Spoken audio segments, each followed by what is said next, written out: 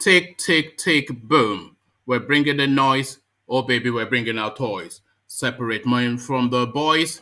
And there it is. One man. So I thought I could do that, but I couldn't. But here I am.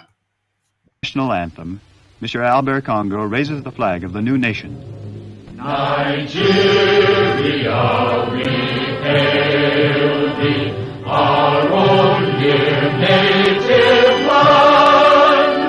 Though tribe and tongue may differ, in brotherhood we stand.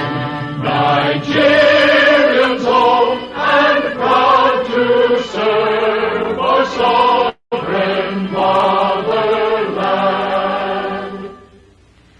Our flag shall be a symbol that truth and justice reign. In peace or battle honored, and this we count as gain. To hang on to our children a banner without stain. O God of all creation, grant this our one request. Help us to build a nation where no man is oppressed.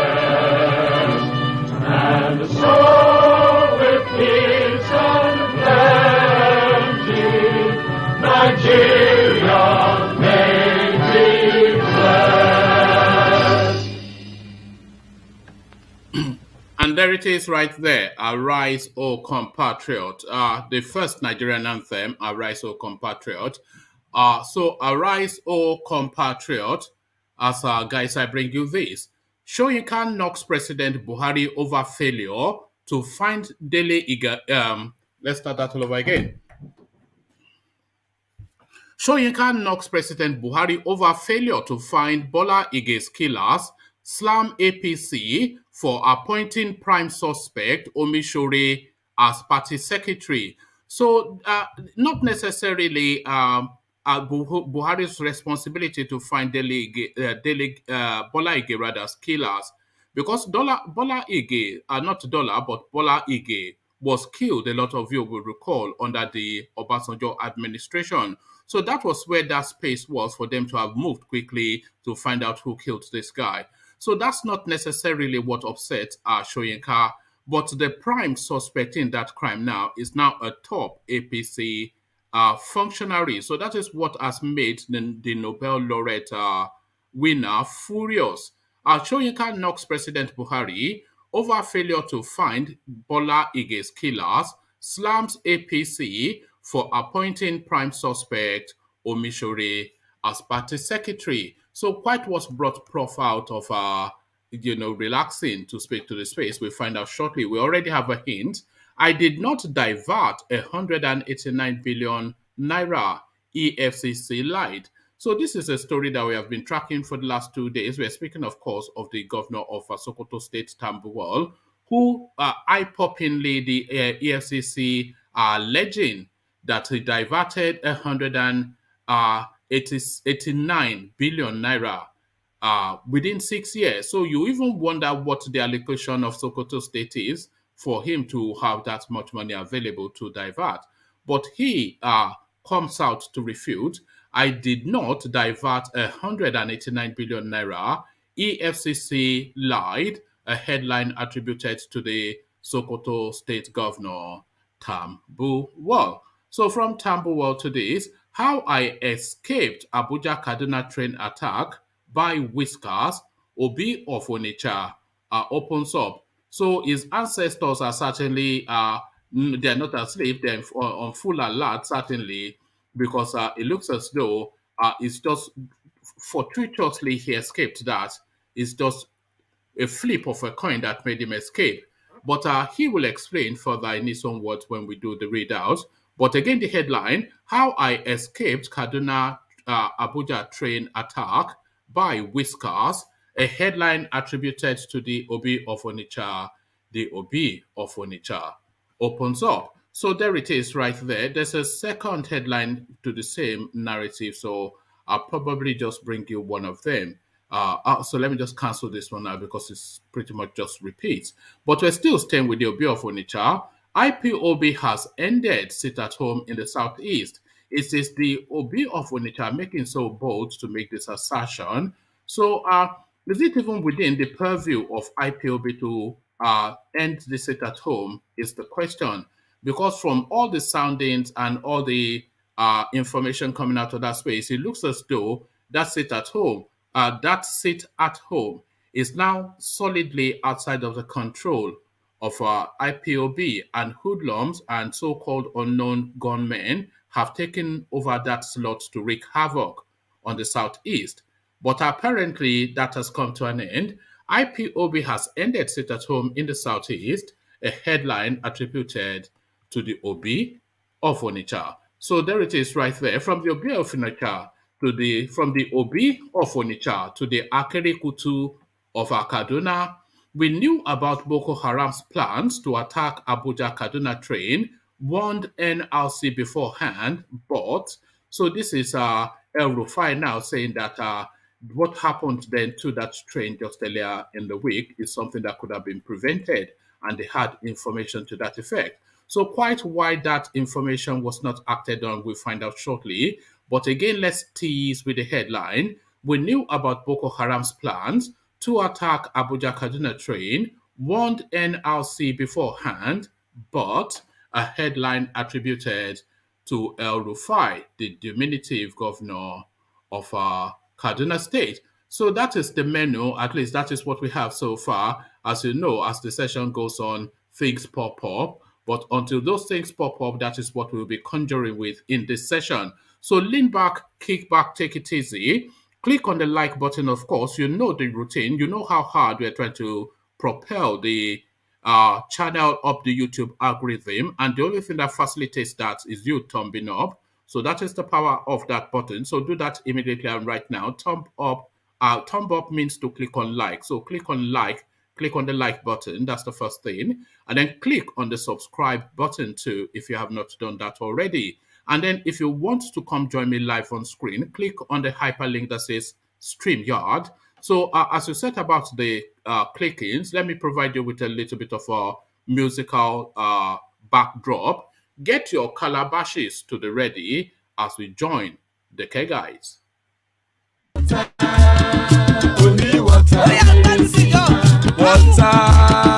only water, where they see ma. Water, water, water, water, water, water, water, water, water, water, water. Only water, where they see ma. Hapa o naido. Hapa o naido. Hapa you don't come o.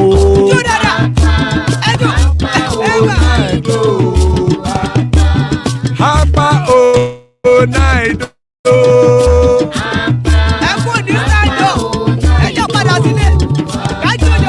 Oro kẹ̀kẹ́ ẹlẹ́mù yé o.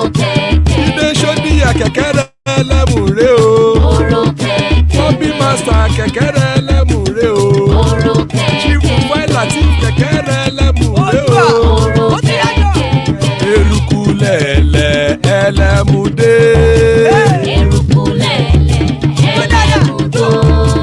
Eruku lẹ̀lẹ̀ ẹgbẹ́ ẹlẹ́mù dòde ojàre o. Eruku lẹ̀lẹ̀ Ghana ti dé ẹgbẹ́ bọ́dì o. Ọmọ ẹlẹ́yẹ ẹ̀yẹ o ó dilé o. Odúyẹ̀lá ẹ̀yẹ o ó dilé o. Petrosoname ẹ̀yẹ o ó dilé o. Petrosodunke ẹ̀yẹ rẹ̀ ó dilé o. Ẹlẹ́kọ̀ọ́ ọ̀run mú ìní o.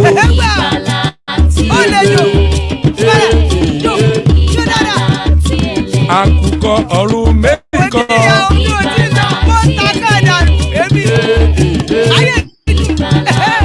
Ikú àgbéṣe o.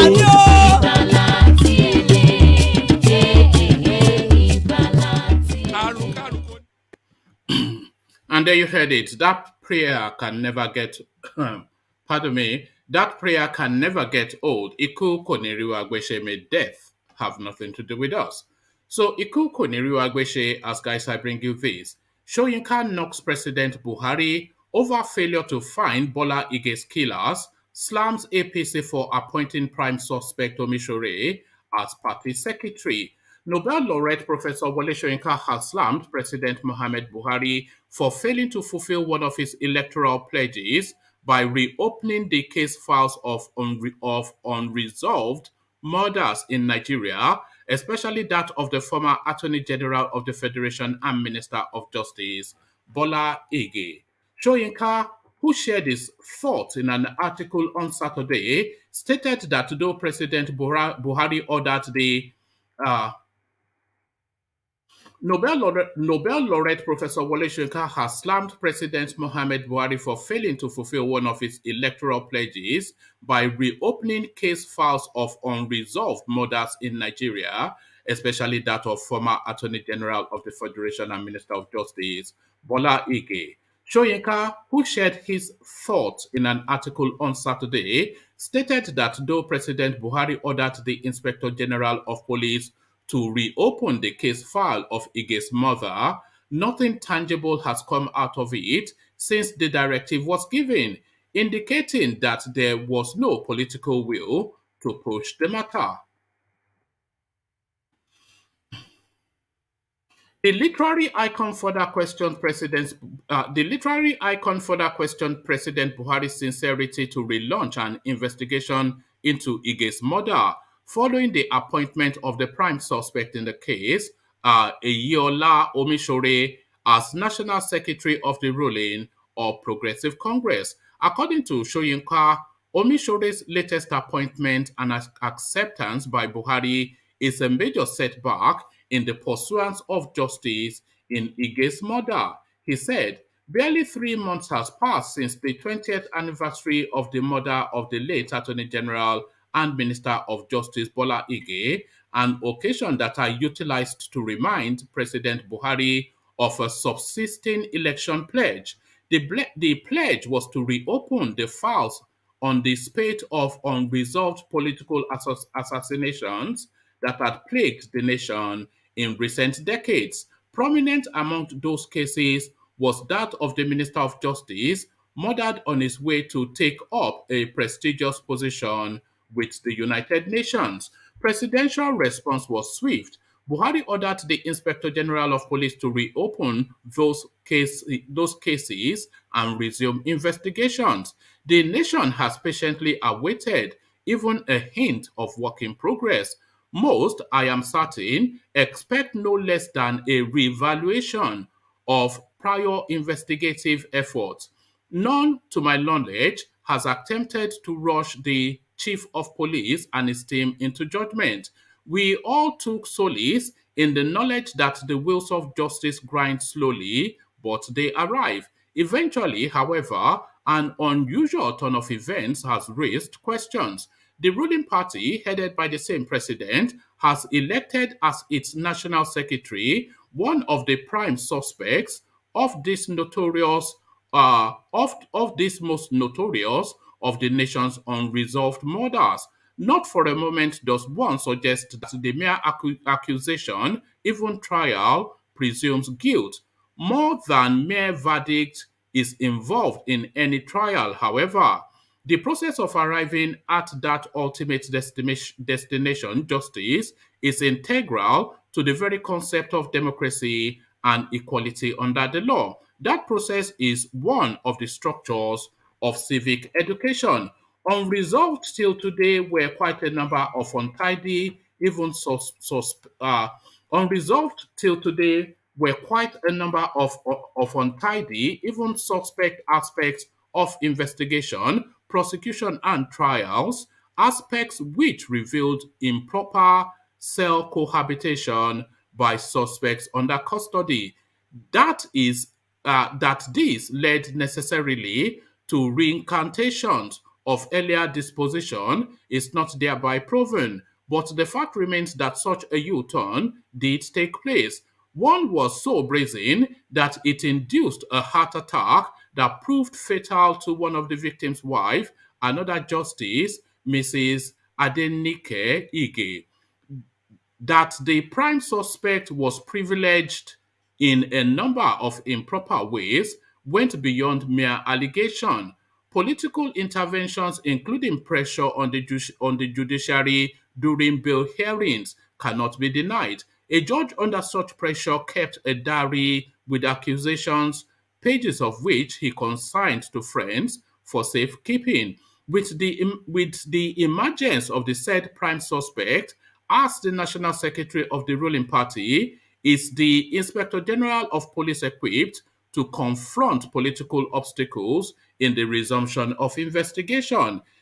Is there any guarantee that the result will see the light of day? How superb ab initio will be the conclusions given the present political so on and on it goes, just this heavyweight. Okay, let me just give you the fullness of it. Wale Soyinka, always a heavy read. How suspect ab initio will be the conclusions given the present political orderings. I repeat, we are speaking of blatant, undeniable exercise of political intervention during investigations and the arraignment of suspects. Prior incumbency of the position of National Secretary of a ruling party has demonstrated the potent interventionist clout that can be wielded from that office. The president has personally received and thus anointed the new incumbent. Since it remains central to any re-investigation, whatever form or direction it takes, just what value of objective assessment can be placed on the presidential pledge? To this layman, that investigation revisit is already hamstrung and derobed of credibility. I think the nation should simply relieve President Buhari of his pledge. I am certain that the Inspector General of Police will be equally relieved and can now turn his mind and energy to the nationally accustomed posture, business as usual. Ige was murdered on December the 23rd, 2001 in Ibadan, Oyo State. He was 71 at the time of his assassination. Though a lot of people were arrested and tried for involvement in his killing, including OMISORE, none ever faced any sentence as they were all acquitted. So there it is right there. The killer of Bola Ige, according to Wale Soyinka, now the new secretary of the APC party. But then, of course, they're all killers and looters in that party. I did not divert 189 billion naira, EFCC lied, Tambuwal. Our attention has been drawn to reports by some online newspapers about alleged diversion of 189 billion naira by Sokoto state government. The report cited a so-called EFCC interim report on Sokoto state. These media reports are false in all material particular and should be completely disregarded. We alert the public that these media reports are products of orchestrated efforts by political hacks to taint the reputation of Governor Aminu Tambuwal, who is a frontline aspirant for the 2023 PDP presidential ticket. The government of Sokoto State has established deserved reputation as the champion of budget transparency, fiscal responsibility, and open governance. We have subscribed to the Open Governance Partnership, OGP. It is noteworthy that in December 2020, the World Bank rated Sokoto State as number one state in Nigeria in fiscal transparency as a recognition of Governor Tambuwal's unflinching commitment to the implementation of state fiscal transparency, accountability, and sustainability, and for efforts to champion budgetary transparency in Nigeria. For this commitment, Sokoto State has received up to $34.1 million as special grant from the World Bank. Governor Tambuwal, in pursuit of fiscal responsibility and anti-corruption in management of public finance in Sokoto State, has created the Sokoto State Bureau of Public Procurement and Private Partnership and Fiscal Responsibility Commission to review and investigate all public expenditure. The agencies are independent agencies established by law to further strengthen vertical and horizontal agencies of accountability in the state. Governor Tambuwal has signed law granting the offices of Auditor General in the state and local government councils in Sokoto state operational independence to investigate all records of public expenditure in the state. Nigerians know Governor Tambuwal as a champion of due process and fiscal probity, who, as the Speaker of the House of Representatives, received a clean bill of health from all anti-corruption agencies. He has been an inspiration for his commitment to prudent and honest management of public finance. He has continued to run an open government in Sokoto State. In line with his high standard of probity and open government, Governor Tambuwal invites anyone who cares to look into the records of the state and to request the report of the State Bureau of Public Procurement and Private Partnership on all public procurements. We assure Nigerians that we are ready with all relevant documents to challenge any report from the EFCC or any other anti-corruption body on the public finances of Sokoto State. We are confident of Governor Tambuwal's trailblazing legacy of fiscal responsibility and open government. We welcome the strictest scrutiny from any Nigerian or group interested in the affairs of Sokoto State. In the meantime, we urge the public to disregard these malicious attacks on Governor Tambuwal and desperate efforts to derail the Tambuwal mission to offer Nigeria an open and transformative governance. So there it is right there, a detailed rebuttal. But does that satiate that storyline? I suspect not. Because that sounds like a political hatchet job, somewhat. And the only thing that makes me say that really is the sum of money is being discussed, 189 billion in 6 years. So I'm not sure what the internally generated revenue plus the federal allocation of Sokoto State is, but I'm sure that it is not one that facilitates the looting of 189 billion naira. How I escaped Abuja Kaduna train attack by Whiskers, Obi of Onitsha, opens up.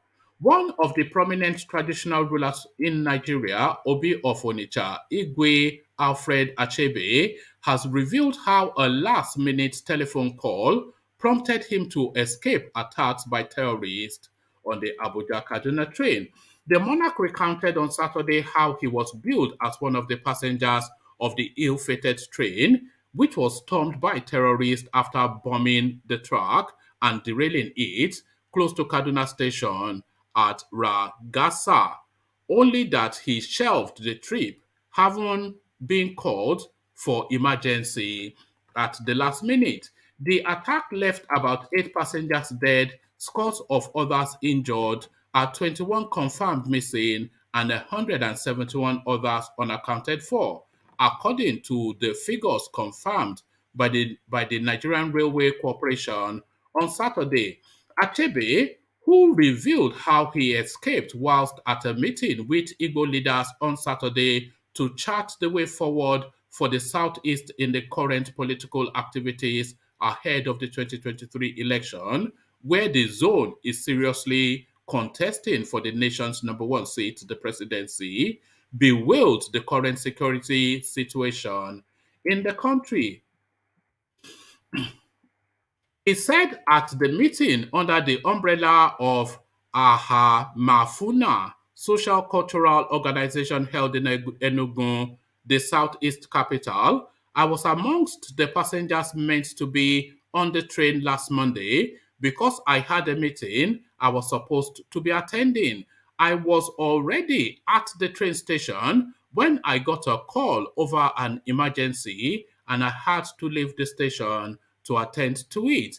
Decrying the ugly insecurity situation in the country, he added at the event tagged the need for Nigerian presidency from the southeast Nigeria come 2023 that authorities must do something to redeem Nigeria from those causing the havoc. The gathering of the Igbo stakeholders and leaders of thought called on politicians from the area to stand firm in demanding the right to the presidency and particularly impress it on their political parties to zone tickets for the office to the region.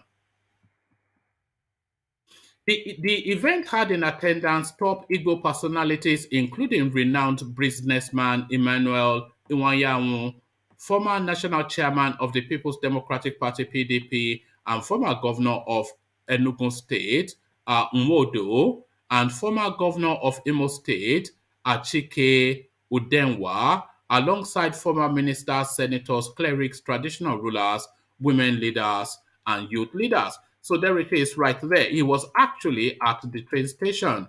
Imagine how big a price that would have been for the bandits to have gotten the Obi of Onitsha.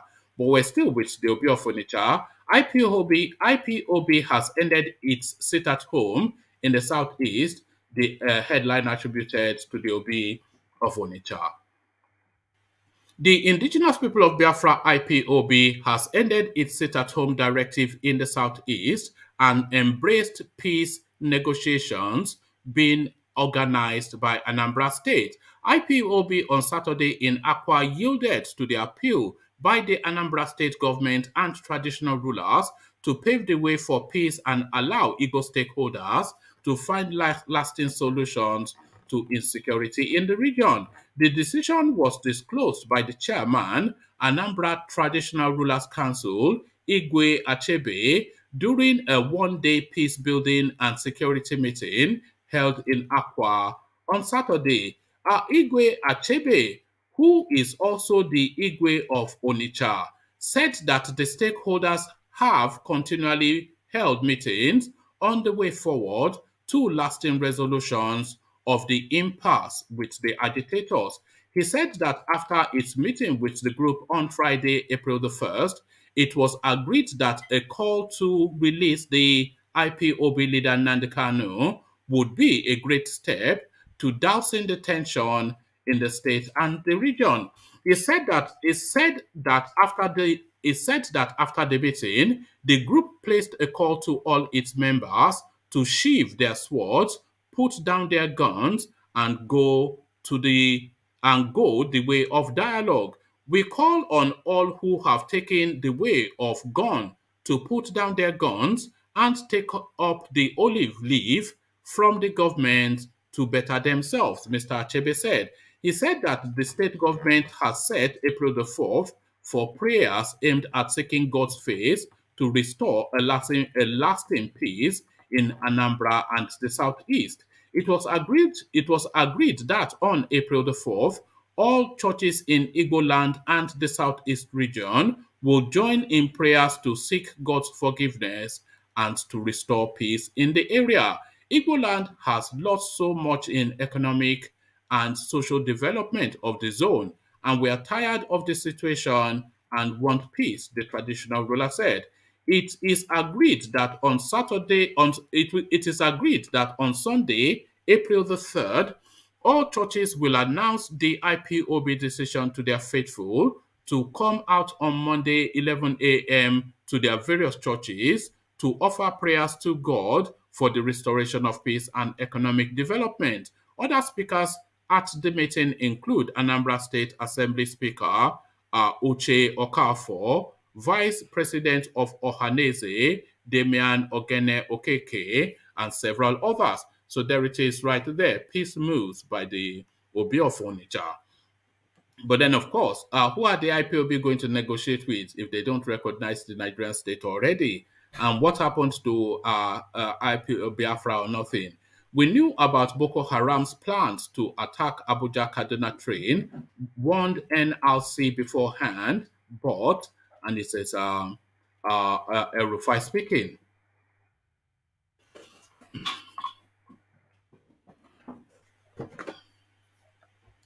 Governor Nasir El-Rufai of Kaduna State on Friday disclosed that the attack on the Abuja-Kaduna train on Monday was carried out by Boko Haram insurgents in collaboration with some bandits operating in Kaduna, Zamfara, Niger, Sokoto, and Kebbi states. Mr. El-Rufai made the disclosure whilst speaking with State House correspondents shortly after updating President Buhari on security developments in his state following the Monday night's terror attack on Kaduna-bound train. The governor, who was sober about recent happenings in his state, told correspondents that the president had reassured him that drastic measures were being taken to check the activities of terrorists and bandits in Kaduna and beyond. According to him, security agencies have been making frantic efforts to rescue victims of Monday night's attack on a Kaduna-bound train from the hands of their abductors. Mr. El-Rufai, who spoke in Hausa language, emphasized that the gunmen are not kidnappers but members of the Boko Haram terrorist group working in collaboration with bandits. These ones are not the usual kidnappers, but members of Boko Haram who are collaborating with bandits. So we were thinking they will ask for a huge ransom from the state government, not the families of the victim. So far, they have asked for ransom from one of the families that were contacted. As far as the Kaduna state government is concerned, we have not changed our stance on payment of ransom. So, even if they seek for that from us, we will not pay because we are not ready to do so, he maintained. Mr. El-Rufai reveals that the state government had received intelligence reports that the gunmen were going to strike on the rail line and had intimated the Nigeria Railway Corporation (NRC) on the matter, but no action was taken. We think this thing happened because we have written twice. We think this thing happened because we have written twice to the NRC advising that trains on the Kaduna route should not embark on night trips because we have reports that Boko Haram were in town and they plan to attack the train at night using explosive devices. He said he stressed the need for massive bombing of all bandit-infected enclaves, including forest areas in the northwest and north central parts of the country. Recall that the Kaduna-bound train, which left Abuja at 6 p.m. on Monday, was attacked by suspected terrorists at about 7:45, just about 15 minutes drive before Kaduna. 8 persons had been officially confirmed dead, 46 hospitalized, and several others kidnapped following the attack. So apparently they gave them intelligence reports that this was going to happen, but then of course they just shuffled that under a paper. They are not interested in anything if it's not to do with looting money. So from that to this, Sheikh Khalid suspended for criticizing Buhari over Kaduna train bombing.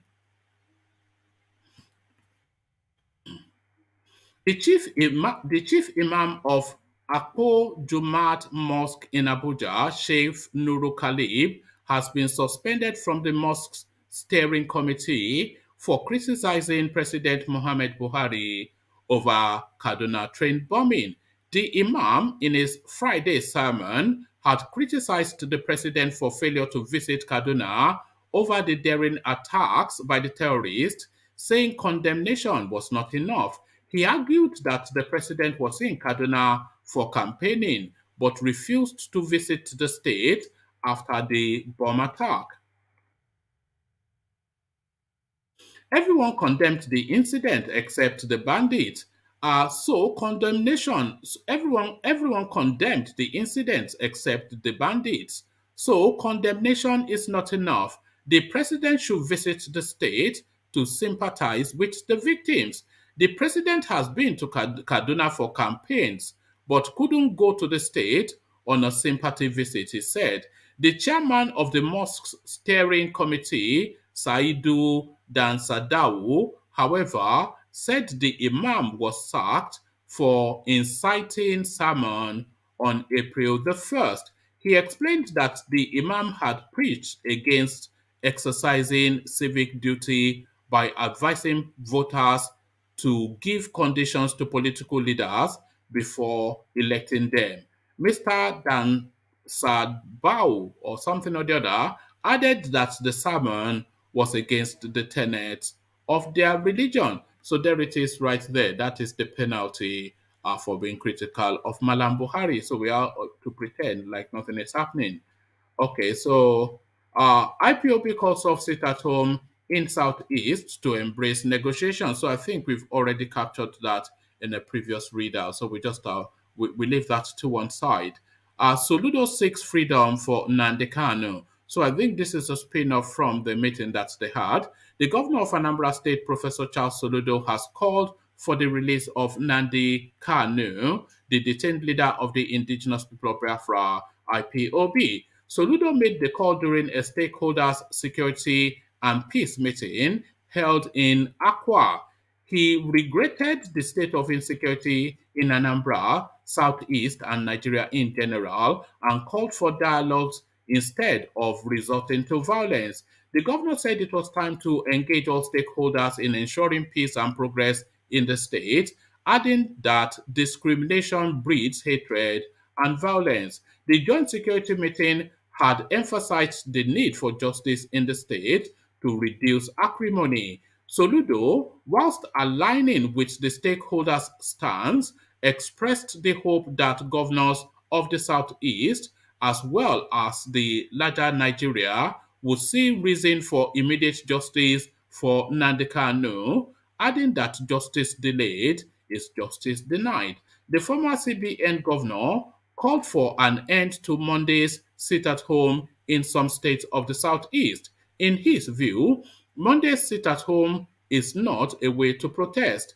Correspondents had earlier reported that IPOB had cancelled the sit at home directive in the entire Southeast. Sudo warned that uh, enforcers of the order would be categorized as criminals and will be treated as such.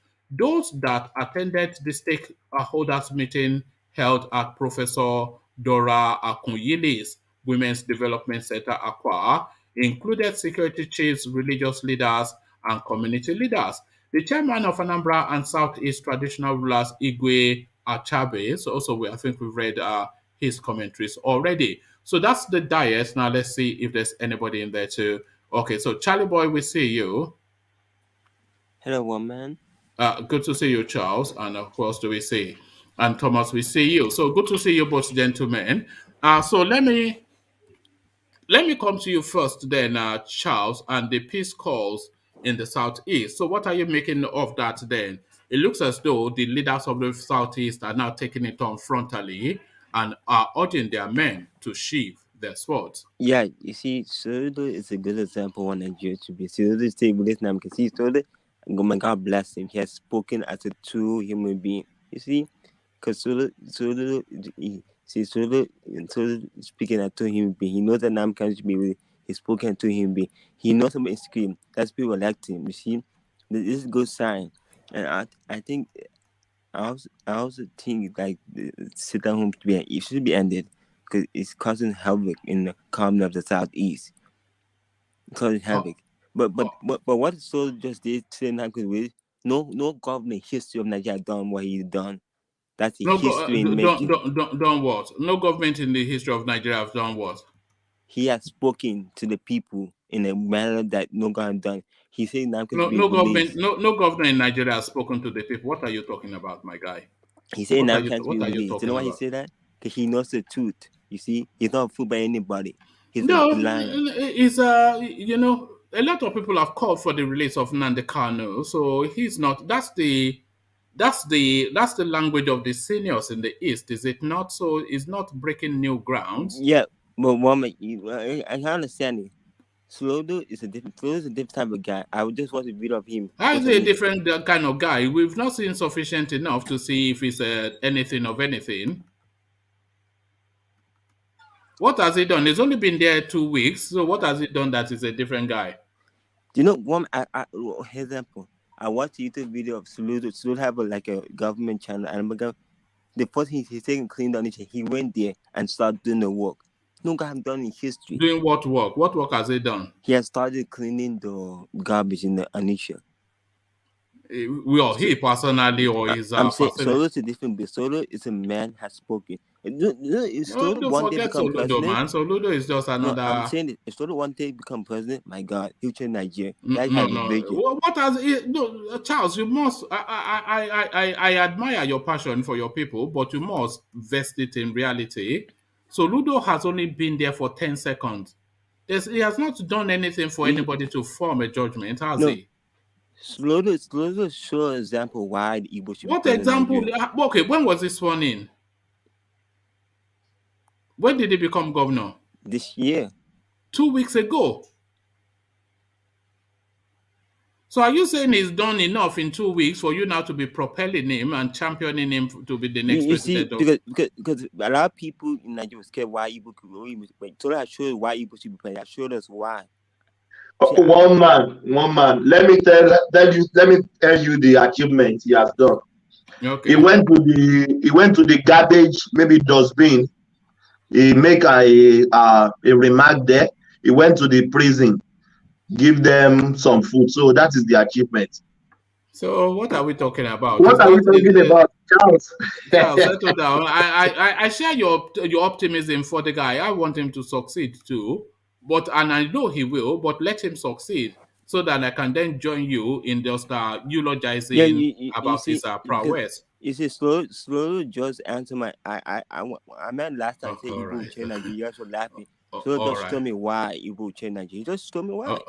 Okay, but Slow is better than Tinubu, 100%. 100%. Yeah, but what has he done though? What has it? Okay, tell me what he has done that excites you so.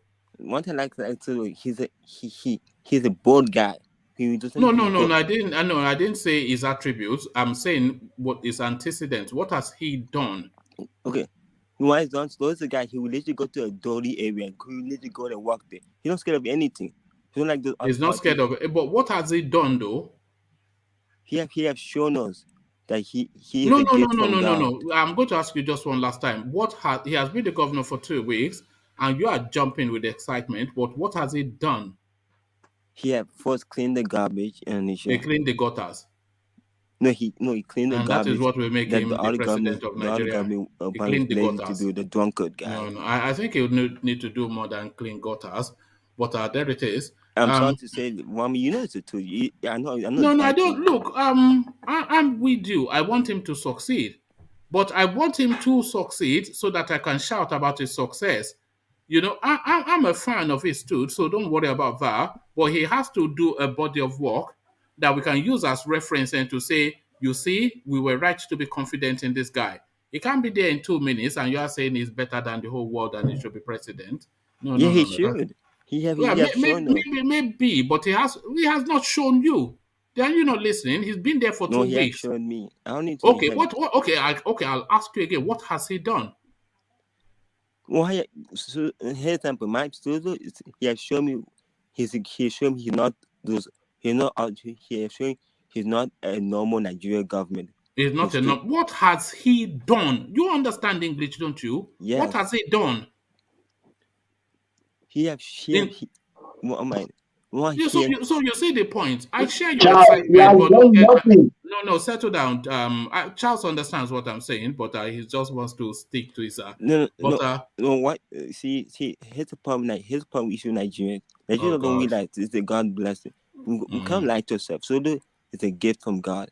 Do I say that? Well, he could well be, but he has to prove it. Because a normal Nigerian government will be stealing money. Charlie boy, it's all those burgers, isn't it? You're eating too much American burger. That's true. What are you talking about? You're talking yam. No, a normal Nigerian government will be drinking.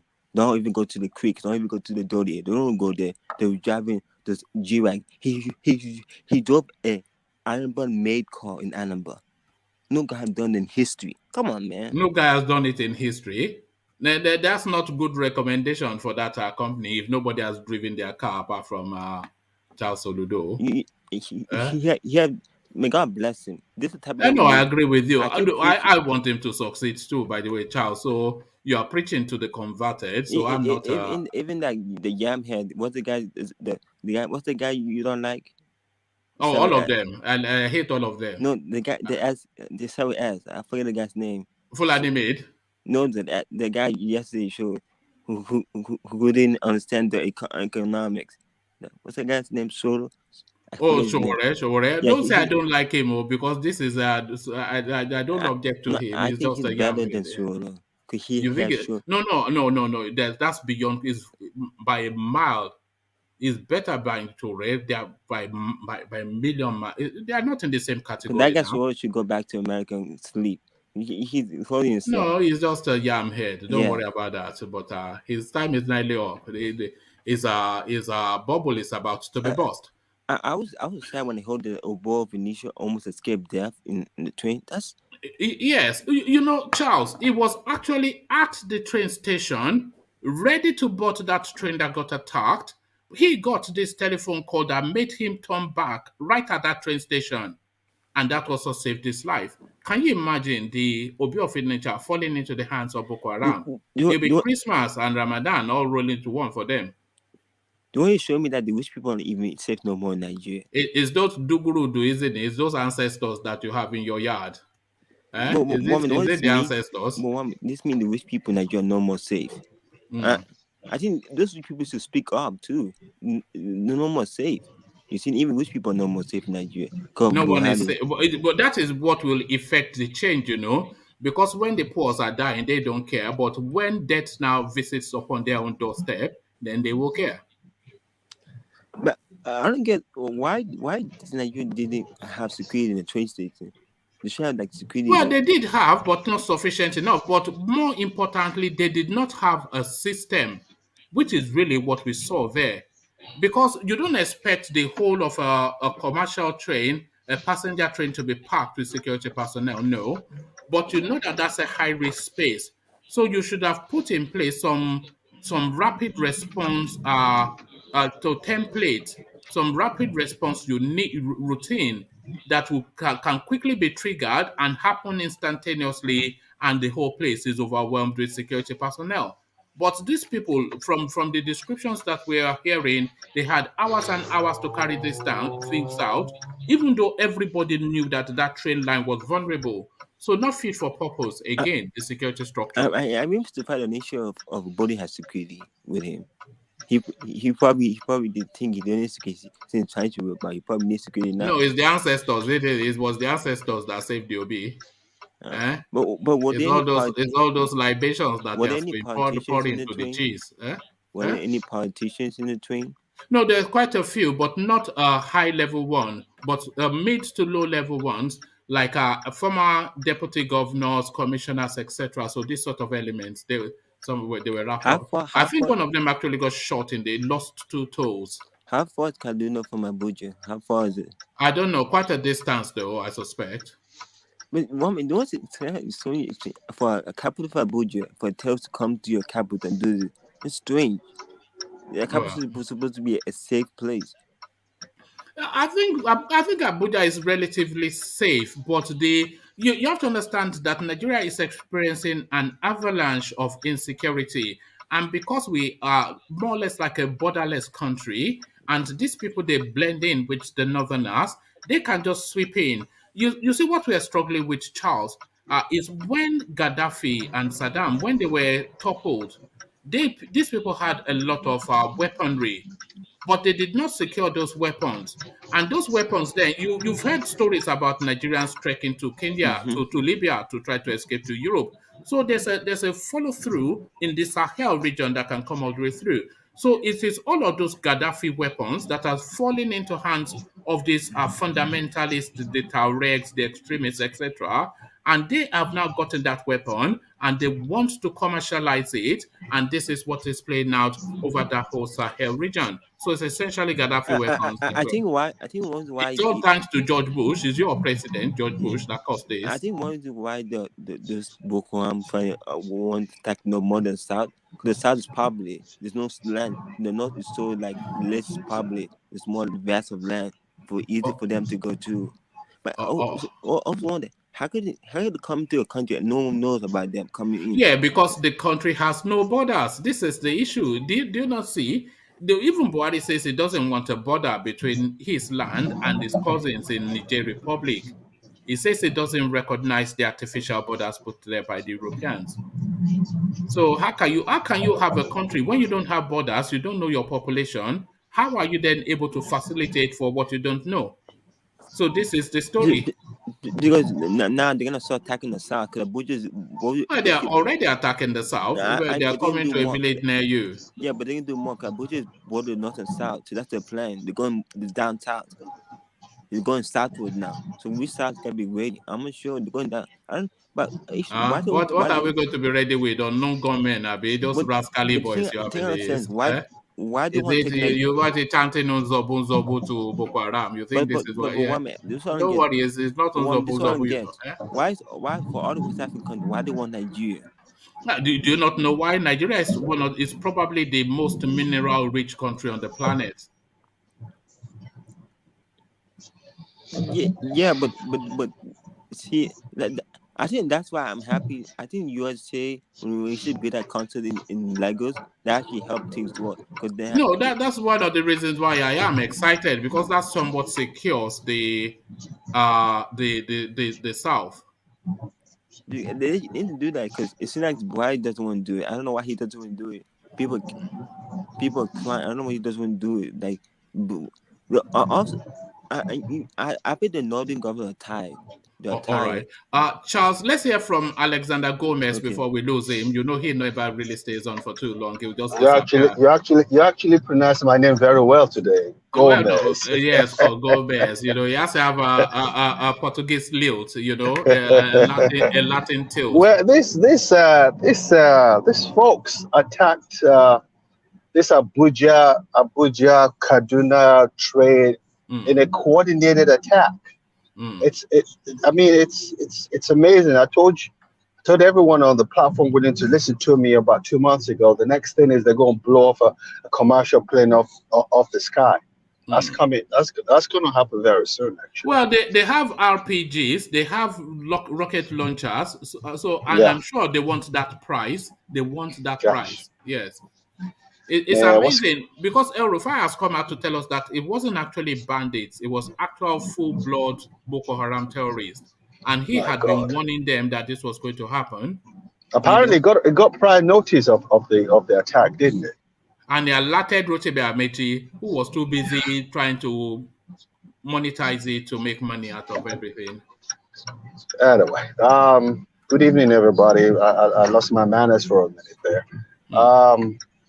Nigeria. What are you making of the Obio for Onitsha's lucky escape? And if you ever hear the word lucky escape, the term lucky escape, that is it right there. He was at the train station ready to board that train. He got a call that made him turn back for an emergency.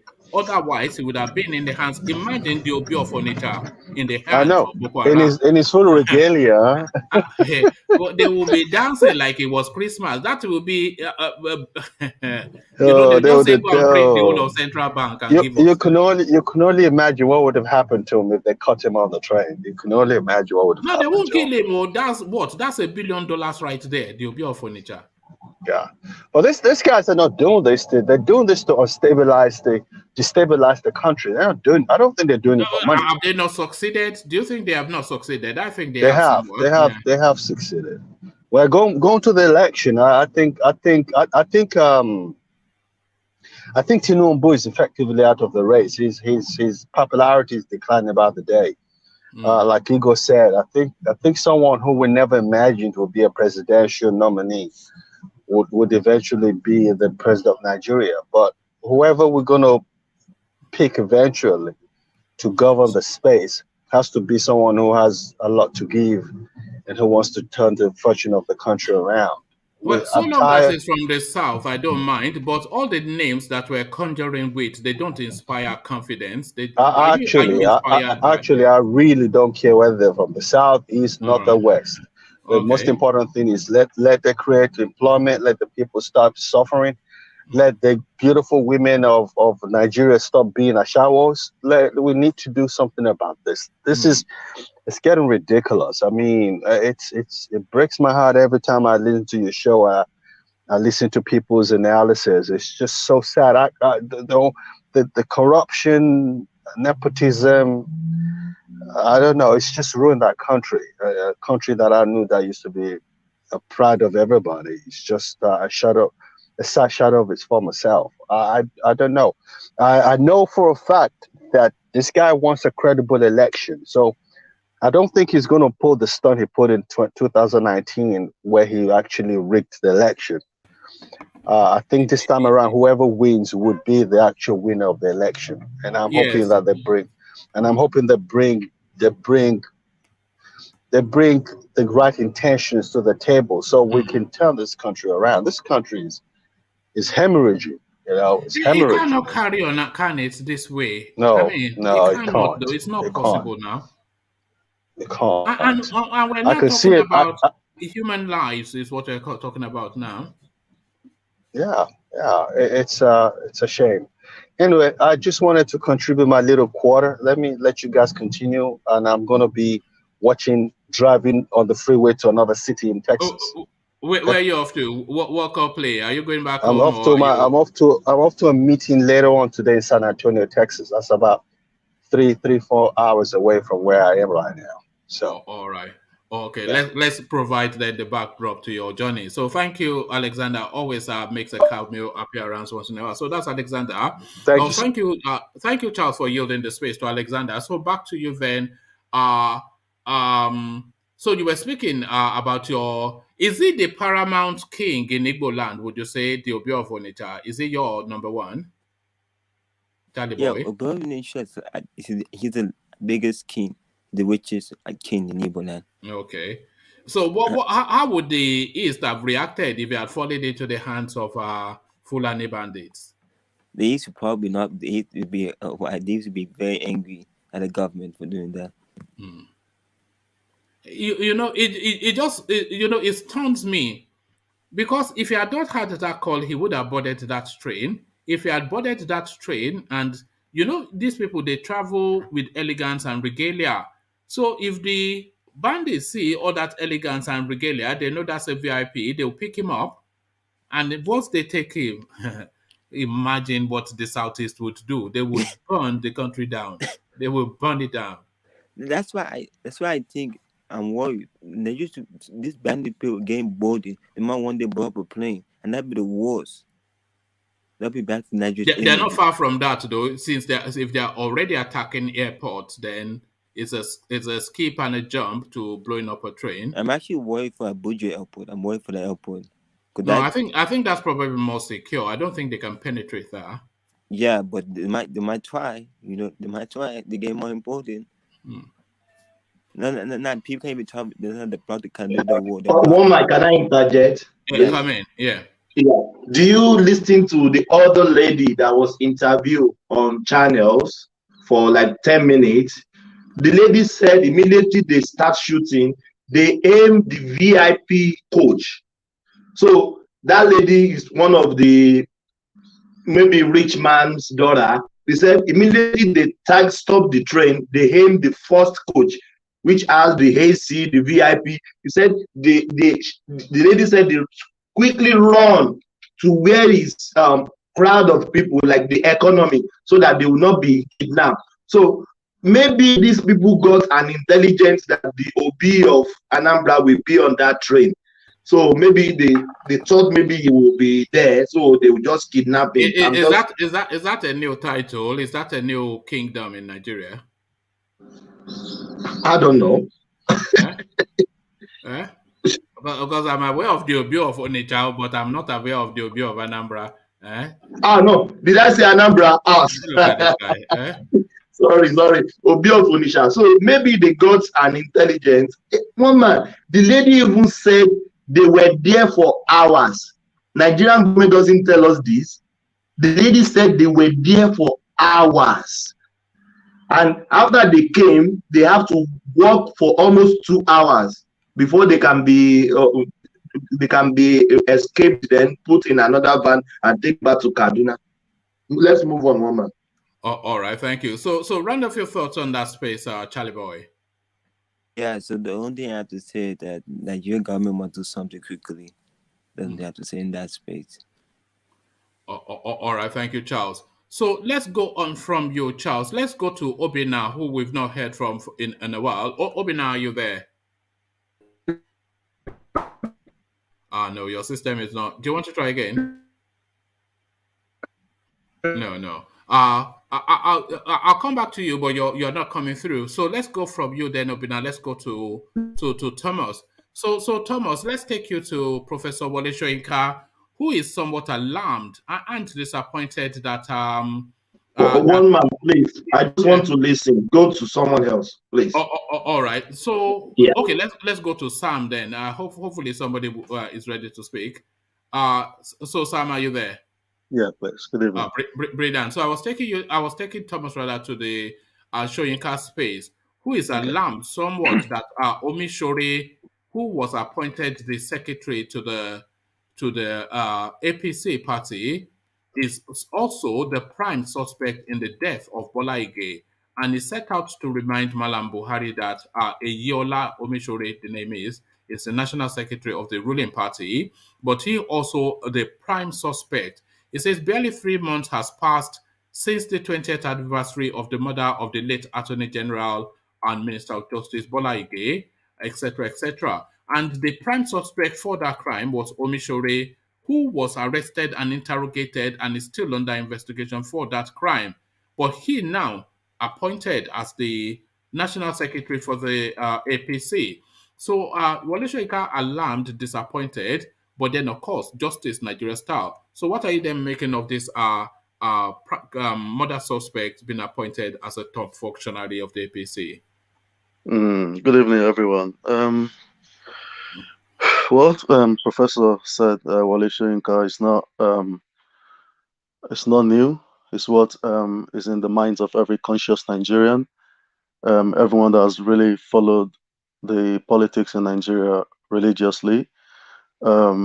Yeah, we all knew what happened then many years ago now. Can you imagine? It's getting close to 20 years now, what we are talking about, or more than that, when Bola Ige was killed, or he was murdered at his home in Ibadan. Till today, that death has not been unraveled. Same goes for many other political assassinations in Nigeria. Till date, many of them have not been unraveled. Yes, we've had rumors, we've had allegations and counter allegations, people dispelling whatnot. But these cases were discussed extensively in the country. People called names, people mentioned people. Hello? Sorry, it looks like my microphone is working now. Thank you. Yeah, no, thank you. That was Obina testing his mic. Yes. Carry on. Yes, Sam. Yeah. Yeah, so people have been mentioned, names have been called, and it's very dangerous mentioning people's names when you're not too sure exactly what they did. But by all indications, everything looked like it pointed to OMISORE and whoever they assigned that job to go and do the dirty job. I can't remember those guys' name. Was it? Do you remember their names again? Was it Clifford or something? I can't recall that narrative too much. I wasn't within Nigeria at that time. Yeah, going. Okay, I still remember like some days ago those guys' names when it just escaped me again. I'll remember before I finish my before this session finishes. So those guys came out and they mentioned OMISORE that it was part of those that sent them on that errand, on that wicked, ominous errand to kill the Attorney General. I still don't know why they will kill Bola Ige. A whole Attorney General of the Federation, and the fingers were pointing to Obasanjo as well too. I think Sam, sorry. I think it was Bola Ige that gave himself to them because he actually left his party to take a political appointment from the opposition party. So that's like a loophole because at that point when they went to assassinate him, I understand the mind is just being patriotic. Let's make this country move forward. But all the police security, they all claim they went to eat. How can everybody go and eat at the same time? So But hands were pointing to Atiku and the likes because if you look at it theoretically, you can tell it's probably Atiku because obviously Bola still has mind to contest, and Atiku too has an ambition for the president after Obasanjo. It's just sad. I know a man that ran away that took off from Nigeria, came from the US, and he ran back like, Anthony General of the whole country. That's the person they killed like chicken like that, just easily like that. Yeah. And the man left the next day back to US. It's very big.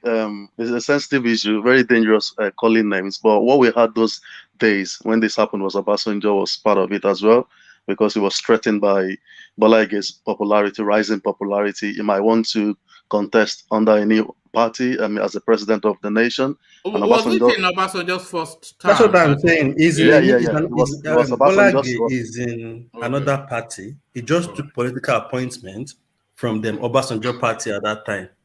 He came from it's like coming from AD to take political appointment from PDP. That's what it looks like then. So he left his party after the election, then took political appointment to be Accountant General of the whole country at that time. So it's like another party, like APC appointed somebody from PDP, giving them political appointment. That was what it was then. And that was why I think it serves himself into their hands. Because the OMISORE case has been long. It was when the campaign started for that election in Osun State. That was when OMISORE went to meet him and took cap off his head and knocked on his head and all that. It was after that election that Obasanjo came in. Then they now appoint him from the other party to come and be Attorney General of the Federation. So he took the appointment. To be honest, that says much about in Nigeria, you can actually literally get away with murder, and not only get away with it, be celebrated as well. We're talking OMISORE, we're talking Delegiwa, and everybody in between. They just kill you and then they move on. They know that everybody knows who killed them and nobody can do anything about it.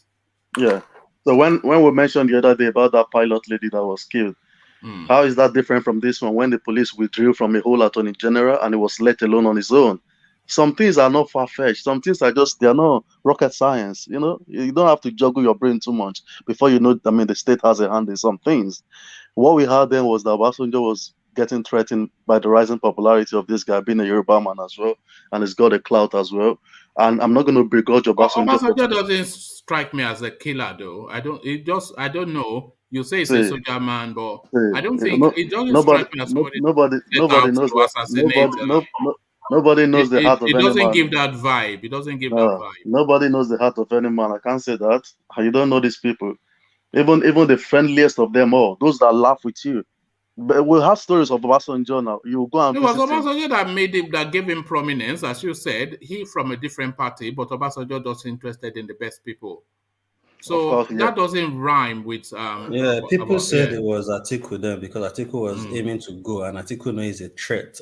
If Bola campaigns truly, you will want to vote for his party. So I think Atiku knows he's going to be a threat eventually. So what I had then was Obasanjo's hands. You brought in the angle of Atiku, so everything is just like it's in a conjecture in the realm of speculation. Only God knows. It's like the Yoruba adage says, like that thing that is shrouded to a man is visible to God. Only God knows what went on there, but that was a political assassination, and it happened under Obasanjo, and we should be unraveling things like this. Delegiwa has been dead so many years ago till date. Yeah, I mean. Nigeria is just a funny country, man. It's you can literally get away with murder, and we have seen countless examples of that. That's what these foreigners are doing and coming into our country, killing our people and going back again. And I mean, it's just a free for all in Nigeria. Like, it's not a safe country. And I give kudos to those foreigners, foreign countries that are bringing foreign direct investment into the country despite this insecurity. But that just tells you how important and wealthy that country is. Because if they're willing to brave that they are seeing the potentials now. Yes. If they're willing to brave that, then imagine the sort of country if we didn't have this sort of things. People are willing to literally put their life on the line just to access Nigeria. And they're very, very smart enough. They're not citing this their companies or whatever groundbreaking work they're going to be doing in in the states that are being ravaged by insecurity. I mean, they are bringing it close to Lagos. I mean, to the southern part of Nigeria where they will flourish, which is the better thing to do than taking it to where there's so much insecurity. So if you think about that, where a country in Nigeria where there is no insecurity, where things are just working as smooth as possible, and I mean there's like a utopian system like what we have over here as well. I mean, Nigeria will have flourished more than this. This insecurity that set us back so much. That's why a whole Attorney General of the nation can be everybody thought that it was something that they would just tackle for a year or two and would have moved on. Say, imagine where Nigeria would be without all these things. We will have gone all of the monies that have been budgeted to that. Imagine the developmental payoffs. That's it. You know, we will have been better than we have gone further than this in our political journey. And without that space, we would not even be discussing names like Atiku, Buhari, Obasanjo. All these people would have been in the history books a long time. Would have been talking about some young thrusting elements that's coming up with dynamic ideas to fast forward us to that American seat, so that we can look at Joe Biden in the face and say, "No, we are here." You know. It's unfortunate. It's unfortunate that we evolved from the military era. Had it been, there was no military incursion in that system in Nigeria. You see all of these leaders that have nothing in their head. Do you think if it wasn't for Boko Haram, we would have a president like Buhari? I didn't get that question. Sorry. Do you think if it was not for Boko Haram, we would have a president like Buhari? No. Because they created the environment for him to come in. There's no other thing that would have even let anybody think of him as they would just remember him as some guy that used to flog people in Yaba, against the discipline. If it wasn't for this Boko Haram space. Like I mentioned the other day, we're all tired of the insecurity under Jonathan. It wasn't as if there was no insecurity then. There was, but it's not as much as this. I will agree with you 100%. So that was where everybody was looking towards him. Even the one that hated Buhari the most, because nobody was looking for him for his economic prowess or his nation building. It doesn't have a reputation for bringing people together. It doesn't have a reputation for economics or development. It has no reputation in anything positive. They only brought him in as a soldier man, and that was that environment for that need was created by Boko Haram. Yeah, he really benefited from that chaos that happened before he became the president. So it worked for him, and it was a military. So it was like he was rightly positioned to be at that point in time that people were calling for his help to look up to him, and he has disappointed me. A lot of Nigerians has been disappointed. I'm not gonna lie, shy away from that. He has disappointed us security-wise. I mean, it's getting worse by the day, sir. All right, thank you, Sam. Stay with us. Let me go to Obina, who I wanted to go to earlier, but I think he has now fixed up his. We've not heard from Obina for a while. It's only why yes, my brother. From him now. So Obina, good to have you. Or is it congratulations that I should be saying? The Obi of ONITSHA otherwise could have been that would have been the story, or we would have been talking about nothing else. Imagine if that guy, the Obi of ONITSHA, had fallen into the hands of Boko Haram. Yes. Imagine that. Yes, it's very unfortunate, man. That I was talking to a friend recently that right now the only safe mode of transportation is rail. And just less than a day after I spoke to that friend, I now heard that they bumped the rail track or something. So at this point, I don't think we need to stop running away from the problem and deal with this issue, because I think I've been hearing that the big men have been using train as as against using road transport. Do you know that they used to use fighter jets to escort those trains? Fighter jets. Yes. I mean, it was only because of inclement weather that they didn't have. They're supposed to. Because even this Kim Jong-un, the president of North Korea, he actually uses train. It's normally supposed to be the safest thing, but he of course will have like fighter jets escorting it. But at this point, I think we even need like maybe helicopter or some kind of escort that would ensure that these guys are safely, because you're moving a lot of passengers, and I don't think we've developed to the level where the rail tracks that goes through the bush and everything. I don't think gotten to that level, especially for those trains that are not really being are not equipped with monitoring devices.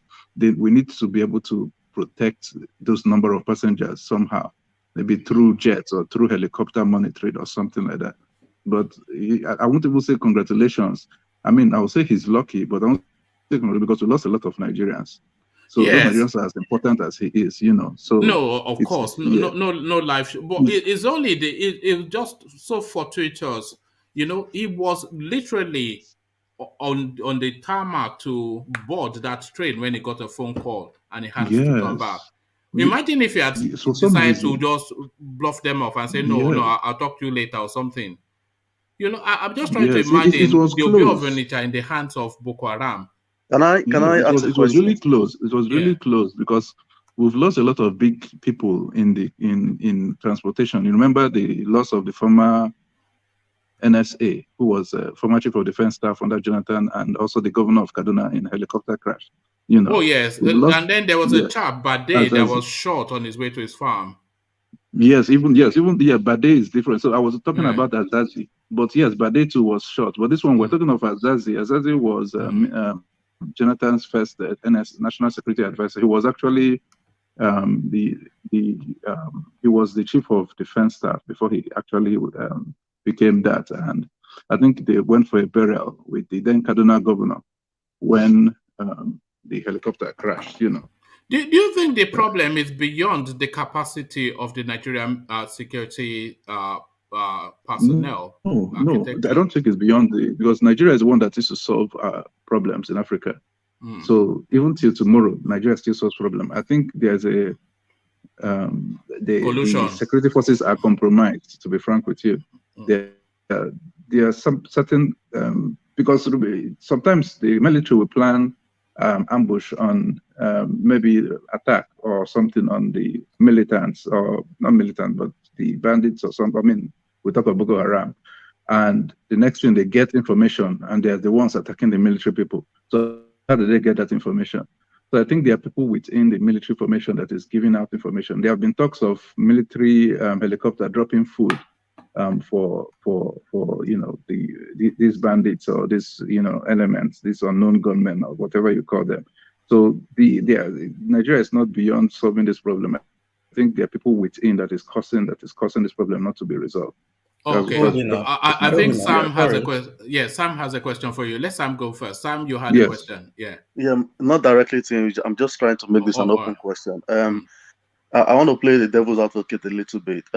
Was the manifest seen? Because we heard it was 900 and something people. At the end of the day, we heard it was only it was 369 people. The thing is, we always play down.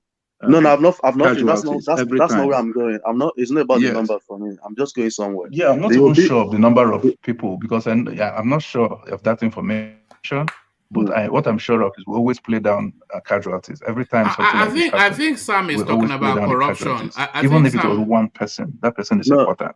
No. I want to interrogate. I want to interrogate what the Obi of Onitsha said. Was he seen at the train station about to board the plane? Because he said it was at the tarmac. That means it was in that vicinity. Yeah. Okay. Anyone could have been in his air conditioned. So are you disputing that it was? What? Sorry. That's what I'm trying to do. I'm playing the devil's advocate. He may not be there. He may just be saying. But why would they say it was when it wasn't? Anybody can see anything now. What if he just wants to add another sensation to this thing to make Nigeria start to think in that direction? That what if now it's like it's the equivalent of the Onyo Fife now? Yeah. He's a senior person now. I understand, but naturally, you would think he will have his entourage. They will be in their convoy going to wherever they are going to. Do you get what I mean? So it could just be like they want to sensationalize that area again to make Nigeria start discussing what we are actually talking about now. That what if he was there? That would have pitted the eastern part and the northern Nigerian together. So I mean against each other. So I'm just thinking in that line. What if he was not there? And people are just trying to. No, I don't accept. That's conspiracy theory gone over. I will believe this if I see him at that the tarmac at the train station. God. I saw the picture. Yeah. See, these are days where we hear conflicting information. So I can doubt anything. Yeah, I really don't doubt whether he was about to board it or not. Because he had no reason to say he was now. Why would they say Some people might be in shock to the level where they have to say it out. I don't think it's possible that this is what happened. It's not even a shock, Obina. There is no way you are meant to catch a flight or a train and they crash and you won't speak out. No, we know our Nigerian big men. They don't go in trains. We know. They go in their own. That is where they go now. That has been the safest they use the VIP mode of transportation. In fact, they have VIP. Normally it's not abnormal. So in trains and buses, they have the VIP section there. These guys have been using this has been their safest method of transportation. Yes, the big guys they'll use their convoy park in the train station. Sam, you have issues. Look at this guy. No, I don't have issues. I see things from two angles. I need to balance things. That's the way I am, sir. I'm sorry, but you have to excuse Sam Obina. Is a funny character. He's a funny character. What I was going to even say is it that we don't have the capacity, or even our president still sees these terrorists, these bandits, as his own people, and is not taking the real action he should be taking, not giving the right commands for these military guys to do what they need to do? Because it seems to me that I don't see why we can't counter these people, even if they have. There's no accountability. There's no. Yes, right from the commander-in-chief. I think political will is what it's not there, because if a different person takes charge, you will see difference. So it's not. I would say, he's genuinely or he's deliberately not trying, but I don't think he's even knowing what is going on in his government at all. Like I think that he's being shielded from reality, which is his fault. Because I'm not going to say it's not his fault, because a lot of people will say, the president can't know everything. No, he should know everything. It's that you took the oath and you wanted to be president, so you should be ready. So I think he I'm not far he from doesn't show interest in governance. I don't see that interest from him. I'm not far from Sam. I'm not far from what you just said, Obina, because Buhari made one fatal mistake, and one mistake above all else. When his government started, he surrounded himself with just one voice, which was his tribe and ethnicity, and they quickly circled around him. And they because even Aisha told us that her husband's administration has been hijacked, so they were quickly able to circle him, and then they filled his head with paranoia and propaganda, and that is what. So they don't even let you get near him, for you to be able to present a different narrative to him. So, like you said, he's been cocooned and tucked away somewhere, being fed all these things to make him paranoid all the time. That NSAS was an attempted coup, that you go and shoot those children in Lagos and all that kind of business. So I don't want to believe that, to be honest, because he has a vice president that goes out. No, wait, one. The vice president don't they talk? We hear of many times that these are the best combination of the principal and the vice principal, the president and his vice that we've had in a long while, where there is no fraction between them and there's no dispute. I mean, there's a cordial relationship. Does he not speak to his boss? Are you telling me? Do you think Achebe has influence over Buhari? Do you think that? He doesn't have, but they will be discussing these things. I'm not saying you have influence. Who has more influence? Abba Kyari, the secretary or Ibrahim Gambari, or Gambari? He's gonna listen to his own people before. Yeah, what I'm saying is, all this information gets his desk, and I'm surprised till today. I've not heard him speak anything about this. Information that gets to Buhari, is always condensed, because one, he doesn't have the brain capacity to. He's not going. Don't imagine that Buhari is sitting at some desk reading complex documents. So what's he doing? They bullet point about 3 highlights, which they then repeat they then explain to him in full day. What do you imagine? Do you think Buhari is reading complex documents? It is not. Does he have the capacity? He doesn't have the capacity now. They reduce it to bite size to him and spoon feed him. This is what is going on now. They say, now, those Yoruba people, the way they like now. Those Igbo people, just make him say yes. So they just carry on with their own agenda. You think Buhari, even when he was in his pomp, he couldn't read complex documents. Never mind that. That's why I don't even want a northern, because I think that's the only way we could break this jinx of this insecurity. Because if we have a northern president, we don't know what agenda or how they might lure him into what is going on right now. Because it seems like something is going on and we are just not really seeing it as what it is. He's not looking, because there must be a lot of people in power that are in support of these people. There is no way these people are just having this courage to go to international airport, to blow rail tracks and all those things, all these crazy things they are doing. Nowhere is actually safe. Nobody is safe anymore. Anywhere. Has he commiserated with the families of those who died? No, this is the criticism that is coming from the This guy Imam is of the a tough Abuja guy. Mosque. The Imam from the Abuja Mosque says that it's not enough for you to be saying, oh, about speaking from Aso Rock, because everybody condemns it. So don't tell us you are condemning it. We want to see you in Kaduna where you were during campaign to make them promises. So Didn't go I there say the now and other give day? them explanation. Do you know what they did to Imam in Abuja Mosque? They sacked him. What? You see? Yes. I said it the other day. I said the president will even speak about it. And people That's say, may so we callous pray, now. may we pray not to receive Osibanjo. It's Osibanjo that will now go and be visiting those people. That's what he does. When you Osibanjo visit people, And he's you know this condemned. guy made an error. Superjo's what's this guy's name? His handler, one of his secretary that tweets for him. He said, Laulu Akonde. yeah, Akonde, yeah. Osibajo was meant to be at Bola Tinubu's colloquium, the 13th one. So he said the vice president is making a detour. I saw that as a very wrong word to use. How can you say he made a detour? So you meant this thing happened last night? He has already gotten brief about it, yet he still wanted to go to Bola Tinubu's event, despite the fact that he was meant to be at that scene where people died. What kind of language is that? Imagine the That he optics made if a he turned up detour. at Tinubu's joshing and drinking champagne a day after, and they can Bola, do it. Though you know they have Bola, no brain no, in no. Nigeria. Bola Tinubu was smart enough to cancel that thing. Yeah, he If did he the No, had right he done was it, directed to cancel it though. But let's get back to Obina. who Yes. directed him? No, he said he was advised to cancel it. He said that. That was He his. said it. He He said it said was it at advice the and he event. took Yes. the advice. Yeah. Okay. But let's get back to Obina. So Obina, we were with the Obi of ONITSHA, and we're all being Yes. thankful that he escaped. What could have been Yes. a different story? Yes. Yes. So, well, we're thankful that he escaped that.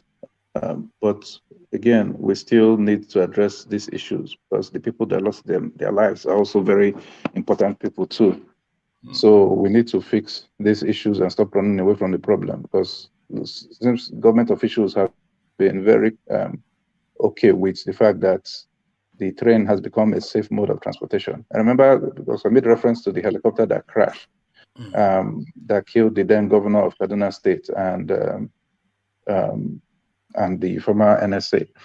So when that happened, somebody mentioned that the roads, they ran away from the roads. Now the sky is rejecting them. I remember that comment long time ago.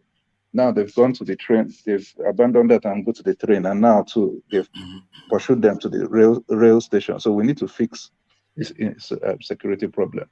The earlier we understand that it can affect anybody, the better for any of us. And we Because if need an international movement for this thing, because it's not, because if these people are cascading in from Niger Republic and Chad, then we need to have like a pincer movement sort of thing, where you hem them in from that end and you hem them in from this end, and then you flush them to the center, and then you savage them once and for all. So what I mean, what is the, I'm not a military man, I know you should do these things. I mean, what's the difficulty?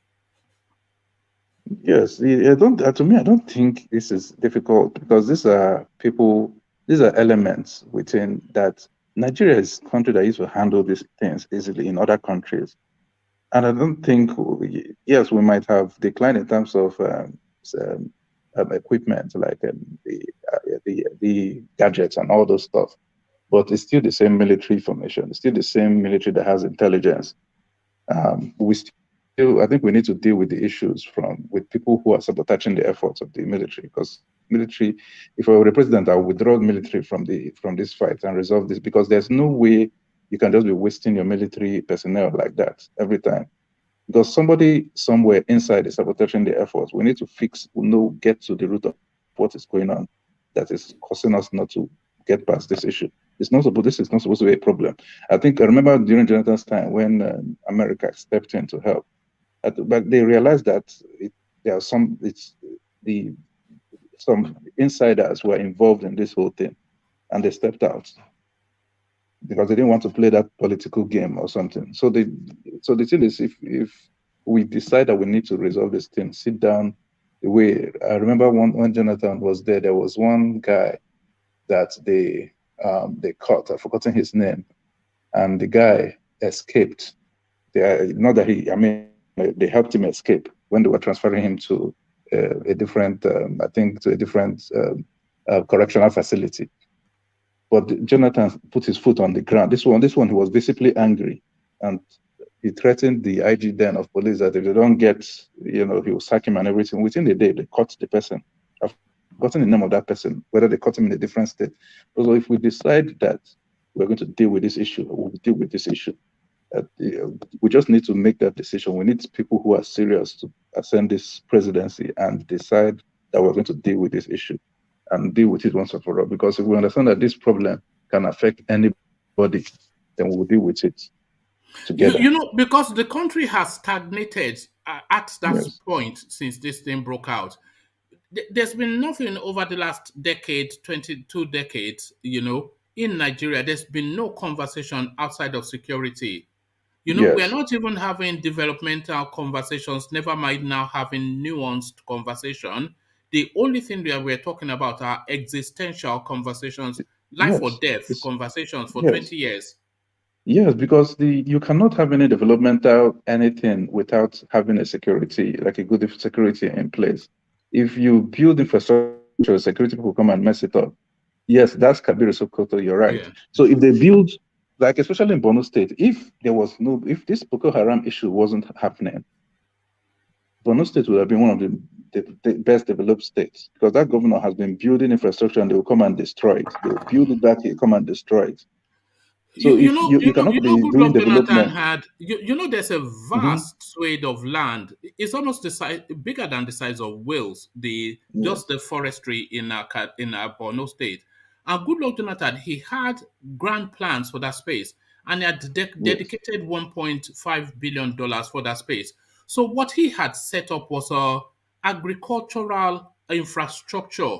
So his plan was to get in all these mercenaries to go and flush these people back hard, and then get Nigerian armies to go and hold that spot, and then pump in $1.5 billion in agricultural facilitation to create a different economy for those youths, so that by the time they are earning money and having a structured life, then they do, because there's just so much that could have been done, but I don't know why they abandoned that template, because that seems to me, you're not going to fight these people out. You're going to have to win hearts and minds, because there's complicity amongst the rural communities in that space with these people. They don't feel government presence, and they have these bandits taking care of them somewhat. So who did they go with? Yes, I think, we have issues with completing good projects. That's a problem. We have a lot of issues completing. The reason the railway was started by Jonathan. The reason that the railway is being completed is not because this current government is interested in completing. It's because they took loan from China, and China is supervising the project because their money is involved. So it doesn't matter which government is there. It's going to be quite completed because China is going to recoup their investment. That's the reason. If not, they would have abandoned it like they abandon every other project. So the first thing that a government that has good intention, whether you took over from another government, an opposition party, is sit down and take inventory of what you have and say, okay, let us, dedicate our resources towards completing this, because if we complete this, this will, even if it's not your agenda, but at least it will have benefit to the masses, to everybody. And it's resources that you've put in. If it was 1 million that you intended to spend and you put in 9 million, you put in 900,000, it's to your benefit that you put in the additional 100,000 to complete it, than just abandon the whole 900,000 because it's not your project. So that's the first thing that we're supposed to do is take all this investment, this infrastructure, everything that the previous government was doing, and complete it. Or if you can't, at least make progress. That's, if not, at that point, it will. All right, thank you. Yes. Obina, let me take you to the east. And of course, when we go to the east, there's no destination other than the IPOB space. So the IPOB space now, it looks as though tempers are simmering in the southeast, and persuasions, they're now listening to the voice of reason. So persuasions now to step away from this sit at home narrative, and it looks as though meetings are being held and negotiations being held. I think it is Soludo who is championing this space, and I think somewhat the IPOB space, they have respect for Soludo, and they want to give him a chance. They don't want to be responsible for him failing, is what I'm sensing. So IPOB looking to reverse that sit at home position. But is it even still in their authority to reverse it, or to call it to an end? Because it seems to me that space has already been hijacked by fifth columnists and people with ulterior agendas. So IPOB ready to end sit at home, but will that end sit at home in the southeast, Obina? Yeah, so Soludo being a new governor, His Excellency Chukwuma Soludo, new governor of Anambra State, being a new governor, has the opportunity to set, not that other governors haven't done it, but he has an opportunity to set a new narrative, in the sense that, because normally when new leaders emerge, people want to see their body language, to see how they act. So this is this opportunity to start from a new slate, that, okay, they don't have anything to accuse him of, maybe either in support or against Ipob or Biafra. So this is the opportunity he has, is to talk, to make have these conversations with these people, to see how they can restore, like normal activities, because it's really killing the southeast, not having Mondays as a working day. So this is an opportunity for him to make that move and see how that can happen. But obviously that thing has been hijacked by hoodlums anyway. So what they need to do is to come together and have, because no matter how you say it, people will not go and resume work if their lives are involved. And if the government cannot guarantee the safety of these people, then nobody's going to resume any work. So I think this is the opportunity to talk to the Ipob officials. Then you hear, okay, he's making moves for Nnamdi to be released. And if they see that he's making these genuine moves, I think they will listen to him. And then if they can come out and make the announcement and say, okay, this is the only time that we want to observe sit at home is during Nnamdi Kanu's trial. That any other day apart from that, we don't support. At that point now, then the governments of all the Southeast can come out and say, okay, anybody, since this is IPOB's position, anybody that comes out in the guise of trying to enforce IPOB position will be dealt with. Then they should show it by bringing out security officials and everything to make sure that people are not waylaid. If they do this for the few days, bring out security officials. The way they normally conduct election, when they're doing election, they bring police from different states to come to that. Maybe they're conducting off-season election. The same way, if they can bring more police officials or something from different, civil defense, concentrate them in the southeastern states to make sure that people are safe when they, while going to work. If people, that way the hoodlums can be chased out of the system. Because the way they are going about it, it seems to me altogether very clever. What they have done is they've spoken to IPOB to encourage, to agree with them to shift their swords, and then they've made IPOB. Then they've invited them to make public pronouncements for their members to shift their swords in terms of the sit at home, and then they've gone further to call for a day of prayer, which I think is the 4th of April. For the entirety of all of the churches in Igbo land to pray for peace and prosperity in the land. And then at every church, they will then make the announcement by IPOB that they have now cancelled that sit at home. And then the following Monday, then they will support people to come out to carry on with their normal activities. So that seems to me a grand plan. So Off the back of that, do you share in the excitement that we all seem to have about Soludo, and do you think he has started off on the right footing? Yeah, I think he has started off on the right footage. I think he needs to engage them, especially being a new governor. He doesn't have any linkage with any support for any, the reason why maybe they might not be listening to the current governors is that, maybe they at some point they had supported, maybe they have been on the side of federal and have been on the side of Ipob. So they'll be like, because they are conflicting positions. So, but this one is a new governor who hasn't taken a position yet per se. So they might most likely listen to him.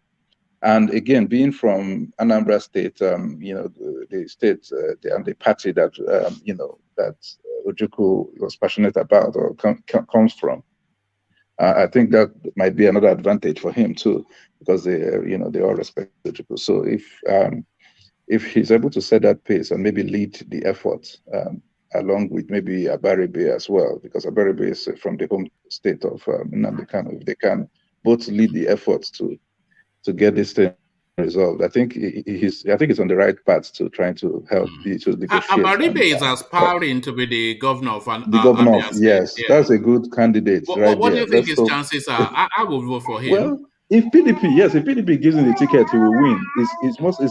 If he gets the ticket. I think if he gets the ticket, he will most likely win that election. He just needs to get the ticket. I think that's the main. Because I thought he's a sympathizer to Ipob. Yeah, that's what will win him the seat now. Yeah. Yes. Also, yes. Also, yes. Like the general election is going to be easier than the ticket. He just needs to get the ticket. If the ticket is going to be tough for him to get, but once he gets it, he's most likely to win the election because just like you mentioned, he's Ipob sympathizer. Like Ipob will support him, and I don't understand. People, in one breath, you're saying they shouldn't go out to. To vote, like there should be civil disobedience, nobody should come out and vote. In another breath, you're saying he's going to win because he's a sympathizer. How do we marry those two?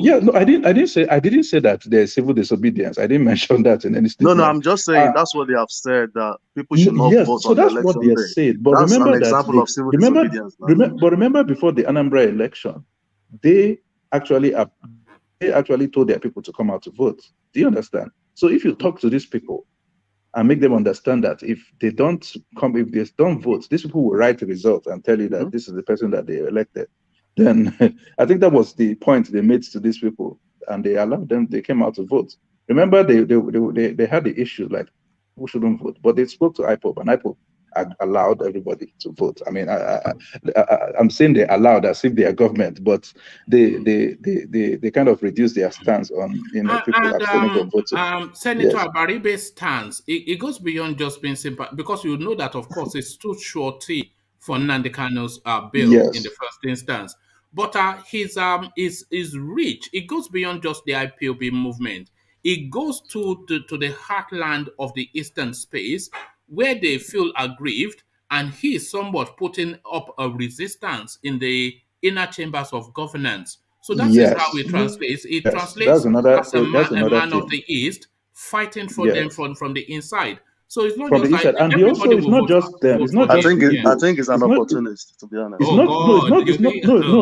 That's the truth. It's an opportunist. No. Don't take advantage, only man. Remember, Abaribe was once a deputy governor. So remember that if people, for the fact that if you've been deputy governor, I'm sure that most deputy governors one day want to be the boss, right? So I don't think he has been a senator. He has, if you notice, if you say that he's looking for opportunity, remember he made that bold statement of telling the president to resign. Kabiyesi, our president in Nigeria is Kabiyesi. You don't talk anyhow to the president. But he's the minority leader, is he not, Senator Abaribe? Yes, but he said he has been bold in the Senate,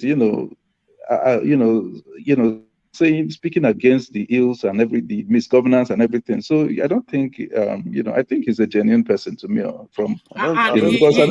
He caught that image as well, just from his public stance. Softly spoken, intelligently presented, and a man that stands by his principles. So he has all of the things that people, Would you prefer him to Ikweremadu then? I know they are not from the same state. No, he's running for governor. Is a dollar man now. No, Ikeremadu is there no, for the dollar is bags silent. now. No. I know they are not from the same side. I'm just saying on the balance of things between Abayomi and Ikeremadu. What about you? Would you not prefer him to Ikeremadu? I like him, to be honest. He's a bit composed, Abayomi. I like him. But I've got a question. That total compliance, those Mondays they don't go out, nobody goes out. Is it out of fear for Ipob, or is it just in total surrender in the belief of what Nnamdi Kanu is all about? I think it's a combination of all factors. There's a lot of sympathy, but then there's also enforcement of that. So that's the and they have a government in that state. Well, forget the government though. Forget government. Oh God! Forget government. When the people move, the people move. When have they ever had government anywhere in Nigeria? Oh God! All right, back to your Obina. So yes, we were eulogizing about the merits of Soludo, who I personally I like. I like the way he presents himself, and I like his public pronouncements as well. Yes. I like his ideological thrust, and I like the way he's acting. As he said, all his official vehicles innocent. He goes to the prisons to settle down the prisoners. He's saying clean up this. He's just making all the right moves, as Charles was telling us earlier. Yes. Yeah. Yes. I like his approach to governance, and I like how serious he is. He when he started, this inauguration is going to be brief. They're going to work 8 hours. They're going to resume work immediately. Not everybody will do that. People want to do a 1 day and everything. Then we also mentioned the innocent stuff. That's another big move too. I know that this man made some kind of comment, the African Development President, about using our own. Yes, that's a big move. There's something in his inauguration. They said we'll do Anambra first. So if we are going to patronize anybody, it's going to be Anambra first. Then if it's not made in Anambra, then it will be Nigeria. If it's not made in Nigeria, then Africa, before we patronize another person. Do you know what that means? It means the bulk of the budget of that state is pumped back into the economy of that state, which then propels that state to a higher economic bracket. He's an economist, of course, So yes, so I look forward with excitement to see how that place that develops. But at this, I look to with disappointment. Soyinka knocks President Buhari over failure to find Bola Ige'S killer. So, Bola Ige, of course, was killed under the Obasanjo regime. So, I don't really think there's any great expectations that Buhari now, that Inspector Clouseau, to find the killer. But Buhari came in to say that all these unresolved murders, he would resolve them in his administration. But what really seems to irk Soyinka is that the prime suspect of the Bola Ige killing, which is a guy called OMISORE, has now been appointed as the National Secretary of the APC. So not only is crime not meeting punishment, crime actually being rewarded with lofty political positions. Do you then share then in the rage of the professor? Yes, I don't. Well, anyway, the issue is you can't. There's still this. You're presumed innocent until proven guilty. So I know they launched investigation into the death of the assassination of the former Attorney General of the Federation. But that has gone nowhere, and it's similar to every other assassination cases that has happened. It has gone nowhere. That would tell you that high-profile people were involved, because but then you can't. If he wasn't convicted, he was a senator, I think, recently. So, and for you to be a senator, you can't you have been convicted of any crime. So I don't think it would be fair to associate that yet. But having said that, with him, that if a case is on somebody's head, I think that that needs to be resolved, before that person is made given responsibility. To me, yes, I feel I think that's the wider point that the professor is making, that any investigation is compromised by this high important office that has been because handed this there's guy. a reason. Yes, Is the there's a Inspector reason General why, of Police going to drag him out of a meeting with Buhari and put him in handcuffs? No. Yes. There's a reason why maybe if they're investigating somebody, maybe that is occupying an office that doesn't have immunity, maybe they'll say, oh, the person needs to step down because the person could influence the investigation. There's a reason for that. So, but I don't know if that case is still going on, or if they've reopened the case, or what's going on with that case. No, but Buhari ordered the IG to reopen all the unresolved, especially high-profile murder cases. You see now, so that means if that case has been opened, they have, what are they doing? Then let's say if for him, OMISORE himself, he needs to take action, maybe go to a court and say, if it has been brought to a court, then okay. Otherwise, he needs to clear his name in a court and say, look, maybe he's been accused of this. Maybe he needs to sue for maybe libel or something. That will now trigger, okay, did you really do it or you didn't do it or something like that? At that point, he needs to be cleared before and this is not just to him, even any other person too that has corruption cases hanging on their neck or something. They need to be cleared of this before they go, at least morally, so that before you assume responsibility, so that you don't have this moral burden on top of you where they are saying, oh, this person did this and look at this in this position. They won't take the government serious, And, talking about that, you have a party that just did an election for his officers, and two of his most principal officers are actually PDP, people who were made by PDP, because OMISORE was deputy governor under a PDP governor, and the Abdullahi Adamu was actually Obasanjo's second candidate for president, if it wasn't Yar'Adua, because Abdullahi Adamu was Obasanjo's one of the APC chairman, the new yes, APC the current APC chairman. He was governor of Nasarawa State, and he was being paired with Peter to be president and vice president, respectively. If things didn't work out. So Peter Obi has been in play for a long time, Yes, that man has been in play. I'm surprised that he got to APC to the level he's now the national chairman. I don't understand. You have a party that were formed from different parties like CPC, AMPP, ACN. Why didn't you choose people from those blocks, that form the party? And that's the problem with he's part of APC. He's part of the new PDP. He's part of the new PDP. Well, if you say it's part of the new PDP, well, it's possible. Yes, that's true. But okay, what about OMISORE? Do you understand? OMISORE had not really been in one party. He has been jumping parties since. He jumped from they tried to what they did was compensate OMISORE for helping the governor of Osun State to win that election. Osun State, yes. Yeah, because he almost lost that election, so it was a compensation for him. And I want us to try and not misinform people.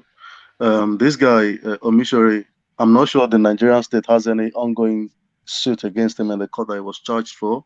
So he's eligible to contest any position. No, that wasn't, and nobody's been misinformed, because what the professor is saying is that OMISORE is a prime suspect in the Bola Ige murder case, and MALLAM Buhari has directed the IG to reopen that case. So if OMISORE is the prime suspect and the case has been reopened, and OMISORE subsequently appointed as the national secretary of the ruling party, then that places him in too powerful a position to be interrogated by that investigation. So that is that's the gripe that the prof has with that situation. Yeah. Number one, he was elected, he was not appointed. And secondly, it was not consensus. What are you talking about? Is it not consensus? It was consensus it was an election process. Yeah, whether they agree. Look at this guy. No, it was an election process. Are you an Edo man? Because there's a bit of 419. So are you some Edo guy? No, I'm speaking to one man. You know me. I'm speaking to issues based on what we see. I'm a realist. You want to be you're a contrarian. You want to take the opposite view just for publicity. I'm a maverick. That's the way I reason. Or maybe based on the kind of nature of work I do. That's the way I reason. So I like to balance things. And this guy, like I said earlier, they have not charged him to court. So anybody can contest for any elected position, and it's not very, very high up there in the echelon of government. It's just a party secretary. He can yank National him off Secretary anything. of the APC. You don't It know can how be powerful that. no, it can be yanked off anytime. That's not. Is it the Anybody can be secretary? yanked off, but No, he's not the secretary of the federation. He's the secretary of the party, so he's not that high up there. The way you make it look it's like. a power. What are you talking about? In the Nigerian scheme of things, in the Nigerian scheme of things, it's one of the most powerful positions that in governance or in influence, at least. Of the ruling party. Of the ruling party. The IG of police will go and arrest him, the national secretary. What's the big deal? You know that this thing you allow OMISORE is somebody more that like went to Aso Rock and shook hands with Buhari and they got certificate of our office. OMISORE is like, there's no difference between OMISORE and all these Sunday Igboho to those politicians back in the days. It was compensated. That's what I will have to say to that. It was compensated but the gripe of the prof, just alarming to the corruption of that space. I agree. Obina, let me take you to another talking point. This is back to insecurity, but I only take you to this because it intrigues somewhat just the levels that they go to. Sheikh Khalid suspended for criticizing Buhari over Kaduna train bombing. So let me just give you a recap of it. The chief imam of APPOITING Mosque in Abuja, Sheikh Khalid, has been suspended by the mosque's steering committee for criticizing President Muhammad Buhari over Kaduna train bombing. The imam, in his Friday sermon, had criticized the president for failure to visit Kaduna over the daring terrorist attack, saying condemnation was not enough. He argued that the president was in Kaduna for campaign, but refused to visit the state after the bomb attack. Everyone condemned the incident except the bandits. So condemnation is not enough. The president should visit the state to sympathize with the victims. The president has been to Kaduna for campaigns, but couldn't go to the state on a sympathy visit. The chairman of the mosque's steering committee, I won't attempt his last name, however, said the imam was sacked for inciting sermon on April the 1st. He explained that the imam had preached against exercising civic duty by advising, listen to this, he explained that the imam had preached against exercising civic duty by advising voters to give conditions to political leaders before electing them. Mr. Dan Sadau added that the sermon was against the tenets of their religion. So there it is right there. The chief imam of Abuja was sacked summarily for having the effrontery of asking Buhari to go and sympathize with people who were bombed under his watch. So what are you making of that, Obina? Yeah, I don't know, man. I don't know why. Who sacked him? Like, why would how does religion, like, I mean, maybe I would guess maybe it's the maybe the within the religious committee. It's the mosque committee. Like, yeah. I mean, maybe I don't know I don't know if there is a policy against maybe criticizing a senior. I don't know why, but to me, I don't. It's wrong. How does that system work, Obina? When you cannot criticize a leader, how do they get feedback to know if they're doing the right thing? You need to encourage feedback, because even this government that came in on the basis of criticizing the previous government. The previous government did not pursue anybody. They did not do anything to anybody. They just the thing is, you need to respect people's views on issues. You can't be intimidating people or prevent people from expressing their views about issues. You know, somebody's advising you not because they hate you, but because they want those guys to look good. Sorry, I think Obina is on daddy duties. Are you on daddy duties, Obina? Yeah. Yes. Are you hearing me? Yeah, we can hear you, but we can see you struggling with something as well. So I suspect you are taking sorry about that. Okay, yeah. So sorry about that. So what I was trying to say is that we need to encourage views. Like this is a positive feedback. If somebody does not love you, the person will keep quiet. That's if you need to look at it from there, because I remember too, even in church activities, and maybe if I see something wrong, and I'll be saying, no, this is wrong and everything, and they'll be telling me, no, you don't talk like that. You know, you don't talk about pastors and church everything. politics. Church politics. I'm like, is the yes. most I'm like, dangerous no. of all. Yes. I'm like, no. If I don't care about the church, if I don't care, if I don't love the church, I will not tell you what is wrong. I'll keep quiet. I'm saying it because I'm interested in the progress of this organization. So I think we need to start looking at it from that angle. Anybody that criticizes somebody is not because we want it to fail. It's because we want it to succeed. Because if Buhari succeeds, everybody will benefit from it. We are not wanting the Buhari to succeed because, oh, we care about Buhari, but it's more of, it is for everybody's benefit that Buhari succeeds. So right. When you're being criticized, I mean, I think they need to take those criticism. They need to have somebody who is in charge of taking notes. Obina, I think D wanted to put a position to you. D. Yes. Yeah, I was going to say to you, those committee that sacked the imam, they all get pocket money from the president. The president is a Muslim, so obviously all these Abuja imam and things probably have days they go and do prayers. They give them money, so they will obviously support the president. They don't want to block where their feeding money is coming from. That's why there is politics. These people play politics with religion all together. And the guy is just saying the fact. I said it when you guys were talking about the train track bomb blast too. Like, you will see that the president won't say anything. I've never seen a thing like that before in my life. In any sane country, the president, the prime minister, whoever is leading, even to the airport, he didn't say anything. So what kind of president is that? That's what I'm saying. I think he sees these people. I would say there's element of insensitivity in the president because before Buhari came into office, and previous presidents we've had, and we're talking of, I'm not just talking of Jonathan, we're talking of Obasanjo, we're talking of, previous president. Whenever something like this happens, even when Osibanjo was acting president, when things happen, you see them go there, not because they can change anything, but to first let everybody know that, look, you care.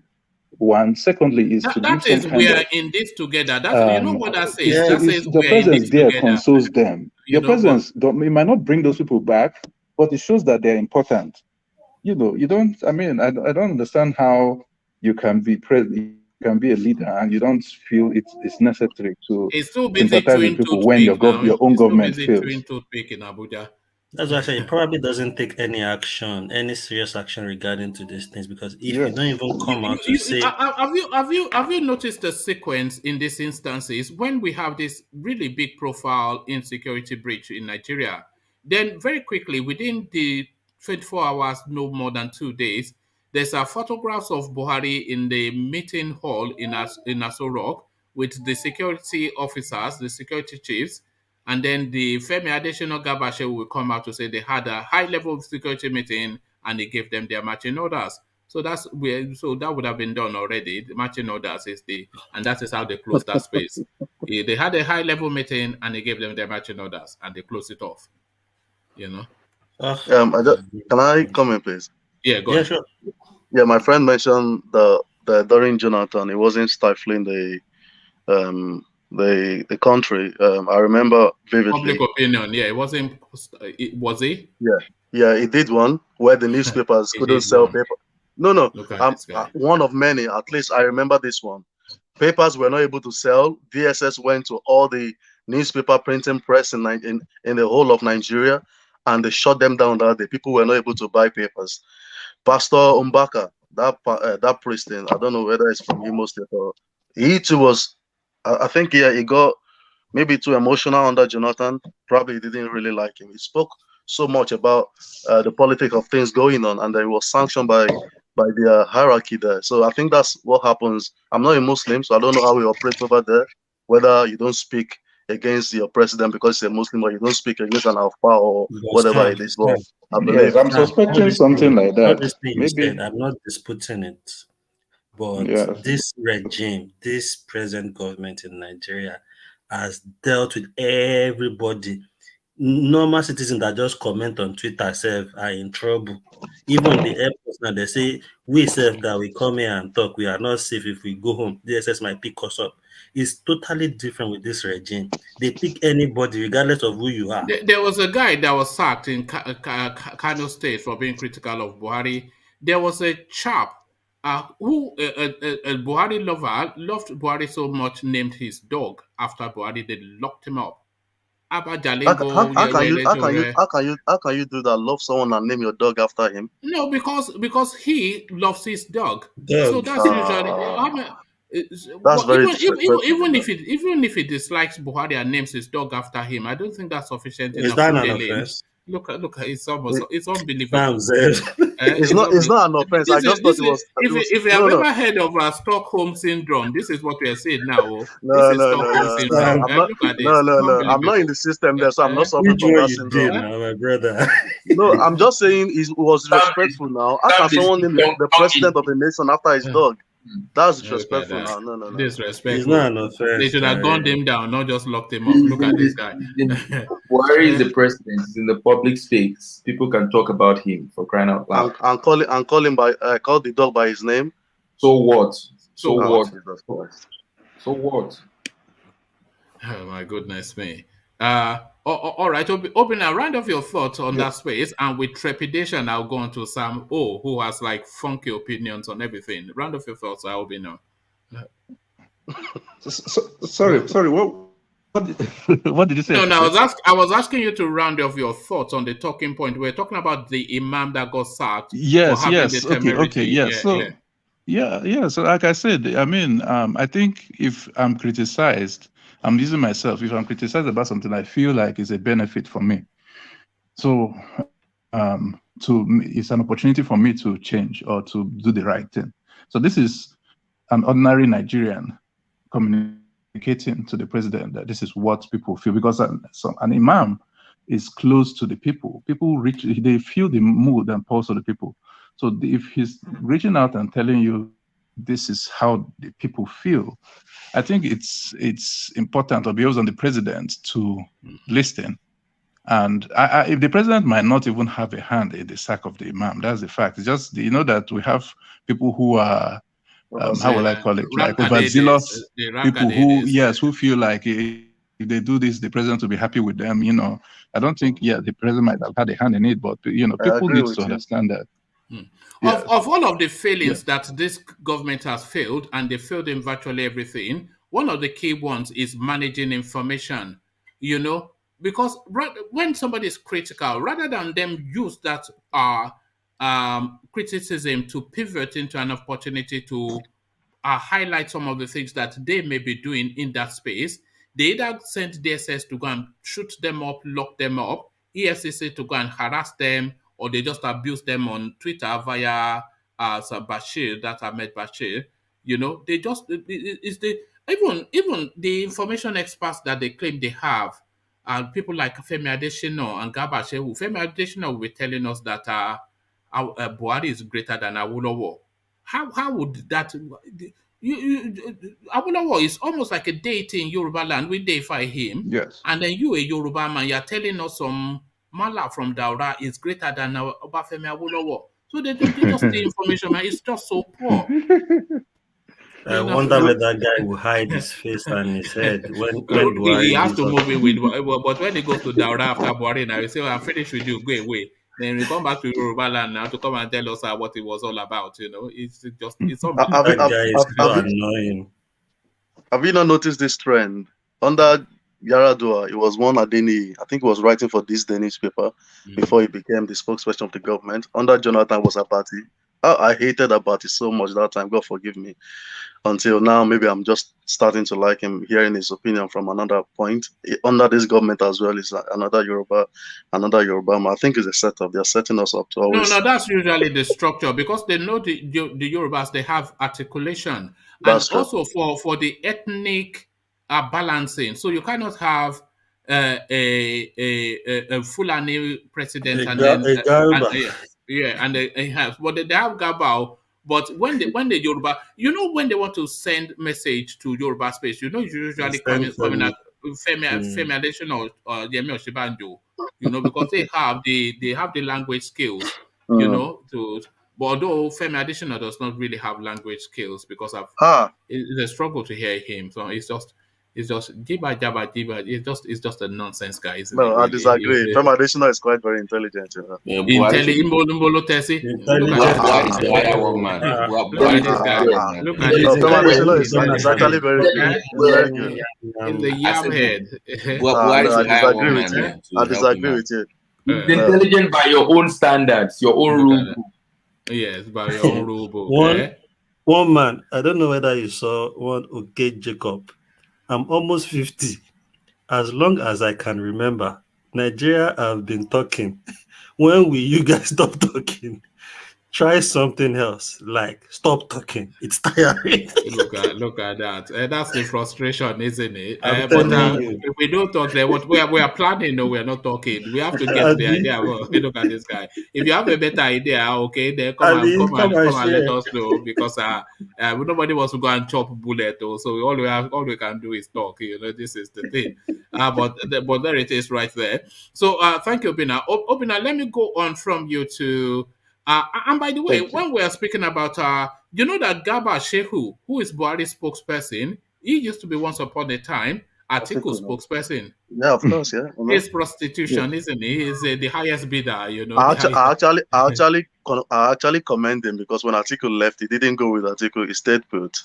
Of course, he doesn't want to lose the daily bread anyway, so he didn't have any option than to stay. But I think if Atiku wins in 2023, I wonder if he will just stay in his office and say, Atiku has this guy from Ogun State. One Shegun Showumi. I really respect that. Shegun is running for governor.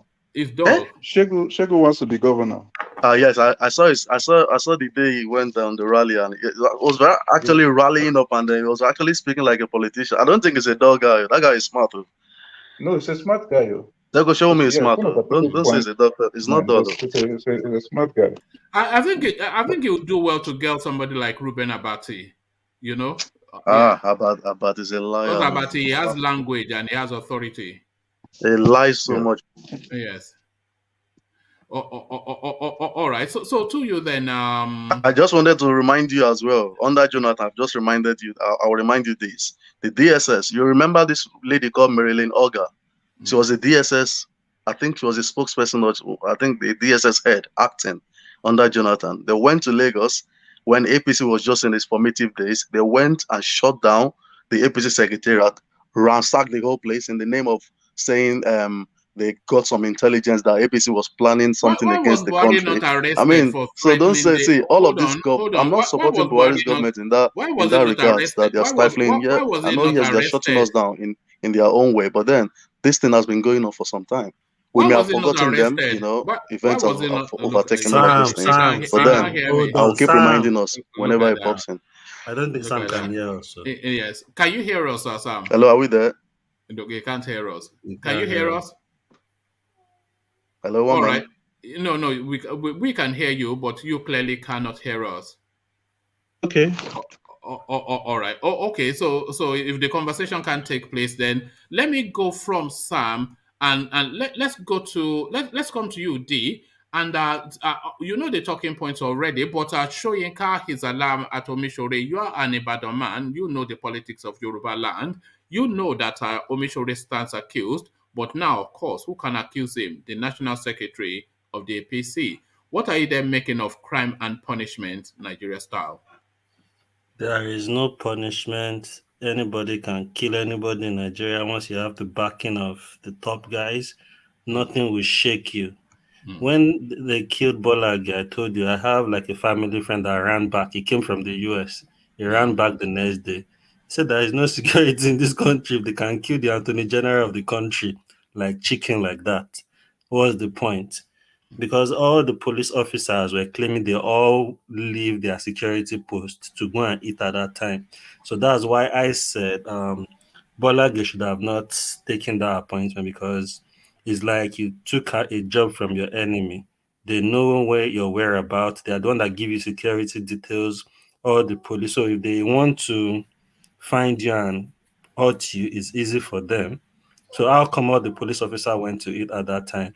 And a lot of fingers were pointing to OMISORE and Atiku then, not Obasanjo, because I think Obasanjo meant well.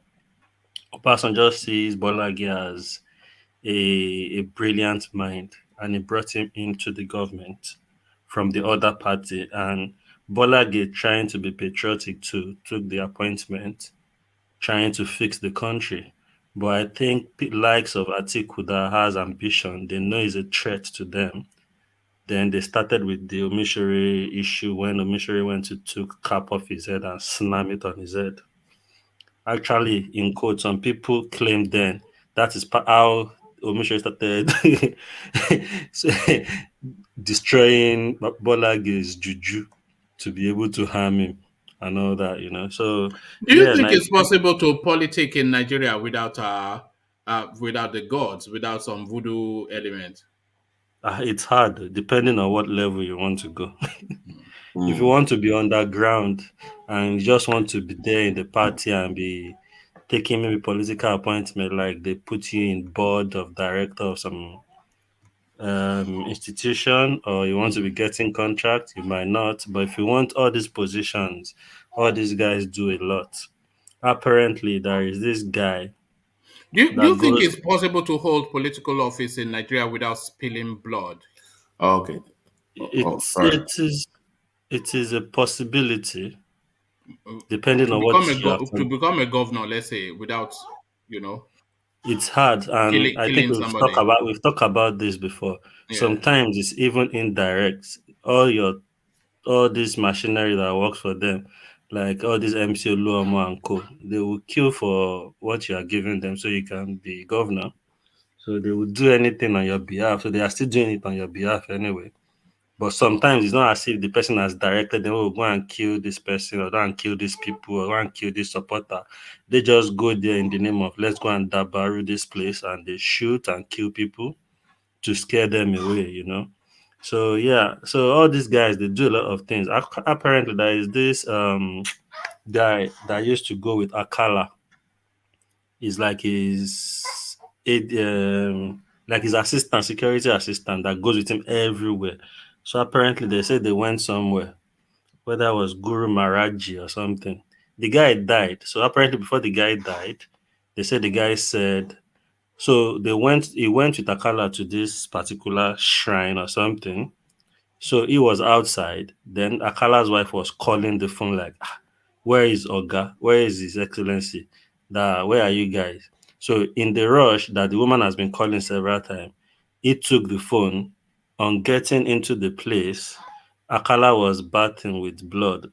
So they claim, the guy said, before he died. After that night, the guy just went sick. After 3 days, the guy died. So all these guys, they do a lot of crazy things to hold on to power, to get into power, and all sorts of things. So you can't underestimate anybody. And some people will kill for this power. That's the sad part. And that's what leads to Bola's death too. A lot of people, is a threat to a lot of people. So, all right. Let me take you then to current affairs. Obi of Onitsha makes has a lucky by whiskers, he said. So he apparently was meant to be on that train. But I'm just then trying to speculate as to him actually going on that train. Because these people, they they are always elaborate when they travel so that they can let you know that they are obas and obese. Chief. So he will go in all of his splendor onto that train, Regalia, and then Boko Haram will see all the splendor and they will pick him up. So imagine the Obi of Onitsha in the hands of Boko Haram. What do you think would have been the consequences of that? Yeah, the incident is a sad one, but if that guy was on that train, is it two ways. They either will kill him and make video of it just to annoy the East, because those people don't even, I think they have some things with with those, because of the Ipob and all those things too. They have issues with them too. They will make example of him. They will either kill him or either request for money. But in that case, he's a lucky man. How do you think the ransom would be for the Obi of Onitsha? It will be outrageous. I can't even put a price to it because I normal think they'll civilian, start off at $1 billion and of settle course, for because half. normal Yeah. people they don't even know. They don't even know whether the person has eaten. They ask for millions. Not to not talk of having a OB that has his whole cap, all those feathers and everything, all the judge rapper, the tie rapper. you know, I think if that had happened, the Easterners they will burn the country down.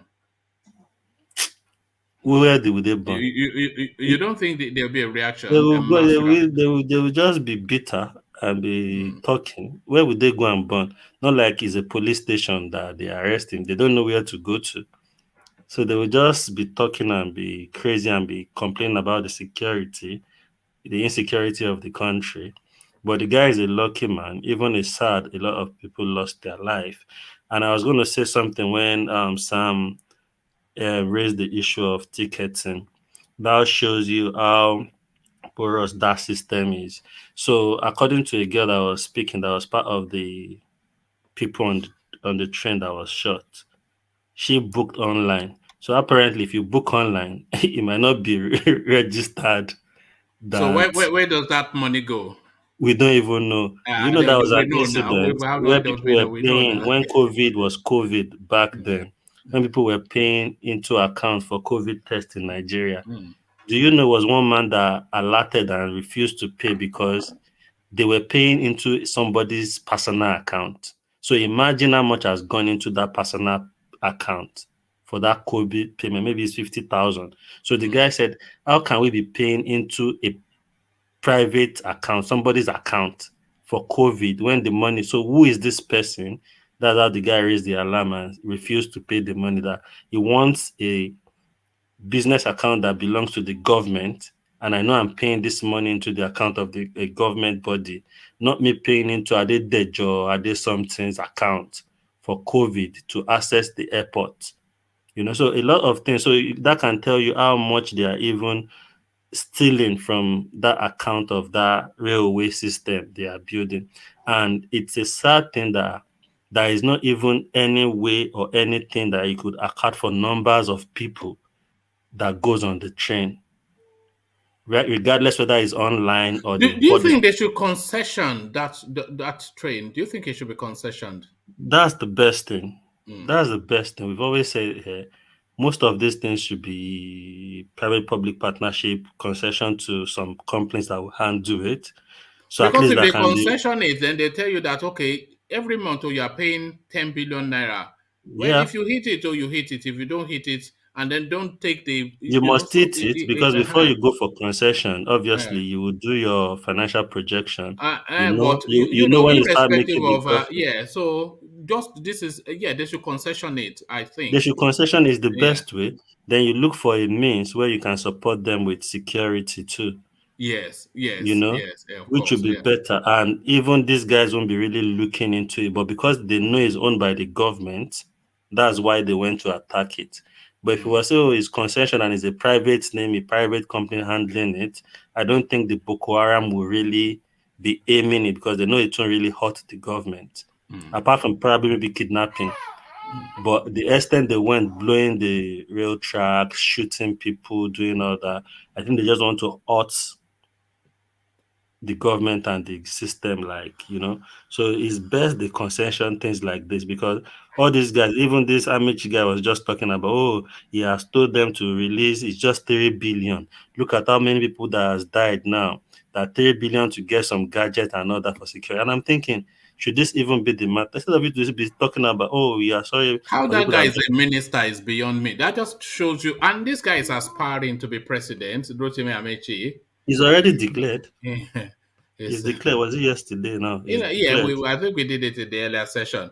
But You know, that incident at the train station, it could have actually and should have been prevented. Let me bring you this. It says we knew about Boko Haram's plans to attack Abuja Kaduna train, warned NRC beforehand, but so this is El-Rufai. Governor Nasir El-Rufai of Kaduna State on Friday disclosed that the attacks on the Abuja-Kaduna train on Monday was carried out by Boko Haram insurgents in collaboration with some bandits operating in Kaduna's Zamfara, Niger, Sokoto, and Kebbi states. Mr. El-Rufai made the disclosure while speaking with State House correspondents shortly after updating President Mohamed Buhari on security development in his state following the Monday night terror attack on Kaduna-bound train.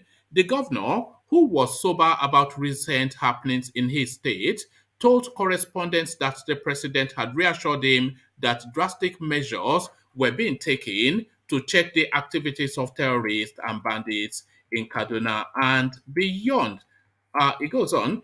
According to him, security agencies have been making frantic efforts to rescue victims of Monday night's attack on Kaduna-bound train from the hands of their abductors. Mr. El-Rufai, who spoke in Hausa language, emphasized that the gunmen are not kidnappers but members of Boko Haram terrorist group working in collaboration with bandits. These ones are not the usual kidnappers, but members of Boko who are collaborating with bandits. So we were thinking they will ask for huge ransom from state government, not the families of the victim. So far, they have asked for ransom from one of the families of the victims contacted. As far as the Kaduna state government is concerned, we have not changed our stand on payment of ransom. So even if they seek that from us, we will not pay because we are not ready to do so, he maintained. El-Rufai revealed that the state government had received intelligence reports that the gunmen were going to strike on the rail line and intimated the Nigeria Rail Corporation NLC on the matter, but no action was taken. We think this thing happened because we have written twice to the NLC, advising them that trains on the Kaduna route should not embark on night trips because we have reports that Boko Haram were in town and they plan to attack the train at night using explosive devices, he said. He stressed the need for massive bombing of all bandit-infected enclaves, including forest areas in the northwest and north central part of the country. Recall that Kaduna, okay, so that's essentially what he's saying. So El-Rufai then saying that he alerted Rotimi Amechi that, look, he has intelligence report that this thing was going to happen.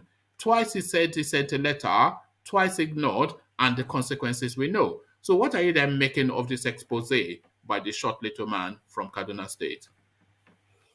Yeah, to me, I don't even know why he's calling. I think it's just Boko Haram that are still bandits. They just have these arms in them. The other arm that goes around in banditry. To me, I have always seen all these bandits as Boko Haram people, self.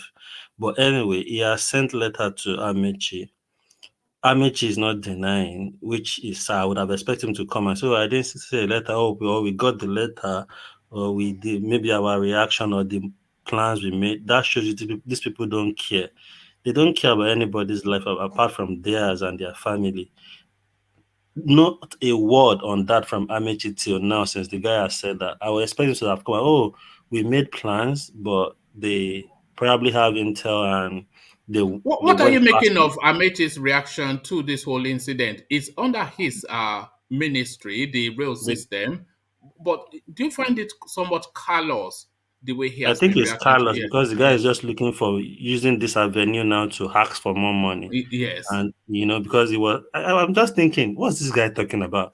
Okay, you guys were meant to put this in place, you didn't put it, but this has happened. Should this be the next thing? You should come out and not be saying all this out here. You should now go back to people you have actually showed that plan. Oh, let's do this. You see what I'm saying about these things? You see? But you shouldn't come out and be broadcasting to everybody, to the nation, and be saying, we've asked for 3 billion to put this in place, to do this, to do that, do you find him somewhat sluggish? Does it seem like a sluggish sort of Of course, I don't think he should be the one in charge of that thing.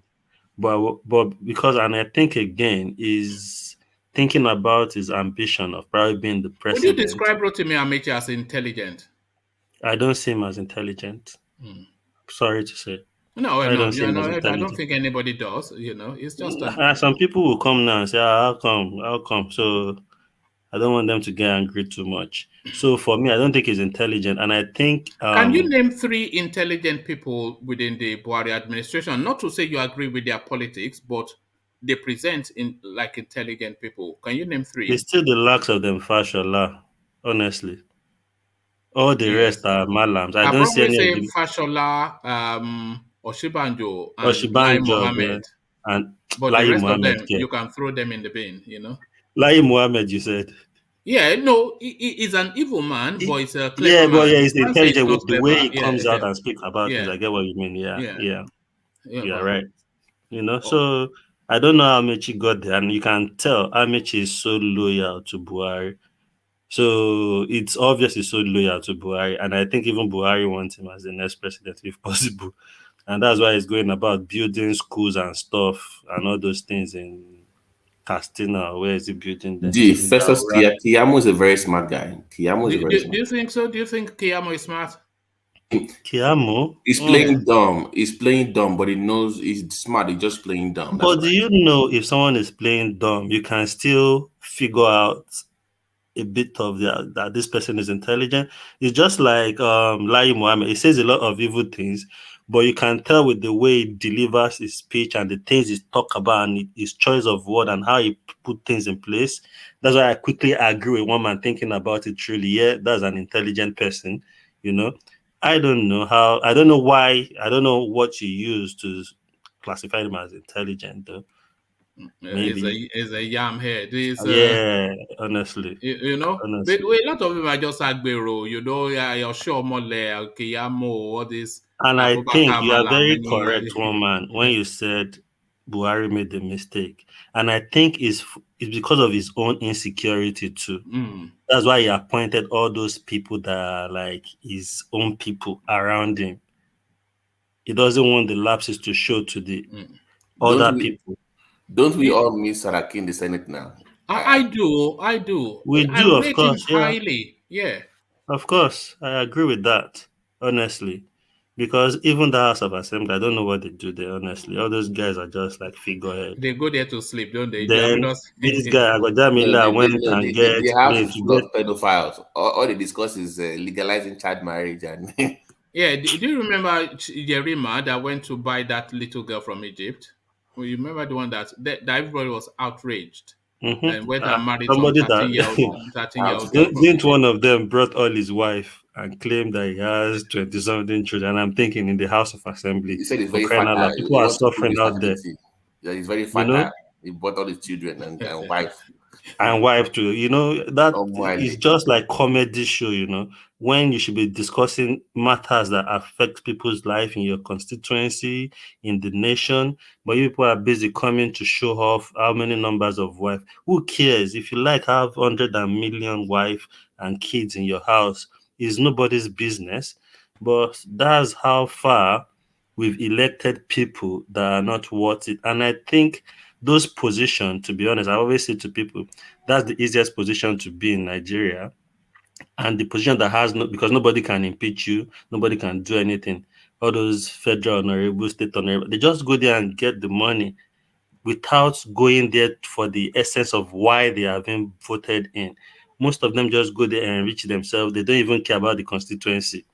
They just tip some people in the party that are from the constituency that comes to them for help. We've not paid school fees. Apart from that, they don't really have any impact in their constituency, to be honest. All this honorable. But isn't that the issue, that we don't care? Like you mentioned, the guy that has 400 kids showing it off. You got to remember, he's the one making policies on this. He's the one going to make the policy on child education and child raising. So you should care. If he shows up with 20 wives and 20 kids, you should care. Because you have kids doesn't mean you don't know one thing. I've seen people that have kids and they don't really even know anything about children, and they don't even really care. They are just having kids for the essence of having them. Like they're just having kids. I'm saying that you should care because this same guy is going to be in charge of making policies about children education at etc and etc. So you should care. Exactly. That's the point. That's what I'm saying. So that's why I said at the long run, the people that know they want to do it might have to join this party And proving me right, Banky W has gone to join PDP. Yes, we did that earlier. So what's your take on that? That's the right move. I've been saying it. You can't be forming any party and making no ACC, APP that is not AC, is not APC, is not PDP, and you want to really get that ticket and win the election. You might have the name, but it's not easy to tackle these two parties. Okay, do you think that Banky W, hopefully we don't lose him like we lost Desmond Idiot? And that's the way it was sounding to me. No, Banky W is more intelligent than Desmond. Desmond is just handsome and people like him when he acts. So we expected more, but obviously he showed us that he's not as intelligent as we think. But he joined the big party now. He joined the APC, like those two, and what happened? Yeah, that's what I'm saying. But not like he knows anything about politics. But when things happen, then you look back at things. When Banky W contested the last time, if you look at all the things he was talking about, you can tell this person is a smart person and this person will be effective when he gets there. Looking back to what Desmond was saying, Desmond just wants to come into politics, take a position and enrich himself. He just wants that honorable. That honorable thing. And he now even got it in a very, very good constituency, Surulere.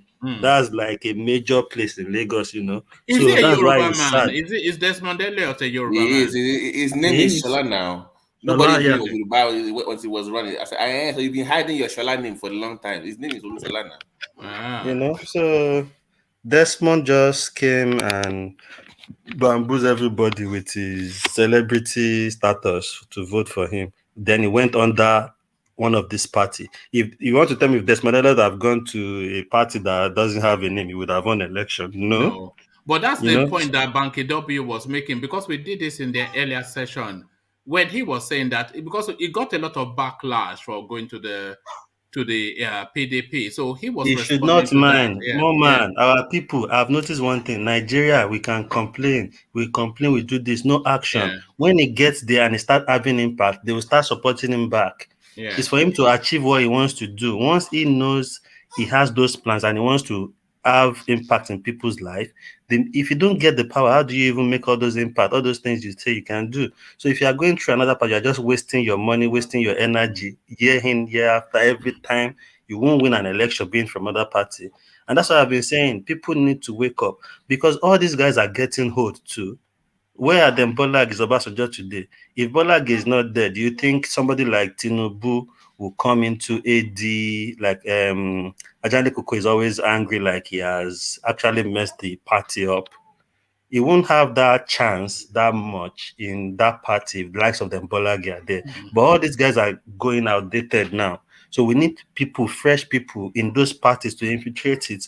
Bit by bit, you can start taking charge. But if you go and form a party, want to use a celebrity status and a party that people don't know, most of these people that we see, how many Yalogers know about other 32 parties, or how many parties do we have? They just know APC, Egbe Umbrella. That's what they know. And when they are going, I was especially impressed by Banky W's. By the way, I never even knew there was a human being called that until you came to start championing his name here. I always listened to him when he was under that previous election. I knew him in New York. Now we used to live close by in New York. All right, so he's one of those American guys. Then he moved back to Nigeria when he was starting with his music career and all that. So I've been always listening to him since that election then, and I saw how this guy would actually have impact. He did a lot of symposium, a lot of stuff, bringing people, talking about ideas about kids and stuff. Then you say, okay, these are the kind of people we want. So somebody like Banky W now in Lagos, he goes as honorable, he wins. Bit by bit, he will be governor. Then you will see changes bit by bit. But if you want to go there one day, form a party and say you want to be president, it will never happen. I'm sorry to say. Yes. Then you will be chairman of your party. Don't do this whole thing again. I know where you're going. I'm not doing. I'm not going there. I don't want to go there. I'm trying to avoid. But you see, that's the point. Once you started saying things in that direction, but you're right though, because sorry, you're right, because that is the trajectory. Now you have to cut your teeth in politics before you aspire to the best of the highest offices in the land. Because I think where he's coming in at House of Rep, which I think is the best entry point for somebody of his status. So you cannot tell him to go and be a councillor. No, that's just been silly. But if he comes in as House of Reps, so that's a good base to start off. Let me ask G2. Yeah. Because when he ran the last time, he ran for state assembly the last time. Now he's running for federal. Should he have run again for state, or is he right for going federal level? He's right for going for federal. He's gone beyond states now. I think he actually even lowered himself to that state level because he's going under the party he was going on, if you understand what I'm trying to say. So he doesn't want to really contest with that power too much, thinking his celebrity status in Lagos should get him in on the state level, which it won't still even happen going under another party. It is only parties like in Oyo State, like Accord, parties like ABUJA, your celebrity status and the area really matters. There are some areas in Ibadan that Accord will win votes. That's why this guy went to Ladoja, Bola Tinubu, because he's the one that's like championing Accord. He's the one that has Accord, you know. So all these things, that's the way I think it works. We can't go and form a party. I especially liked the way the guy responded to the backlash that was getting for joining the PDP. He said you have to engage with Nigeria the way it is, not the way you would like it to be. And I thought that was the perfect riposte to that criticism. Which is practical politics, not idealism. Somebody should forward that video to show on how to answer questions. I'm just saying. No, but I thought that was perfect because that just nailed it right there. Babati has a point too.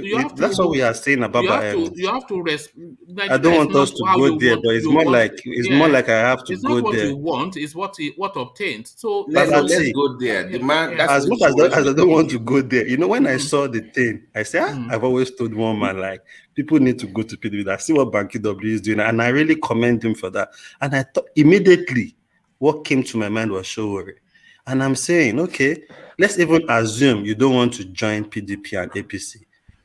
If look at all these people like Banky W, since 2019 when Showore lost the election, and you saw somebody like Banky W contested after then all that, and you've gone to meet all of them and say, okay, guys, we are youth. What can we do? You are an MDP party. Even if I didn't win the president, let's start taking, if it's State House of Assembly, local, like in Oyo State now, Accord has seats in House of Assembly. I think they have a senatorial in federal or something too. Let's start taking it bit by bit. Then by now we would have gone beyond where we are today. But so if we are here today, why not? Okay, if you have the means, just join this party. All these guys are getting home. You forget one major point. You know, if election Nigeria was on electronic, Nigeria would change immediately. I'm just saying it for a fact. Sorry, repeat that. Repeat that, Charles. Nigeria would change immediately to a better country. I'm just saying right now. That's when we change Nigeria. You mean through electronic voting? Yes, there'll be no rigging at all. No, there will be, but it'll be that much more difficult. I think that's the way forward. Yeah, I agree. Yeah, but one man. Go ahead, Sam. Sorry.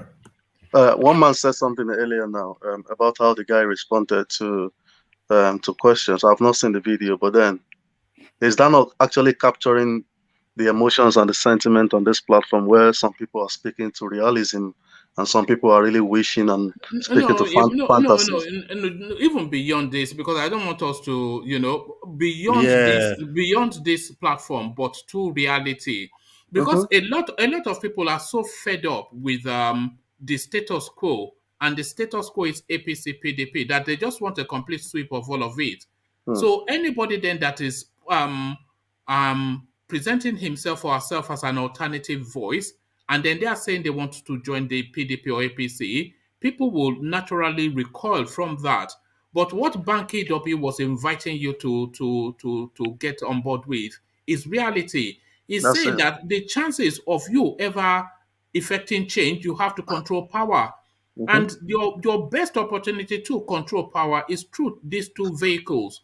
So if you can go board these vehicles but still retain your integrity, then it's either they destroy you or you effect some change. But if you are going to some random space to be shouting on the hills, then you shout on the hills till eternity. So I think it was perfectly right that you have Yeah, it to was right because contend with Nigeria as it Nigeria is, is not not as you even a want it to be. place. Yeah. Nigeria is not a place where you want to come out like the Messiah. They won't still vote for you because you are not in those parties. And that's part of what is killing our guy, even though as much as I So don't you want to basically go mean if there. they do evil, you must join the evil. That's basically what you're saying. No, Jake, you can't call them evil. You can only overwhelm PDP, for instance. When you have youth overwhelm that party, they will force the change within the party. That's what we're saying. Join what is already established. It makes it easier Exactly. than starting Then all over Nigerian again. space, if you go and create anything, my guy, forget it. Even people like Ladoja did Accord because he has his own people. It was easy and they actually struggled. That's why I said some areas they can win, some areas they will never win it out of maybe APC or PDP. So that's the secret. People need to now start joining this party because these guys are still young. By the time they start graduating, like Shino is going for, I'm sure he's going for senatorial after honorable, and he's working his way towards it. And it's easy that way. Imagine he started from another party. He won't be there where he was today, and he won't be doing all he's doing. So Nigerian politics is far beyond, let's be saying, this. It is only we that we live in the diaspora that see things that way. Normal Niger person doesn't see all these things the way we see it. They don't understand it that way. But that is where the difficulty is, isn't it? Yeah, that's right. So you have to Because understand. That's why the we can Machiavelli see it, responded but like that. we cannot effect change. But they don't see it, but they can effect change. So that is the catch-22, isn't it? No, So no, I Yes, think sir. I Like think it's a Jake. divide. Sorry, Jake. Go ahead. Sorry. Dude, I think the youth understand. Just the old people don't understand. I think it's about the youth understand, but old people all right, don't it's want just to the old people that understand. don't People get from it. 1960. All right. The conversation has been tempered so far and a real delight. Well, thank you, chaps. But here comes Ego. We carry on. So, Ego, you come to I'm Namari here. meeting. Yeah, I'm here Look at to that. make sure you people feel better tonight. You know what I mean? All Right? right. Good to see you, Ego. One Always a man. delight. It's always a delight to meet you guys, man. It's a wonderful time, man. See, whether they like it or not, whether Tambuwal steal money from that place or wherever, whether Wiki will be president or whether Buhari was aware that there was terrorists, this country, whatever you are hearing from northern politicians now, is just politics. These people has never come out before to tell us that Buhari has never gone wrong in any way. So anything they are saying now with regard to maybe there was information with regard to train, blah, blah, blah, is politics. Nigeria must understand that we need to choose somebody that will lead us. Forget Bola Ige'S. Wole Soyinka, only God knows. Don't disrespect Prof. Are you going to disrespect Prof? No, I can't disrespect. Come on, I can't disrespect. The head of what? Come on. One man, the Ogustate Mafia. One man. No, he's an what I'm saying, although I don't know if it's you one man that use that word, because I don't think Prof will just come at the end. But that being said, I don't think Buhari in his own, he knows in his capacity that Nigeria understand very well that he has not been doing well at all. Like comedian Macaroni who say you are doing well. Buhari has not been doing well at all. That is just the fact in this country. Well, Ugo, why are you complaining? Buhari has come out and said he's going to leave office. He doesn't care whether Nigerians feel whether he do well or he doesn't Is he do not well. going to leave before? When they were with guns, we pushed them out of the office. Why won't he leave office? He has done the 8 years. He has ruined this country. The country no. Even his party men are look at El-Rufai fighting against Buhari. For you to understand that politics has become. Nigerians must be wise. And we just need some people to get some kind of intellect. See, what you are hearing wherever from the north, those who come out to criticize Buhari, ask yourself, have they been doing that in the past? So you understand, if they've not been doing it in the past, politics is in play. That's why we will say, oh, not politics. Oh, not politics. Thank you, Ego. You have to announce your presence, whether we like it or not. So we just have to surrender to it. But Ego, let me acknowledge Alexander's super chat that has been coming in, and then I'll have the round of his thoughts to go on to Babati. But first, let's go to Alexander Gomez, who are super chats to say. One man, Wizkid is a protege of Banky W. Desmond is a Lagosian, but mother is Igbo. So mother is Igbo, but I think he goes on to correct himself. Desmond's mother is Calabar. So thank you for the super chat. Because I'd always thought that Desmond Elliot was an Easterner, essentially, but it looks as though he has Yoruba blood in him. I'm still not convinced, but then Alexander Gomez insists. So thank you for the super chat, Alexander. Round off your thoughts, RD, and then I'll go on Babati was going to ask me something. Oh, yeah, go on, Babati. Yeah. I lost my train of thought. Sorry. Okay. I think that's the way forward. I've been saying it, and looking at Banky W's move, I think that makes a lot of statement that he went ahead and joined PDP. What is going to happen in Lagos State? So I think if PDP do their groundwork well, honestly, they can take that state. Because do you think he was true to his conscience somewhat by not joining the APC? Because the easiest thing would have been to join the APC and then just go and meet Tinubu that, look, I'm ready, just give it to me. I think it's have true been easier for him to join APC. Then and again, honestly, in Lagos, most people are not finding these Tinubu stories funny. They don't want Tinubu. Do you think Lagos is starting to turn against Tinubu? Yeah, they are starting. I must say, from the little I know about what is going on in Lagos, and I think that because Banky W is a smart guy, and he would have consulted a lot of people. Not like he's moving from APC to PDP, so he'd have consulted a lot of people before that move. Then he will probably have looked at who is going to go head on with if he's going to go under APC.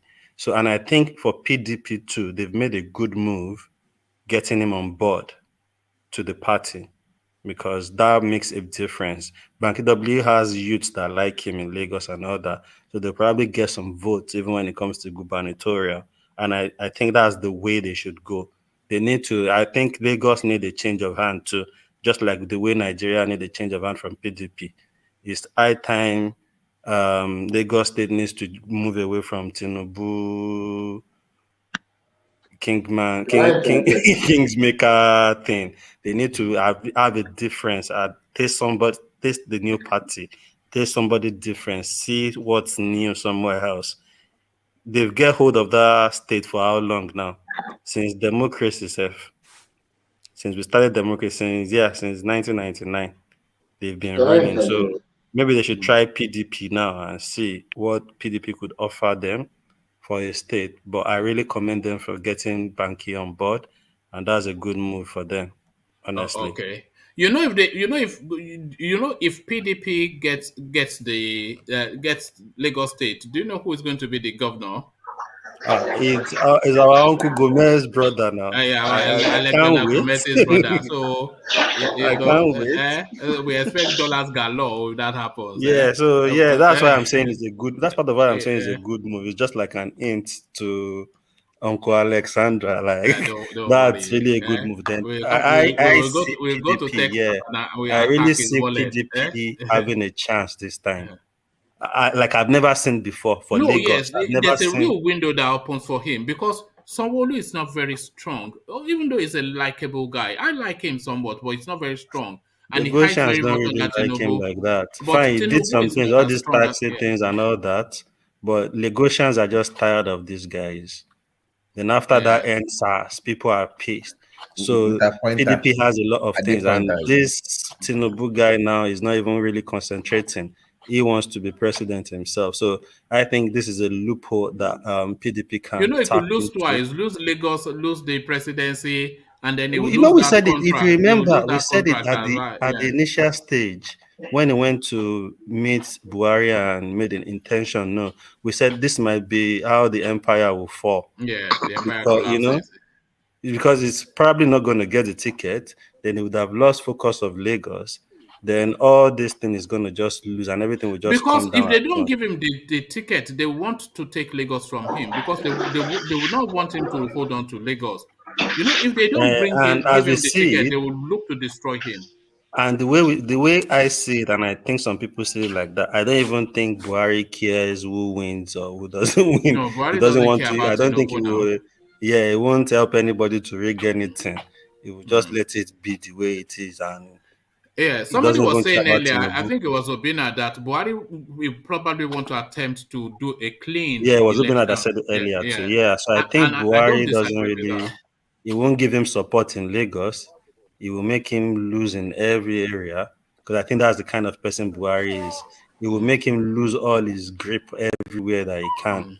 Everybody will just go and rest. Then Baba will go and sit down somewhere, chop the rest of his money, and You know, the pass. one advantage that Buhari has is a man in his 80s. So he has done every. So what more? He's not under threat of anything anymore now. What can you Which threaten is him what with? people Yeah, think why they yeah. voted for him, thinking at that age we want to do well, we think about his name. Mm. But the man is not as sharp as we think he is. And the people he have around him too didn't help the matter. Them too, their own selfish interest and how they want to take charge. And they he is in that condition where they can actually do whatever they want to do. So they are the one even controlling the country. They just need to go to him, feed him whatever they want to feed him. He just needs to say yes and they just go ahead with it. Be you anybody, come from Osibanjo, Southwest, governors, anything. He just follows what the Malami tells him. He doesn't care because the Malami are these people and he trusts them more than you guys. All right, thank you, D. So, D, let's go on to Baba T, and let's take Baba T to Igbo land and have him speak on the IPOB space. Once upon a time, it was Biafra or nothing, but that narrative now somewhat taking a different direction. IPOB calls off sit at home in the southeast to embrace peaceful negotiations.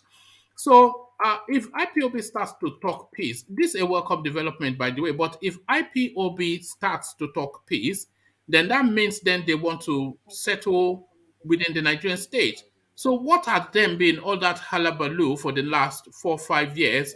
All this hoopla and the brouhaha. What has it been all about? When you told us it's Biafra or nothing, they just put your leader to one corner, and now you're talking peace. So the sit-at-home being cancelled, IPOB negotiating for peace. This narrative being a space being initiative being championed by Soludo. So all of that to you, Baba T. All right. Thank you for having me. Thank you. I really enjoyed the DOG's contribution. It was very articulate, and I really appreciate his contribution. Thank you, man. Uh, to speak to the IPOB, I think it's more of there's a division within the IPOB sect itself. So that might be the position they put out in public, but the faction of the man in prison, I still believe, still strongly holds on to the belief of leaving Nigeria. So I think it's more of a division between the space within IPOB itself. But let's just assume that that is the general position, because the next question that I would ask is, they say that's their position now. Was that approved by Nnamdi Kanu or not?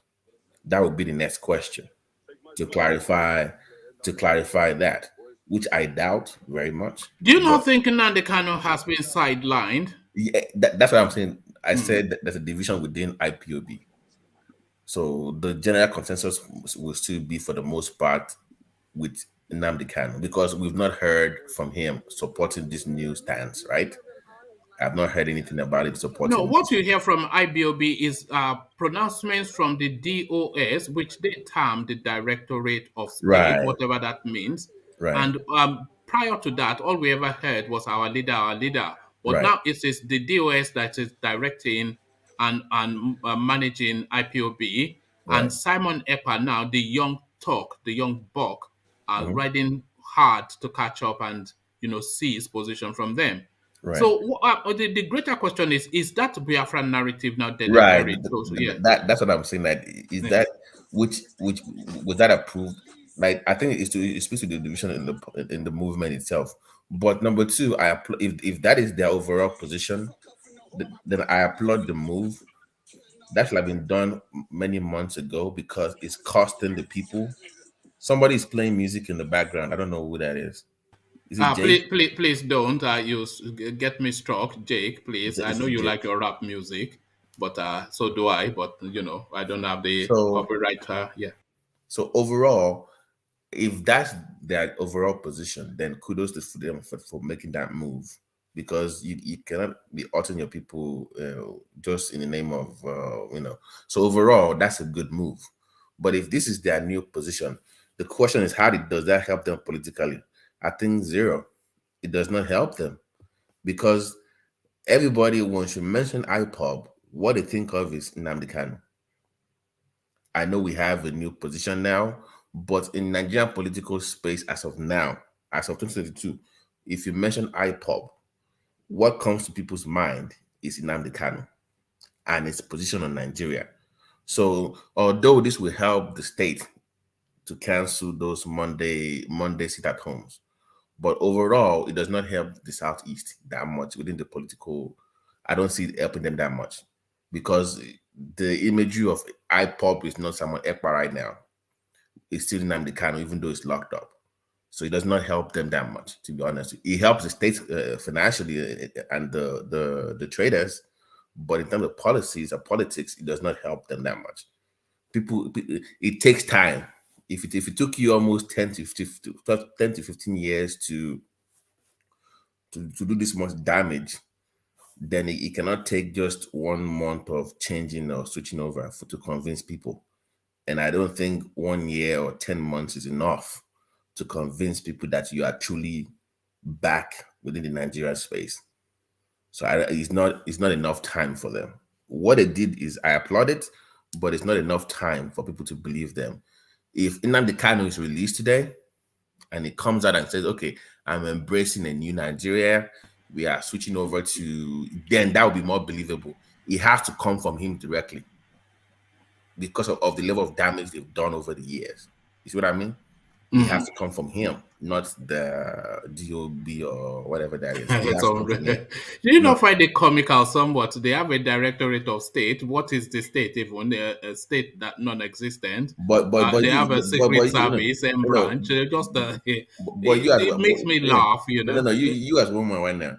If Nnamdi Kanu comes out today, will you remember any DOB or DOC? It's just a nonsense. Exactly. It? He's still the face of the movement. So he has to be the one to say, okay, I officially say we are going to move to Nigeria.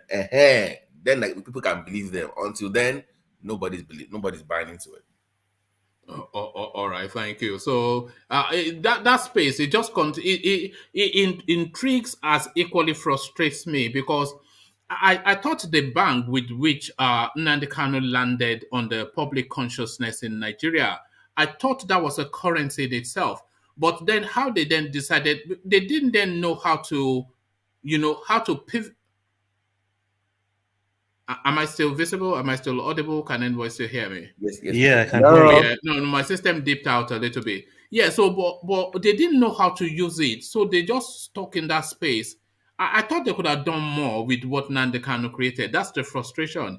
And they're now turning it into something somewhat comical, Directorate of State, M branch. Do you remember now. when they started referring to Nnamdi Kanu as like some head of state or His Excellency? Yeah, I heard even on my diary, His Excellency. I'm like, so you turned yourself into some. I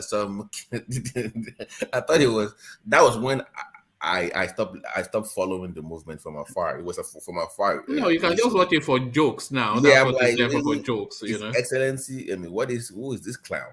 So they turned a very serious idea of security into a joke, and he also lost life. Do you know how many people died for this cause?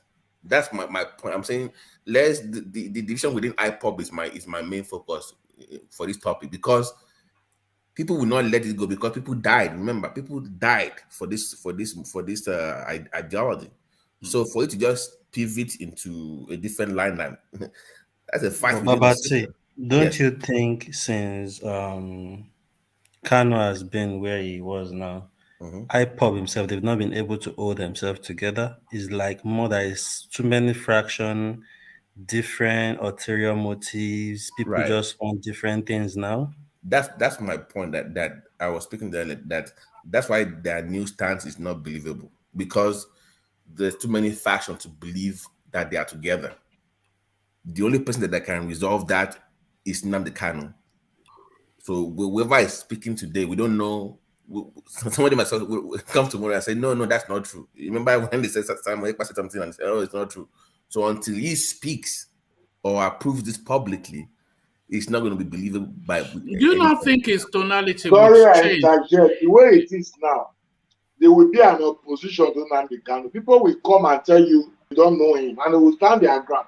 You don't know how the Easterners they think.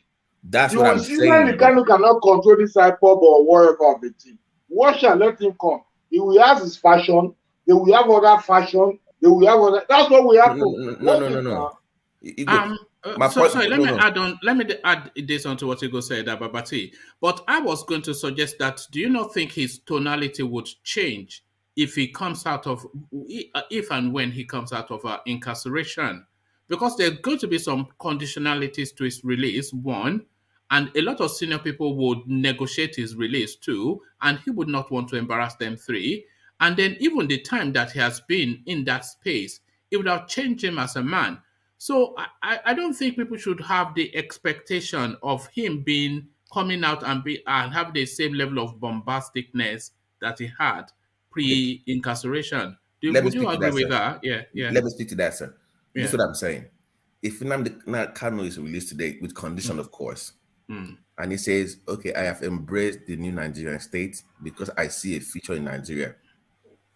Anybody that disagrees with that within that movement, that is clamped down by the government, nobody will defend them, because they will say, guess what? Your guy has moved on. So if you keep following that path and you get destroyed, nobody will defend you. Then you have no. You see my point? He needs to break that. If he does, anybody still claiming to that old stance will be seen that will be dealt with, and nobody will feel sorry for them. So he gives credence to government's approach to dealing with the so-called faction of Ipob once he has declared that it's for Nigeria now. Nigeria needs him to save that. You see what I'm saying? Once he says he's no longer doing the whole militancy stuff and he changes, anybody still staying with the old stance will be dealt with, and nobody will feel sorry for them. So Nigeria needs him to do that. But it's impossible for him to, for reasons that you've just elucidated, that, it's been in this thing, boy and man, a lot of lives lost to that struggle. I mean, you can't go back to Ebola and if he says it's no longer for it. No, but woman, you just said they're gonna release him with conditions. That's I was speaking to that. Like, if they're gonna release him with conditions, that means he has to pivot. The question is, how much is he gonna pivot? How much of it is he gonna do? Because some people are very core with that belief. Any sign of weakness, quote unquote, they will see it as a betrayal, and they might even ask for a new direction within the movement. So that's the concern that he has to deal with. But I'm saying that for Nigeria, once Nnamdi Kanu says, guys, listen, I have seen the light, I am for the new Nigeria, he gives the Nigerian state the opportunity to crush anybody still having that mentality. He gives for that opportunity. Yes. I don't think Kanu will ever say that. I don't think so either. I'm saying that because he said he will never do that. The best he could do, he could agree to their condition of release, and then get out, and then go back to Britain to start. They learned from the first time already. They learned that lesson from the first time when they did that. Remember, they learned that lesson. That's why it's still there. What did you say? I said they learned from the first time they released him. So what are they going to do? That's when they release him? Showore style now. Showore style. They will release him Showore style. They will release Showore. Kanu will run away. You think Kanu is like Showore that believe in Nigeria? Kanu will find a way to run away. Kanu will not run away. He will not run away. He will go back to. He run away before. Now, how can he run away? Now, he will not run away. That boy will not run away. Hold on. If he's giving condition on how to live his life, Kanu they gave him condition before now. Hold on. Can't you just the conditions? Hold on. Yes, they gave him condition. But actually, you could tell us why he said he will run away now. Okay, what I'm telling you is that he will not give in to be restricted like Showore that believe in Nigeria. He does not believe in Nigeria. So life on the beat of there. How can you say somebody relax? Relax. Have you ever known Igbo to relax? Is it possible? Somebody don't believe in Nigeria and is fighting for people in Nigeria. Kanu will not run away. Okay, we don't hear you. Let somebody make his point first. Ego, maybe what I'm saying, maybe my word sounds so ridiculous. No, I think he just likes to tackle you. Maybe my word that he will run away. Maybe it sounds ridiculous to you. Come on. But Ego, what I'm saying, my word that run away could sound ridiculous to you. But what I'm trying to say is that if we find a way out, he will leave Nigeria. He will leave Nigeria. He will go back to Britain and start his bombastic attack on Nigeria again. He does not believe in Nigeria. He's not going to stay in Nigeria. That is what I mean. Because once he's released and is given condition, he has to abide by that condition. If he doesn't abide by condition, they will come with a stiffer punishment on him again. And does that make sense for you to violate after being released conditionally? You can't do that. If he does, he will be killed. Trust me. If he does, they will punish him more. Try to escape, he will die. I'm telling you. This is. You said what? If he tries to escape, if they release him now and confine him to his space, and he attempts to escape, they have eyes on him now. Trust me. Forget about Nigeria. You are talking as if Nigeria is a country that is so secure that somebody cannot run away easily. That's what you think. This is the enemy of that they paid money for. You think if Showore wanted to run away, you think he wouldn't have run away? It's not a threat. It's not no. You are saying it's not a threat, but restricted him. On what basis did they restrict him in Abuja? Because it constitutes a threat. They even charge him for terrorism. You are saying that it's not a threat. You can't compare his threat level to. Hold on. Somebody that is charged for terrorism. What does that mean? What does that tell you? But I tell you what Babati is saying is obviously we can't compare how they are. You can't compare the threats Kanu possessed. So that is not really considered a threat anyway, but Nnamdi Kanu certainly yes, because my question. I have a question. I will agree with you. Yeah, I have a question. Yes. And this question goes to everybody on the platform. Do you guys think it's possible to have a president that can talk Biafras out of that mindset and change things for them? Is it possible? I think so. It's more action. Once they see action and development, they will switch. It's not about talking. You can talk. There is possibility. Yeah, that's what I mean. They can change their mind. That's what I mean. Maybe by action and all that. There's a very quick fix to the Biafra narrative. Very, very quick. Remember what they did with the Abiola thing when they did like this commemorative something and they gathered the whole country to apologize. What Nigeria needs to do is to gather the whole country on one day, led by the president, all of the seniors in all of the spaces in Nigeria, and apologize for that Biafra thing. And that will satiate somewhat, because the Americans, they call it closure. There's not been closure on that Biafra narrative till date. Alexandra is saying the exact thing I'm thinking, because I think it's just an ideology now. So I think it's hard Even you think they can never be coaxed out of it? I think they will just stay on that narrative, and because I don't think, because they've fed these people a lot of, I don't know, I don't want to call it nonsense. But I'm saying that if you open up the East to development, it's a long term. My own solution is more long term. But if you see growth in the East, that people are really invested in the East, that will change a lot of minds. They need to see action, not just words, beyond the holidays and commemoration.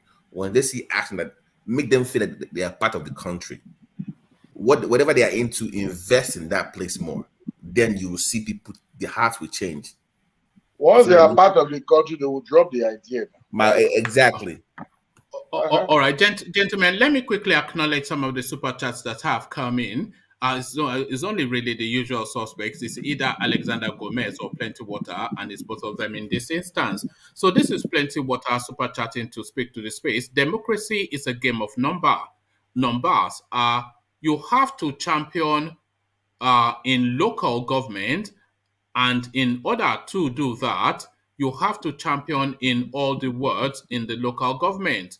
Not complicated, very simple. So I think this is essentially to that Banky W narrative. I think this came in earlier, and I should have acknowledged it quicker. A democracy is a game of numbers.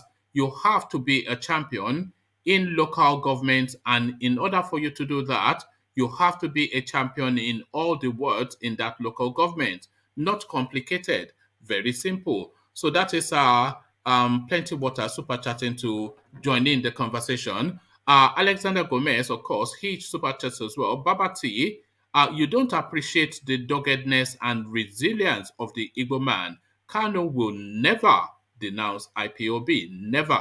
So that is what Alexander Gomez says. Can I respond? Can I respond to what you just said? Go on, and then I have to acknowledge one more chat. And he's going to be in prison for a long time.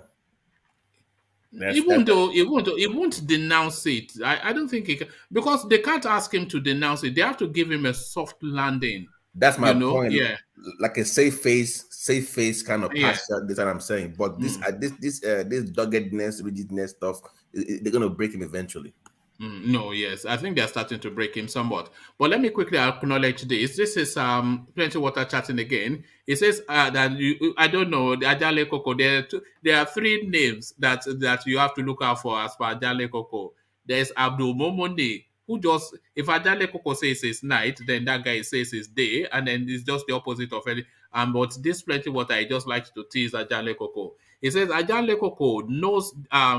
I hope Ajale Koko knows DSS is listening. Very unfair take, which could hinder a man's release and freedom. So he's saying that you essentially that language that Nnamdi Kanu would remain dogged to his principles. So he's saying you're not helping matters. So that is Plenty Water. That he will run. That he will run. That will run. Yes, that sounds let more.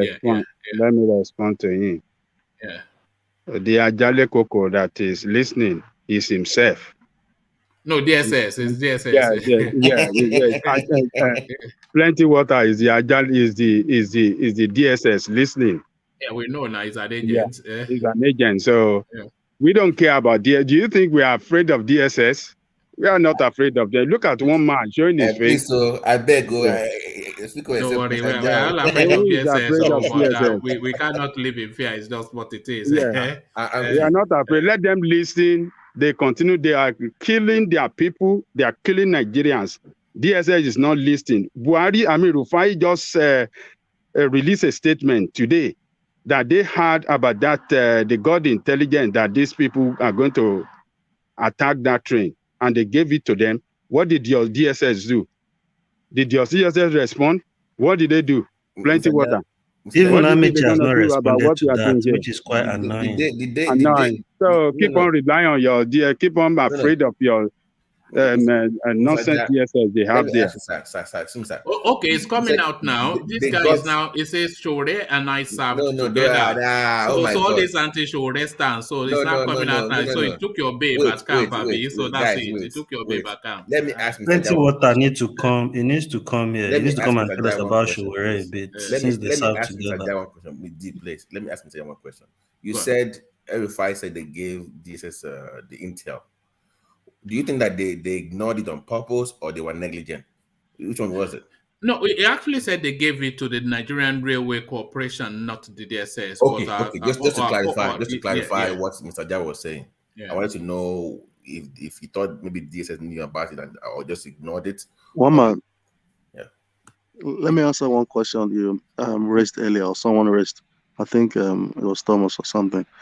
If both parties, the contending parties, APC and PDP, if both of them agree to have an Igbo candidate and one of them eventually becomes the president, I can tell you for free, all this agitation is going to stop from Ipob.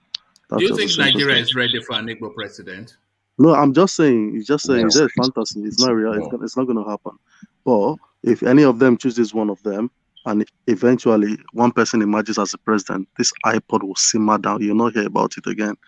They are feeling excluded. That's why the agitation is going on. There's an element of that. Where is the vote going to come from? That's my question. Where is the vote going to come from? No, if you have two candidates from the main party, then one of them will have to win. Yeah. Okay, I get what you're saying. But at this current Nigeria, I don't see them getting much of an vote right now. But the North will vote for Peter Obi anyway because they like him, you know. If it was Peter Obi and Abaribe or something, yes, they will vote for Peter Obi now. Or Peter Obi and Okorocha, they will vote for Peter Obi. They can control that one, of course. All right, thank you. So round of your thoughts. Let me answer his question. What did Babati ask the other time? I was asking about, he said they gave the intel to DSS. And I said, so if they knew about that train thing going to happen, did they let it happen on purpose, or were they negligent, or why if they knew about it, why do you think they ignored it or let it happen? Was it on purpose, or were you just not competent enough to handle the situation? They lack coordination and they lack strategy. So that is the only, strategy they know, and their modus operandi is just to go after what do you call it? Voices of dissent against the president. That is it. But to really tackle the problem, to really do the real work, because what they are representing, what they are working for, they work for the president. They are not working for the country. So that coordination to work for the country is not there. That strategy to work for the country is not there. They only have the coordination and strategy to work for only one man, the president. That's it. So that information that El-Rufai was telling us, you think they didn't hear about it? There is no intelligent report or that won't get to DSS. Mr. Jai, because one man said that they gave it to the trained people, not DSS. They gave it to trained people. Yeah, he gave it to trained people. Or whatever, and I believe as an agent and as an agent for security of the country, they will have had it as well. They will have got a tip of that information. There is no way the governor of Kaduna will had it, and they in Abuja, because that train is a federal-owned train and it's shuttle between Abuja and Kaduna. There's no way they wouldn't have been tipped with that information as well. But they lack coordination, they lack that strategy to work for the country. They only work for Mr. President. That's it. So why didn't he just tell the DSS directly? I mean, we would have told the security agents directly instead of telling the train authorities. They will have done what? No, it was probably right to tell the train authorities if he is telling the truth, because of course we all know El-Rufai to be somewhat of he embellishes often. It was right to tell them, then they can take the lead on how to handle that information, because they know their structures, so they can approach them. I'm assuming that the security agencies, they have designates for all of these portfolios. So, but really, the central point is that he claims he sent 2 letters to them, which they did not action. Didn't you find it unfortunate to watch? Was it not painful to watch Amechi talk about because of a 3 billion No, it's always painful camera. to watch Amity. I'm like, it was painful to. I'm like, who is this guy talking to? Are we in a meta institution, or who is this Arrow? Is this Arrow, or who is he talking to? Like, forgot 3 billion. It's a yam head. Oh, so the camera will not capture them. Okay, do you even have face? What do you call it? The facial. Do you even know? Okay, if you see them on camera, what does it change? There's not change anything. They're still gonna do what they're gonna do. So what are you talking about? Even when a 3 billion naira system can never secure anything, that's just some cheap something. Then if you are you imagine that it's more of a spend than that to That guy is just looking for money to chop before this government go again. All right. Is it true that these guys are trying to boycott Fulani meat? Who? I sent you something on Instagram just now. Oh no, yes. Let me confess to you. There's no way we are boycotting any meat. Don't anybody deceive you. No, I just saw something on Twitter. That's why. That weekend. Unfortunately, it's too graphic to share here, but exactly, yeah. It's they have a reputation of copulating with their animals in the woods. Yeah, so that's what. Yeah. My couple or no couple, your people see that weekend meet that weekend no way. My mama dies and you are telling people not to buy malu, or they are getting married. They are saying they shouldn't. You know the thing now. They will buy it and then display it in front of their house for 2 days. That we bought 7 cows. Even the guy that 76 cow. Even the mom that died 40 years ago. Yes, when they get contract, they want to say, I remember my grandpa that died 1802. I want to look at that. Remember when Obi Kubana was burying his mother? You tell what they do, forget it, man. No, like Kubana gave them 46 cow now. Now he calls himself Mazi 46 cow. Is that what he's calling? Because he gave his boss 46 cows though. So he always had it to his name now, Mazi 46 cow.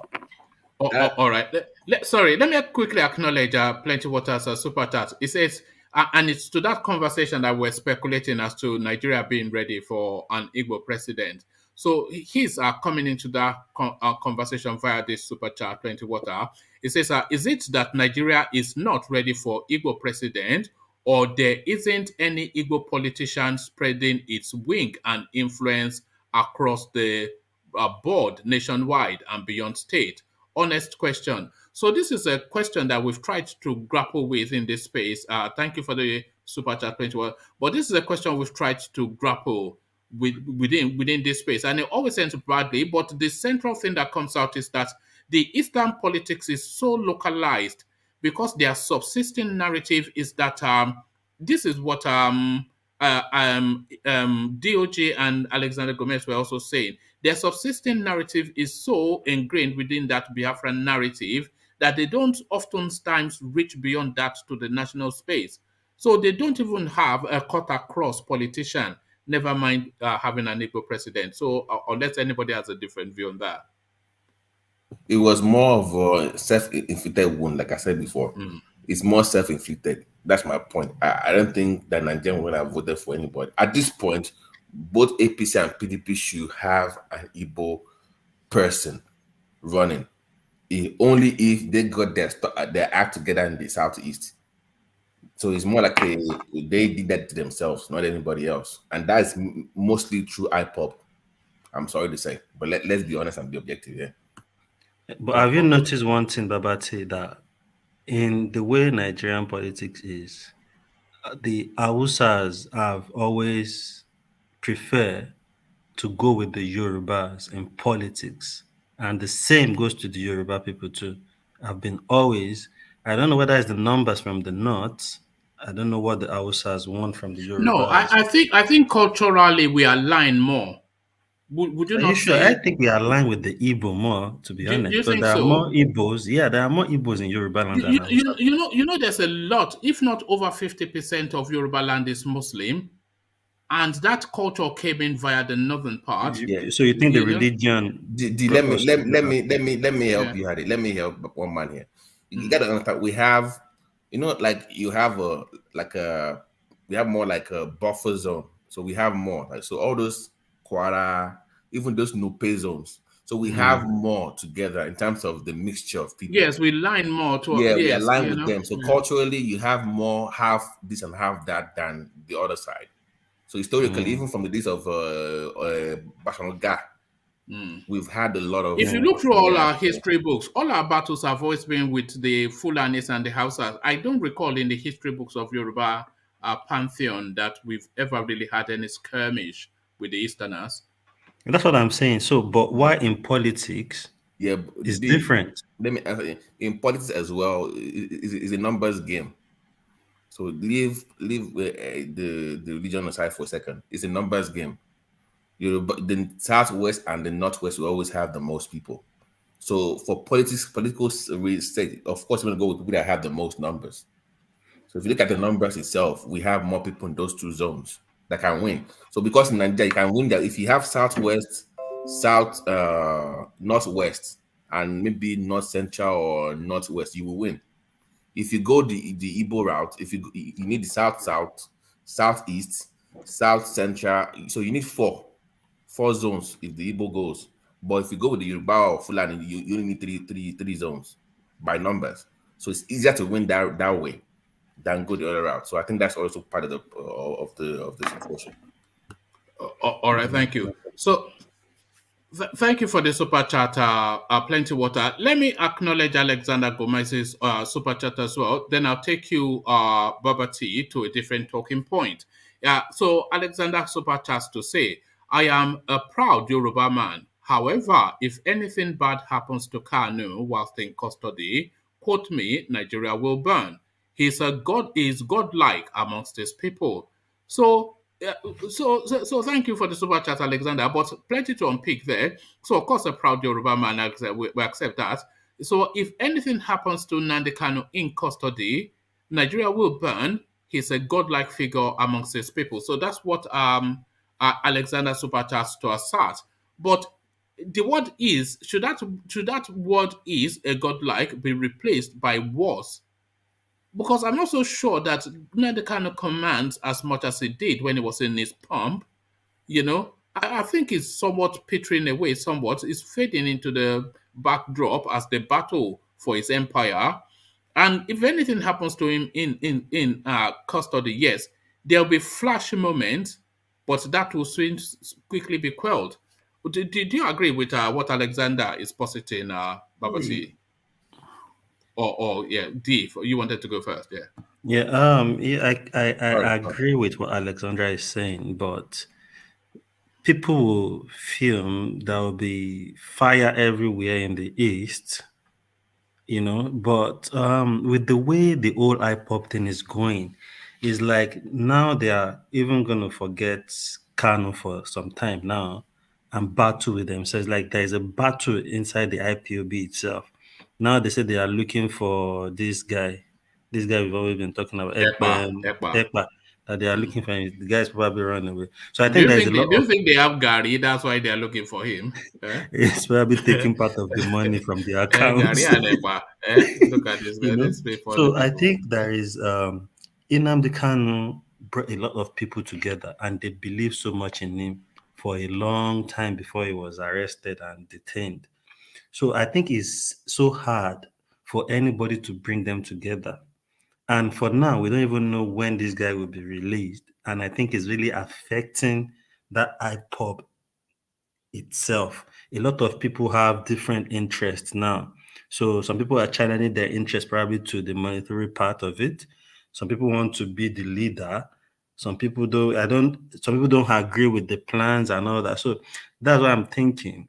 This Ipob thing might just be wiped off at some point because let me support your point further. This is even easy. The more we come closer to the election, the more it's going to fade. And based on that, if MK Abiola, as big as he was, can die in prison and nothing happened, MK as big as he was, I know Nnamdi Kanu is big, but MK was huge. Who told you that nothing happened? No. in terms of Nigeria, we burn that like he was the question. Did Nigeria not burn? No, just stay Were with you me. Nigerian then? Were you Nigerian? I was. Please don't. You were in Nigeria. Let's not do And that. you didn't see. Let me What finish. What are you talking now? Let me finish my point. Then you can respond, sir. No, I'm just responding to your point. But let me answer the what you just asked me. You asked me a question, but let me respond. Can I at least answer the question? Then you can respond back. Go ahead. There you go. You asked me a question. Let me respond. I'm saying that it's going to be a flash in the pan. You will have those so-called riot and so-called, but eventually it will still calm down. That was my point. You will have those so-called riots, of course, but it's going to be a country. It's not going anywhere. Is death in prison will not break up Nigeria. That was my point. So you can respond now, but please. You are trying to say something towards you said towards the election. I said politically it's a game that the Buhari government is playing. The more they dangle the carrot of presidency to the Igbos, you see what I did? What they're doing? You see what they're doing now? The more they dangle the carrot of the presidency to the Igbos, the weaker Nandekano is going to become. You see what I'm saying? So as we come close to the election, it's going to be weaker. You're going to see more factions within the Ipob movement.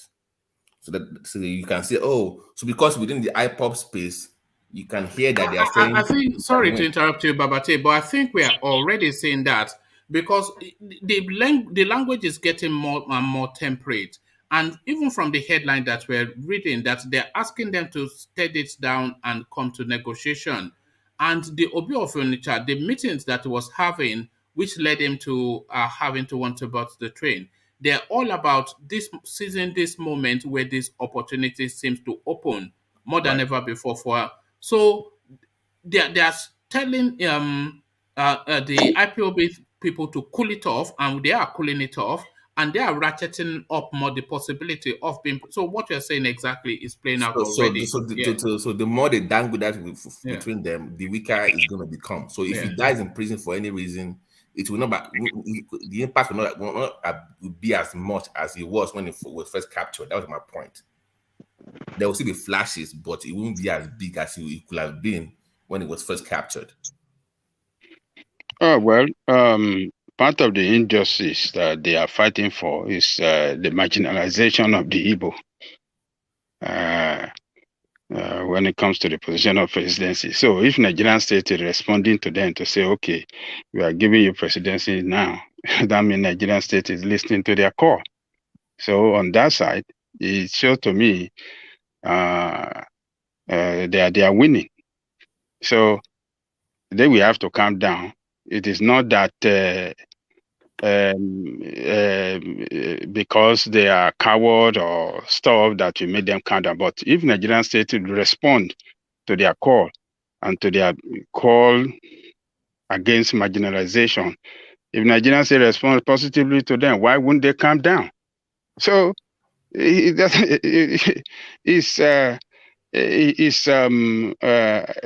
shouldn't just narrow our thinking on IPOB as if their fight is just have no purpose. No, sir. Nobody said that. Yes. Well, I'm just trying to make a point because you said that the moment they have this presidency, it's like the fight is for presidency or something like that. That's not me, sir.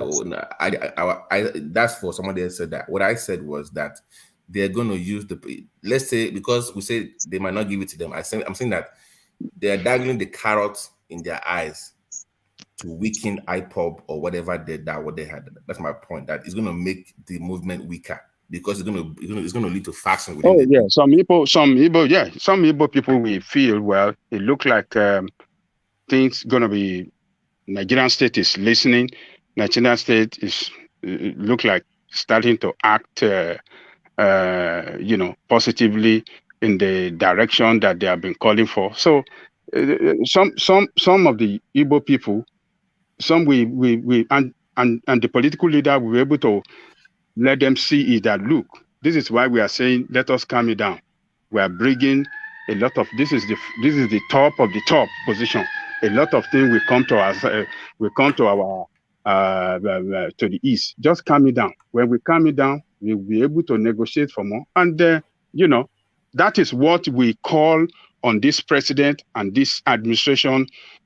That is what we have called them to do. Instead of going after everybody and brutalize people, call people to roundtable discussion, negotiate with them, listen to Nigerians across the country, and solve the problem that is confronting the country. But you cannot just, put your tribal people in all the strategic position, and you expect people from other tribe not to call, not to talk or challenge you. So for their consistent challenge of this administration, you see, this is where I really agree with you about Tinubu, honestly.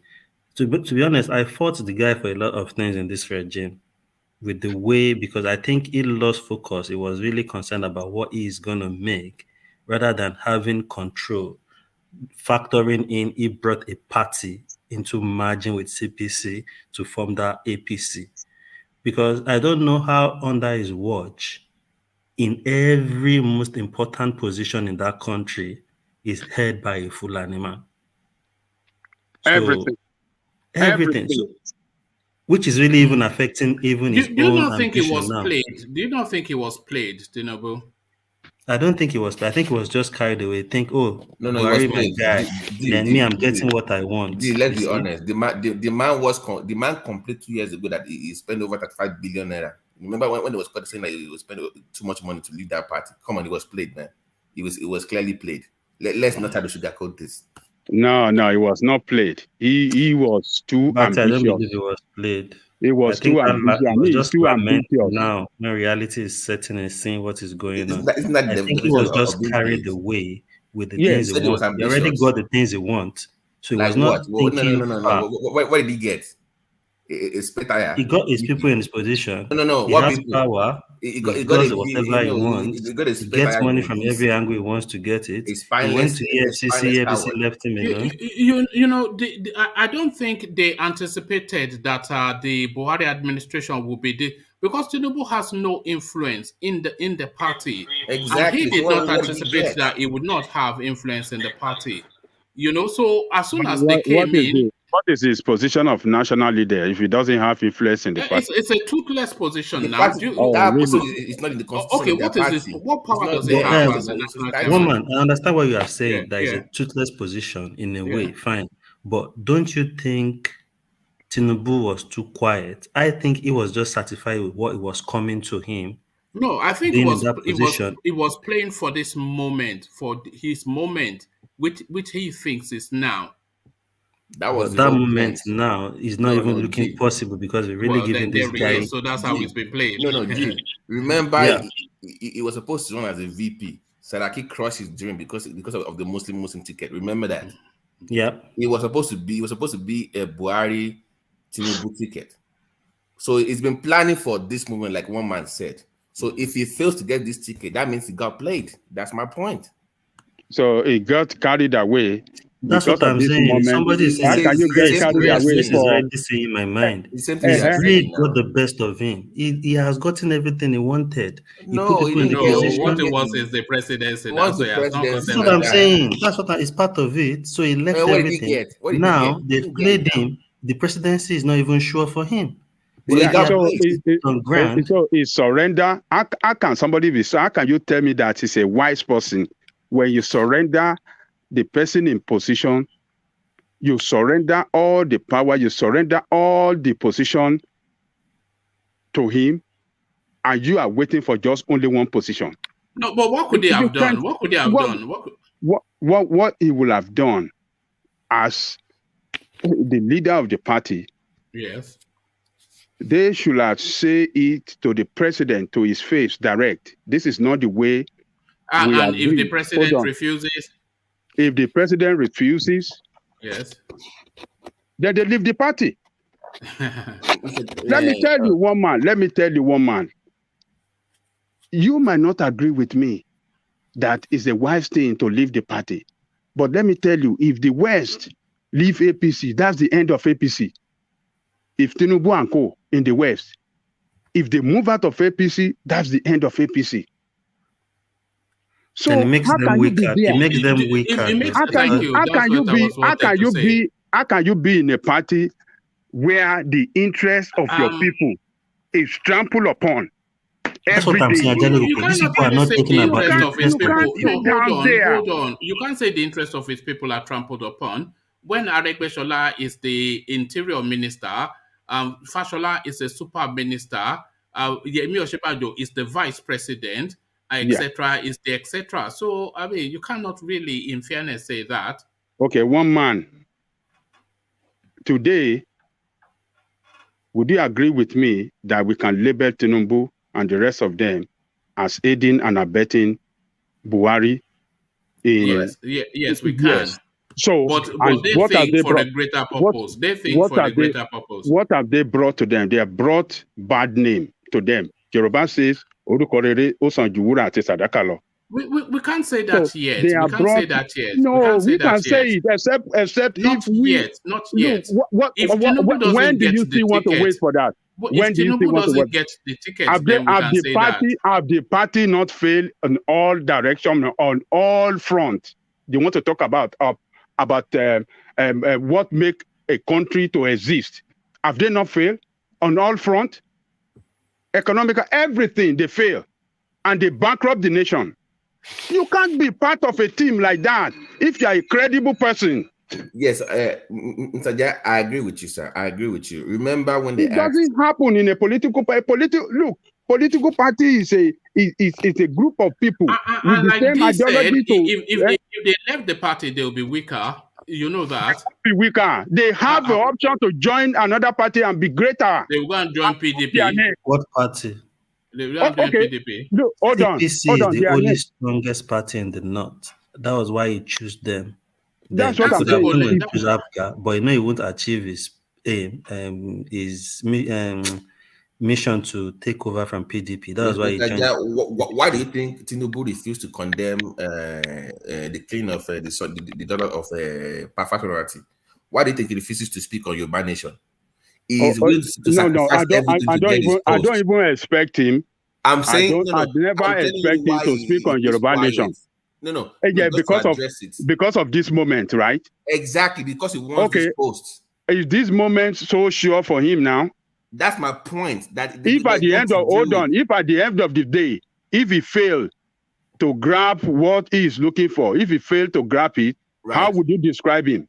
Then that makes him a fool. Oh, really? That's my point. But if he doesn't, if he gets it, though, that makes him a genius. If he doesn't get it, that makes him a fool. He is a fool already. You don't abandon your people when your people are going through pain. You have to stand with them. These people don't abandon his people for this position. That's my point. He did abandon his people for this. What did you say? I'm saying that Tinubu sacrificed his own people for this movement. That's my point. That's what Prof, he's doing. I want you to talk to the Ipob because I know you know better than us. Hello, you say you want me to talk of Ipob on what about ground? the Ipob situation from what we've been the questions and the truth of the matter, even though I've not been monitoring following them that much, but one thing is clear: the Ipob they have some elements there that I'm sure. In short, the truth of the matter, some people have infiltrated into Ipob to work against Ipob. Nnamdi Kanu saw that coming, you understand? And his absence has enabled these guys, let me use the word, gain more ground. And this is not something I'm pleased with, you understand? But one thing is clear, even though there's some people working against Ipob, I still believe that the populate, indigenous people of Biafra want Biafra, no matter what. I don't know what these people want, but one thing is clear: it's power tussle, or you can say they have become power drunk.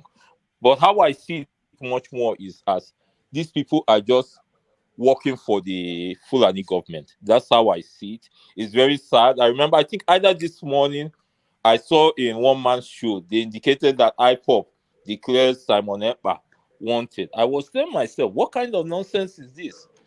You understand? I don't think that is false news. I didn't go to verify it, but I'm not surprised because it's clear there are people in that element of IPOB that don't want the IPOB to move forward. They just don't want the narrative of Nnamdi Kanu to move forward. And I keep saying it.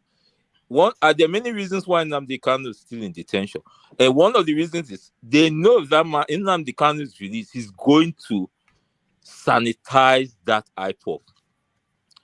I believe strongly he's going to fish out the people working against the movement. So that is what I can say on IPOB for now. Hello? Thanks. But yeah, we've just been thinking. We think they are not speaking with one voice now, and we've been talking about it ever since. And I've been saying your screen was that is blank. true. I didn't know whether agree. I agree. Even though I'm not following the movement, but it's very clear they're not speaking with one voice. I don't care what anybody says. They are not speaking with one voice. And as I say, I see it as people that have infiltrated into the movement. Before Nnamdi Kanu was captured, I remember one of his broadcasts. If you were following Nnamdi Kanu very well, I remember one of his broadcasts. He was saying that he could not gain access into, I think, Radio Biafra. But see, Radio Biafra, they play music.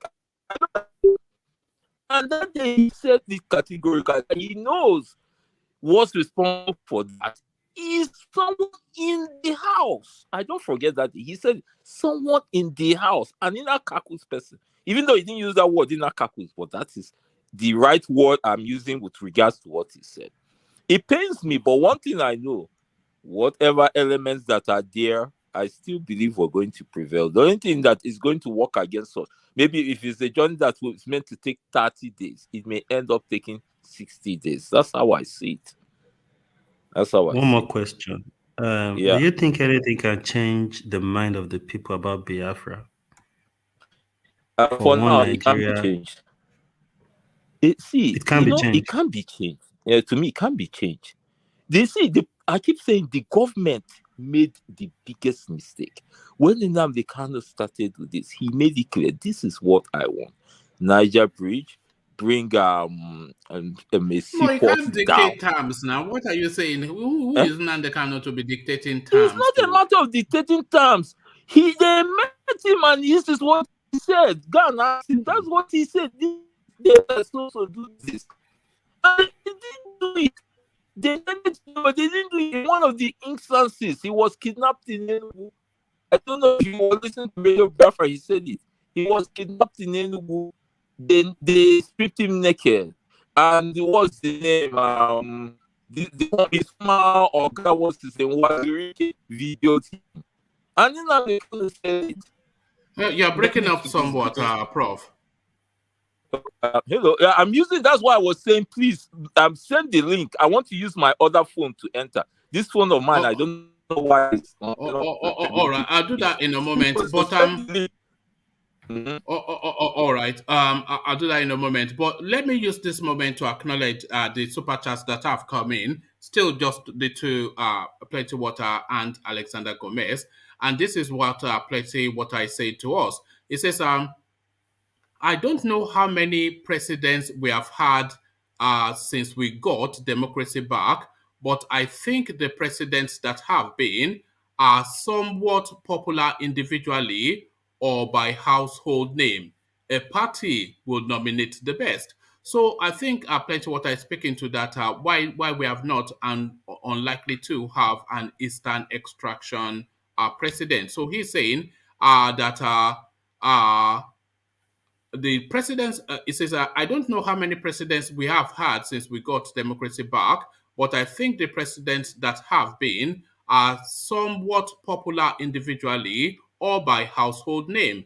A party will nominate the best. So he's talking about nationalistic reach, which is the question that a lot of people have been asking about, that clamor for an Eastern president. That who even, and when we ask that question, that who has nationalistic reach within the East, and then we start to conjure with ridiculous names like Okorocha, and just the nonsense, isn't it? So And that when you question still, condemn them, they come and give they'll you come and some attack you stroke of cane. when you know it's the fact. So that question subsists, and it's a question that we're still asking. The nearest we've gotten to an answer is Peter Obi, but even how far is his reach in comparison to other prominent Nigerian politicians is the question. So thank you for the question, Plenty Water. And Alexander Gomez comes in via Super Chat to speak directly to Baba T. And he says, Baba T, you have absolutely no clue about an Igbo man's mindset. Obviously, read Professor Data O's comment,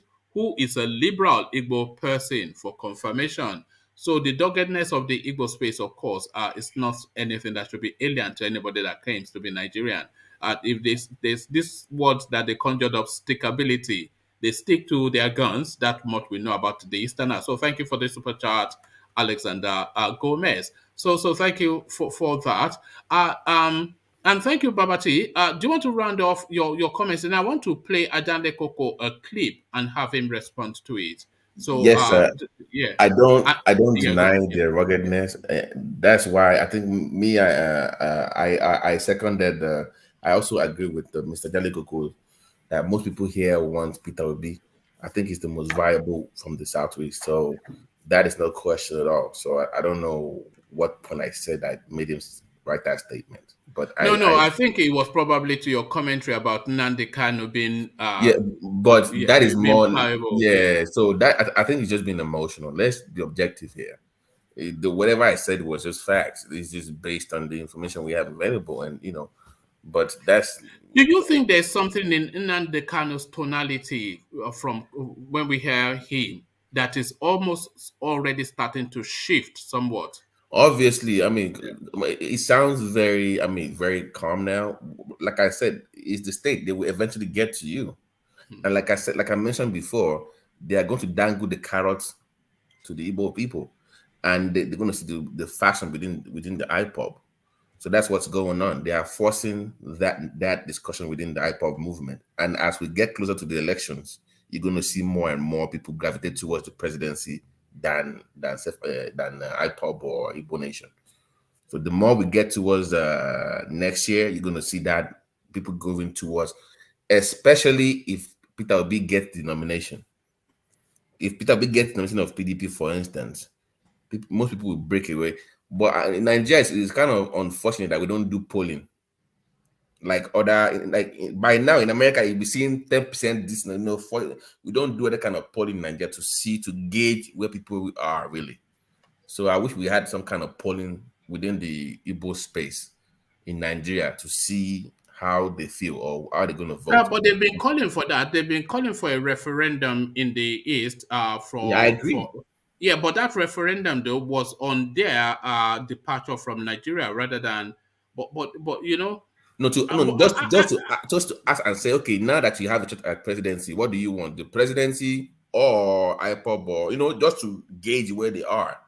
That would have been the fairest. Do you think the overarching agitation in the East is for secession, or is it a cry against what they perceive as marginalization? Do you think they want to live, or they just want to be loved? I think it's more of a love thing, because I still believe that if you do a referendum in the Southeast, this might be an unpopular opinion, but I think that more people will still vote to be in Nigeria than agree to live in Southeast. I agree with you. I think the major problem is our government not wanting to dialogue. You don't know Igbo people. That's why you are talking like that. I said it's my opinion. So I said it's about. I wasn't making a fact. Your opinion, no problem, but that opinion is not correct. It's not correct. You don't know. You don't know people in their homeland. The thing now is how I was in Nigeria at least 2017, 2018 before I finally decided not to return. People they don't want to stay there again. The Nigeria. You see, my problem with the Nigerian government is, let me speak small Igbo here. What I'm saying is that things are spoiling and these people are committing abomination there. And that's why I'm not happy with them. If it's someone thinking, someone that has concern he will stop this. The thing happening is not only affecting the Igbos, it's affecting the whole nation. How can an airport be attacked? How can a railway be attacked by bandits and they can't fish out these people? Things are going on day in and day out. No, my brother is Prof, bad. do you think more of the problem too is based on the government not wanting to even dialogue at all with these guys? Part of it is it, but the government has allowed the thing to, will I call it, overflow. Dialogue with whom? Like likes of the Ipob, whoever they are, maybe Nnamdi Kanu, to just talk. I'm not saying Nnamdi Kanu should dictate what they should do to them, what he wants to them, but at least bring him into table and say, okay. I think we're getting to that point now because the lawyer for Nnamdi Kanu Ejiofor, he said that they have never left the negotiation table.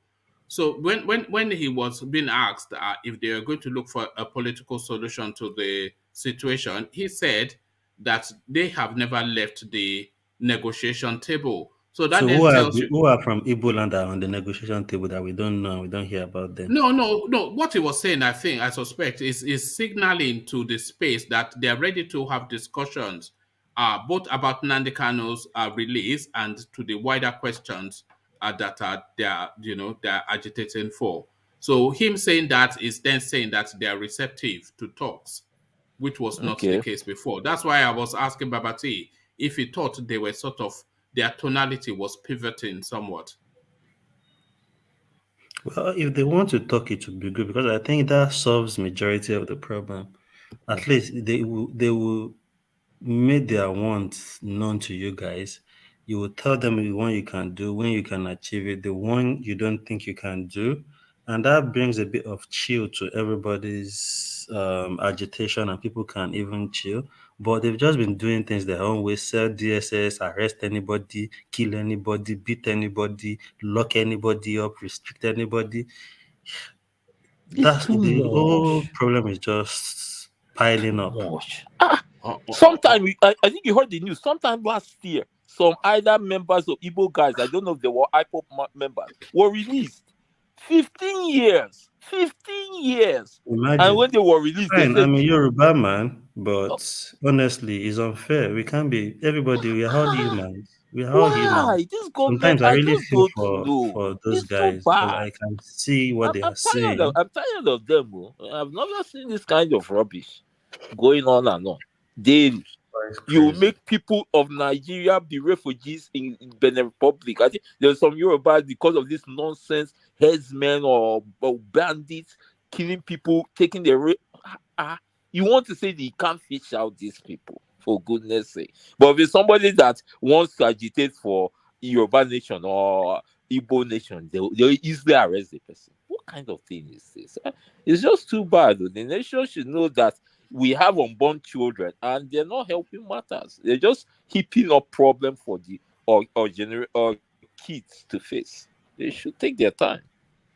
All right, thank you. So let me go on to Ajanle Koko. Ajanle Koko, it's still pretty much the dark matters Nigeria related, but even the Northerners are now fed up and they are speaking now, and they are speaking where they are most heard, which is in the mosques.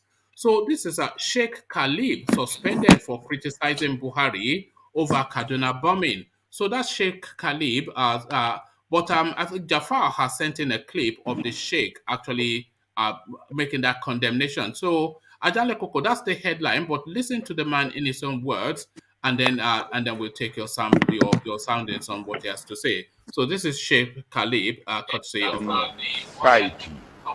Today, we are going to look at the relationship between Ramadan and dua, supplication. This is very important at a time when Nigeria is facing a very serious challenge.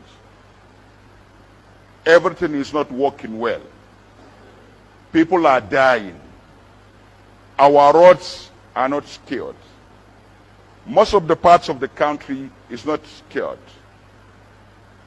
And the government is always telling us what we don't understand, that they are doing their best. and we deserve more than that their best. That is what I always say. Yes, you said you are doing your best, but we as citizens are saying that we deserve more than that your best, because we want a secured Nigeria. And what you are now telling us, that your concern is all about 2023 election. And what I'm advising the citizens to do is to send a message that yes, we are going to vote in 2023, but under condition that there must be security in Nigeria. Period to that, we are not going out to vote anything. If that's the only language you understand, we're going to speak it. Because our lives are important. We are people. We want to live. And our dignity is important as well. Our wealth is important. Every part and bit of us is important. Therefore, you must do something to scare our life and to make our security workable. We can't afford to be moving like this. People bombing our trains, killing our people, kidnapping our people as if there is no government in the country. They can gather information, they can gather intelligence information, they can dispatch information, they can dispatch intelligence information as if they are government of their own. While our government cannot share intelligence information and stop the rubbish on our ways, we can't afford it. I said it, we can't afford it. We need something better than this. And we deserve that thing better than this.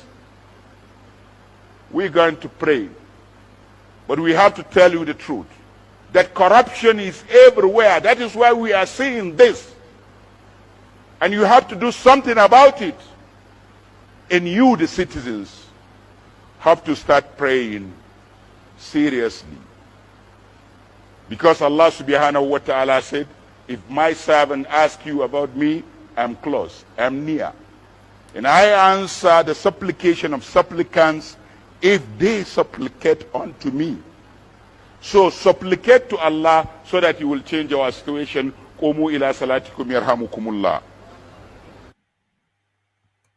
Oh, okay, Adale Koko. So there's very little that anybody can disagree with what that gentleman just said, and so say all of us is what most people would say. Pitch perfect to every tonality. So that is Sheikh Khalid, the Imam. What's that his name? That man speaks fat. I've been wondering who he was. You know, yes. I always see a lot of his videos. He's preaching as I've never seen any Muslim Imam preach like him.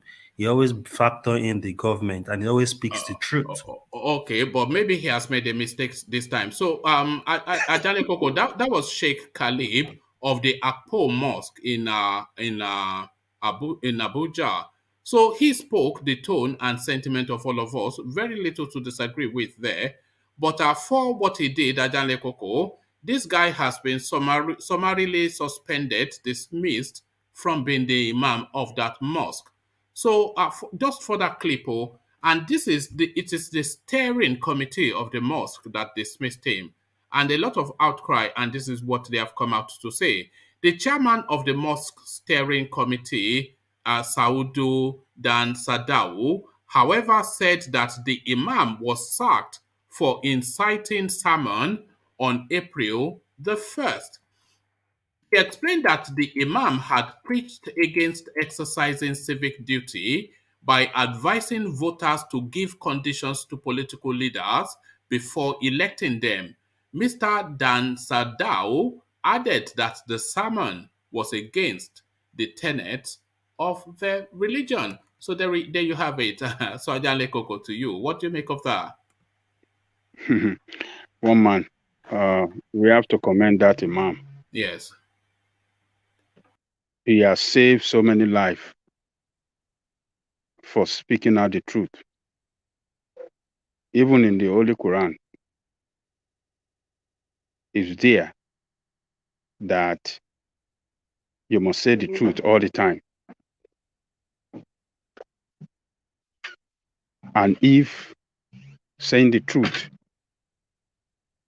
will end up killing you, or rather maybe you sacrifice your life for saying the truth, you must not yield from saying the truth. So that imam comply to the tenet, to the scripture in the Holy Quran than those people that came out that they suspended him, or maybe they fired him. What did they say? So those people did not comply with the tenet or with the scripture in the in Islamic holy book.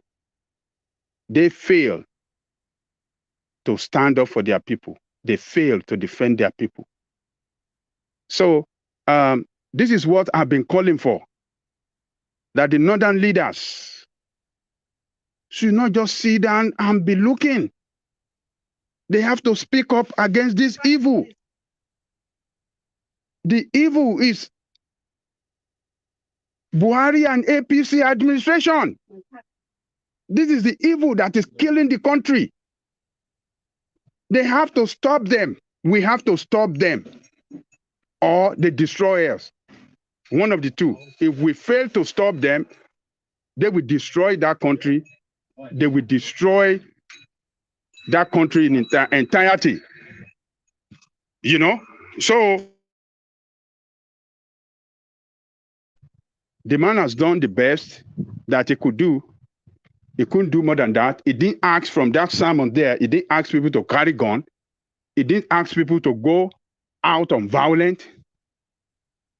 Everything he said there is what we have seen that is happening to us in that country, what we have never seen before. Bombing everywhere, killing everywhere. It never happened in the history of that country as we are having it under this administration of Buhari and APC. So standing for it's not going to lose anything. This is another way to confirm to all Nigerians that anybody, it doesn't matter where you come from, whether you are from the north, you are from the east, from the west, from anywhere you come from in Nigeria, the moment you stand up and speak against this bad administration, they will go after you. I won't be surprised if by tomorrow we hear in the news that that man if that man has been killed or something bad happened to him or his family. I won't be surprised, because this is what Buhari and the DSS working for him that doesn't work for the country. They work for Buhari to go after voices like this. So it's just I am highly impressed that a leader in the north is standing up. And I want to tell you one man, there are a lot of them that are waiting. They just calm down, watching. A lot of our people can be talking stupid everywhere. A lot of our people in the south can say, oh, the northerners doesn't do. A lot of their leaders are waiting. And I believe they have a joker for APC this time. Ajan Lekoko, what especially stunned me was what the spokesperson of the steering committee of the mosque gave as an explanation for relieving this man of his position. So this is what he said. He said he explained that the imam had preached against exercising civic duty by advising voters to give conditions to political leaders before electing them. So what is the duty of a voter other than to give conditions? You don't give conditions, you just vote for. What does that mean? But it's for safety too now. It's for safety. They want to leave now. You know, they okay, guys, let's be. I know this might not be what Mr. Jack said, but sometimes they know the right thing to do, but they're also afraid. So there are times like don't bring the limelight to this side. maybe that's where where they're coming from, because I refuse to believe that they're that stupid to make that kind of position. I think that they are saying it just for cover. Because that guy that is running his mouth now, I agree with him, but hopefully he stays alive for the next 6 months with the way Nigeria is right now. You said this what? You said the what? I say hopefully that guy that was speaking earlier, that imam, he's not. I hope he's not killed within the next. No, I think it's too prominent to be taken down. You know, because yeah. But you can understand the people that are saying that they should stop speaking. It's out of fear. That's my opinion. I think it's out of fear. So they can relieve this man of his position, but Sheikh Gumi was busy going but that around one the is station. now. Exactly. That's my point. That's my point. Saying like he sees the bandits, he knows where they stay, he talks to them. It's almost like we are living in some twilight zone in that Nigeria. No, it's no, like no. Don't let us look at Gumi as a friend of this government. Oh, it's not their friend. Oh, he has issued a statement several times that this government know where these people are, but they fail to act. Actually, those are the kind of people the government should go after. No, it's not Takiya. You know that he was just as an Islamic leader, Islamic scholar rather. He was just trying to. What did you say? He's soliciting for bandits. Oh, hold on. He will even come to TV stations and say, "Oh, you can't succumb them. They don't have power to succumb them." What are you eating, D? You know it's not healthy to eat this time of the day. This is what has some sandwich. It's biscuits, isn't it? Look at that. Carbohydrate is just now. Look at this guy. He's eating gugura nepa. So what we could blame what the name of this guy? Gumi. Yeah, some of us could read his action as supporting these people. But some of on the other side, he has revealed to us that this government know where these people are, but they don't want to take action to kill them. And since the government has declared these people as terrorists, I mean the bandits, since the government has declared them as terrorists, you never heard of Gumi Ene. It never go to them, it step out completely. And he said the problem is going to escalate, that it will get worse. And this is what we are seeing. But do I support us meeting with them now? No, I don't support. He was just trying to play a role of maybe bringing the government and them together, let them negotiate, and possibly maybe you can find solution. They can down tools. They can down their arms. So government should negotiate with bandits, but they should not negotiate with likes of Nnamdi Kanu. That is where the government failed. Government failed to negotiate with Yoruba Nation and this thing, and state government across the north, because they were overwhelmed with this problem. And they know these people. Most of these people, they know them. They know their village. They know where they live. But they were incapacitated because the federal government that is in charge of the security failed to act. That is why we saw most of these governors going to meet them, trying to secure some kidnapper, giving them money to release, and trying to negotiate, trying to see maybe they can rehabilitate them or do something for them to just forget about carrying arms against the state. But those guys, they cannot turn back. They are making a lot of money. They are richer than the country now. Nigeria is a zero. It has nothing. Nigeria is financially failed. But those guys are making more money every day. So this man, he has done the best. He has saved so many lives for speaking up. And I wish we can see more leaders from the North standing up against this evil that is killing the Northerners. The failure of the government to secure the Northern space it can be termed as,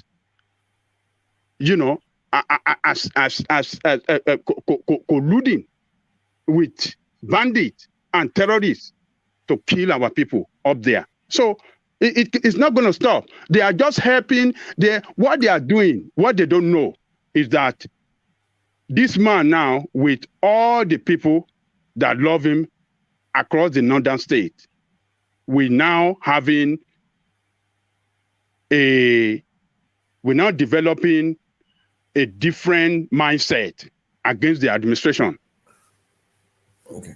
They will say, okay, why should this man, what has he said that is so wrong that they can go after him, take him down? They want to disgrace him. So he has done well. We have to commend him. I really commend him, and I hope that a lot of this is what some of these political leaders fail to do. You see, when you fail to challenge the man that you support, you gave all support to power, and he started acting differently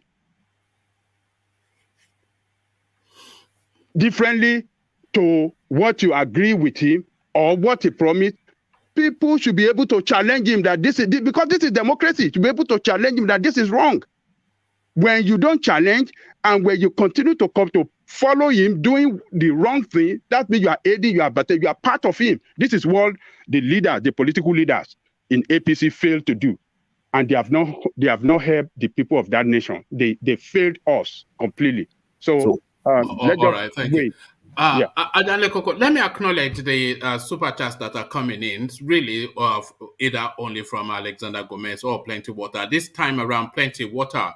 And his super chats to say, it says, if BRT buses become world standard, NURTW buses will die. If railway operate like world class, which transport medium will lose? Both BRT and railway safety has been shamed and discredited this year. So this is what is that's somewhat of a cryptic message, super chat by Plenty Water. So he's essentially hinting at fifth columnist looking to subvert those new spaces. We know that the BRT buses, they were burnt under NSAS. They have been vandalized often, and we heard of that narrative of that girl, what happened to her on those buses. So they've somewhat been discredited, and we know what's going on the railway now. So he now hinting that traditional modes of transportation are looking somewhat to subvert that. That's my reading of that super chat. Thank you for the super chat, Plenty Water, but total nonsense what you just said. But he comes in, your his favorite sport, of course, go at Ajanle Koko. My God. So this is Plenty Water. It says, Gumi is Showore's friend, though. Wink. I remember Showore going to meet him for support. Sir Ajane Koko, the meeting is on YouTube, so he's already preempting you trying to deny that. So yeah, Gumi is Showore's friend, though. Here we go. I remember Showore going to meet him for support. Sir Ajane Koko, the meeting is on YouTube. No comment. Let me just round off with this. Let me take the last one, and then so I know that I've cleaned up that space. So laughing, whatever that one means. I just made Ajanle Koko twist his views on Gumi, laughing my ass off. Gumi is a nice man now since he's Showore's friend. He is not talking about Gumi knowing where the terrorists stay. So that is what he's saying. He's saying essentially he's seen you somewhat change your tonality now that he has pointed out that Gumi is a party man to your party man. I just made Ajanle Koko twist his views on Gumi. Gumi is a nice man now since he is Showore's friend. He is not talking about Gumi knowing where the terrorists stay. So Plenty Water has been keeping stock of your previous opinions and is now throwing them back at you. So thank you for the super chat, sir, Plenty Water. Yeah. Let me respond to him. This video is referring to that. Oh, you know the video. YouTube. Hold on. This video is referring to that is on YouTube. That is on YouTube. Oh. This video is on YouTube. Oh. This was before the 2019 election when there was no banditry. Zugumi, whether you like it or not, in that country, Nigeria, is one of the leaders and is one of the shakers when it comes to religious matter in the north. So every presidential aspirant or whatsoever, I've met Gumi before. Obasanjo met him. Even recently, Gumi came to Abeokuta. Jonathan is a friend to Gumi. Everybody. So what is he talking about? Tinubu that he is supporting. He cannot tell me that Tinubu have not met Gumi before. So what are you talking about? He's one of the leaders in that country. Except you want to say he's not one of the leaders. You may not like him, but Gumi is one of the leaders in that country. And since after the 1919 election,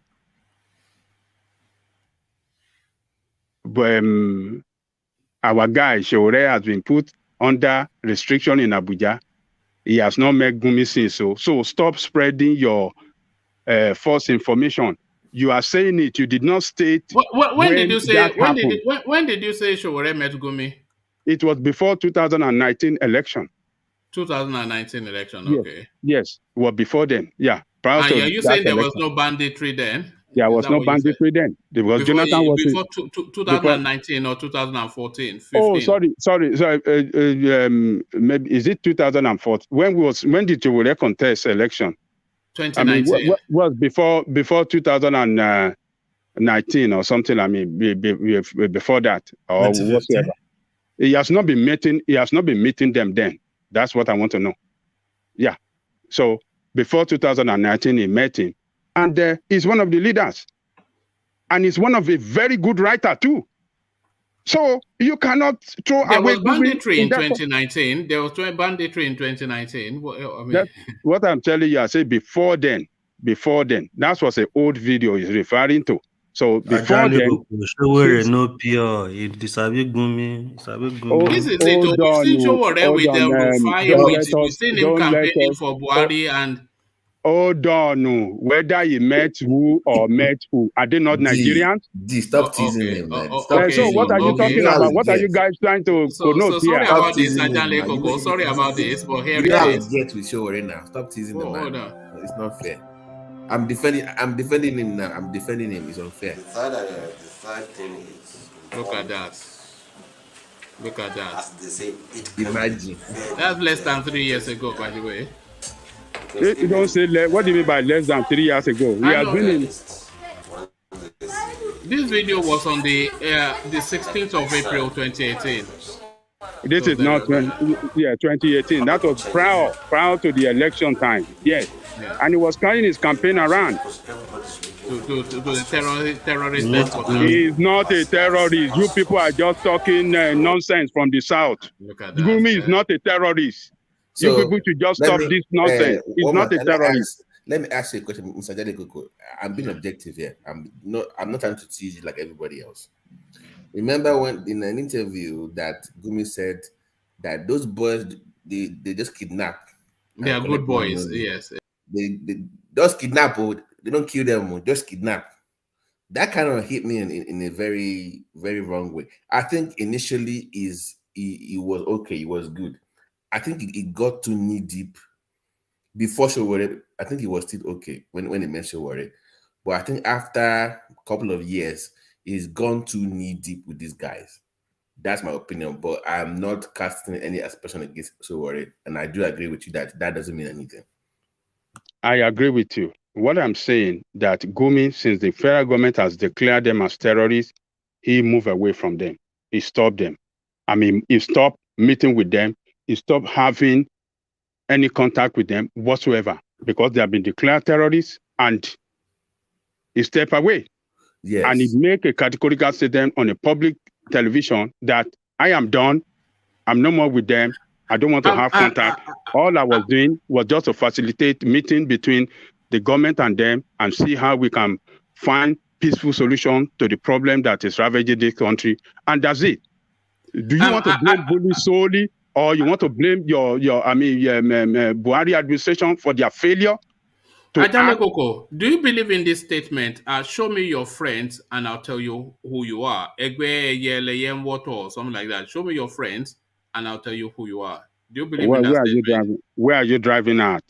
Because we are here right now with his body man, and you are telling us that, you know. Well, you can describe. You can describe him wherever you go. Let me supporting Gumina because he has something to do with Obasanjo that met Gumi in some weeks past. You want to describe Obasanjo as terrorist too? Is it not? Go to OD and really? Obasanjo terrorist is always coming to talk about it. We need to go and find out. Is Obasanjo terrorist? Is Obasanjo terrorist? All the politics. Jonathan that did not commit any atrocity against Odi. Is Jonathan a terrorist too that have met Gumi? Is he not? Really? Are you saying loud and clear? One man. Are you saying loud and clear now that Jonathan is a terrorist? Well, I wouldn't say he's not. Is he not? I don't think so. Okay. He's never a terrorist. The man is so are you going to say, you are going to say all leaders in Nigeria that met Gumi at one time or the other, they are terrorists? Well, not the antecedents are all somewhat terroristic. No, don't allow this anti-Showores stance.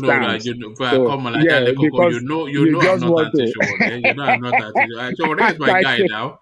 Really? Are you Joyce your guy? Take it back movement. Take it back. Wait. Guys, how can you take what you never had before? One man. You just say that Showore is your guy. He's my guy now. Really? Yes. Even I have to pause on that one. No, I'm a huge Showore fan. Everybody hate one man. He said Showore is this guy. Everybody hate one man in the commentary section. I acknowledge Showore, the impact he has had on the Nigerian space, especially politics, but I don't think he's a politician. I think he's just best suited to where he is traditionally, but not, I just think, yeah. So it's just him trying to be a politician that I don't agree with, but I agree with most of the things he has, yeah. Well, so don't mind plenty water. He's just looking for controversy. Yes. Plenty water, Abdul Momone, and Ego. They just come here just to tickle Ajale Koko's legs. That's their main mission here. They are controversial guys. Yeah. Let me move you quickly on to. Let me take you to the Obi of Onitsha, who came out with the narrative that he just narrowly escaped being swept up by what happened on that train from Abuja to Kaduna. So there, but for the grace of God, but had there not been the grace of God and this guy had been consumed and subsumed by that, imagine for a moment the Obi of Onitsha in the clutches of the Boko Harams. How do you think that would have played out within the Nigerian space? One man, it wouldn't play out well, because propaganda will fly seriously. A lot of people are going to interpret it in so many ways. The IPOB will fire up seriously. They will fire that region. Everybody get your guns. Everybody get your guns. They will fire up. They're going to say it was premeditated. They will say they planned it. They knew it was around. They knew it was in the plane, and they placed this what do you call it? These terrorists at a strategic location to carry out that attack and to carry him away. That is what, and everybody will buy it. That is what was it, Thomas? That is what Thomas said. Thomas said it before he left. He said maybe that was people will buy it because of the B. Because he's their king. Look at the foremost, I'm not sure, maybe it's the foremost king in Igbo land. I cannot think of an Igbo king more prominent. If you think Igbo royalty, you think Obi of Onitsha. Obi of Onitsha. Yeah. So imagine Obi of Onitsha was taken away by terrorists. Can you imagine? And that just nearly happened. Just a little window that would have happened. So he was in the train.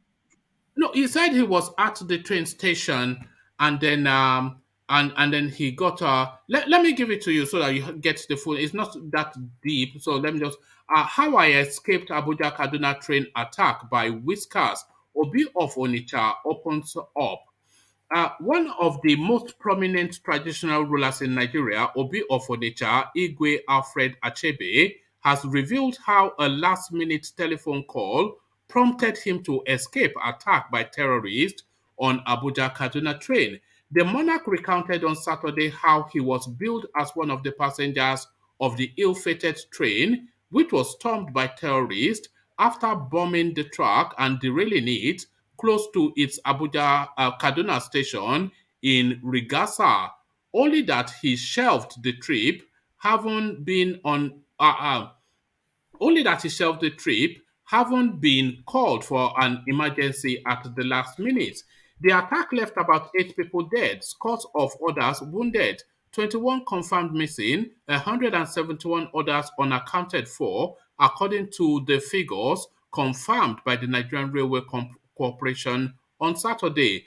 Achebe, who revealed how he escaped whilst at a meeting with Igbo leaders on Saturday to chart the way forward for the Southeast in the current political activities ahead of the 2023 election, where the zone is seriously contesting for the nation's #1 seat, the presidency, bewailed the current security situation in the country. He said at the meeting under the umbrella of Ahamafana Social Cultural Organization in Enugu, the Southeast capital, I was amongst the passengers meant to be on the train last Monday. Because I had a meeting I was supposed to be attending, I was already at the train station when I got a call over an emergency and I had to leave the station to attend to it.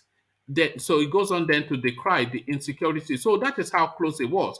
I was already at the train station when I got a call over an emergency and I had to leave the station to attend to it. So if I had not had that call, it would have been on that train. And this whole session that we have been having, there have been just one story. One man. Yeah. That Obi of Onitsha should thank his head. Should thank that person that called him, and the purpose they call him for is to just thank his God that, it will have been a disaster for that country. These people will have placed a huge amount on his head to release him. They will have placed billions. Dollars or not naira. Yes, now, because if you think about the huge amount of money that they're getting for the average person, that's like getting the Onina or the Sultan. That's the equivalent now. They will have placed billions of dollars, you said it, on this man to get him released. It will have been the biggest catch so far. Biggest ever. Christmas and Ramadan all rolled into one. Oh God. I bet you they will have got him released by now because the money will come from everywhere to get him released. And it will have been because the earlier they get him released, the better for the trouble that is trouble that could have happened, the better. The better for that trouble to come to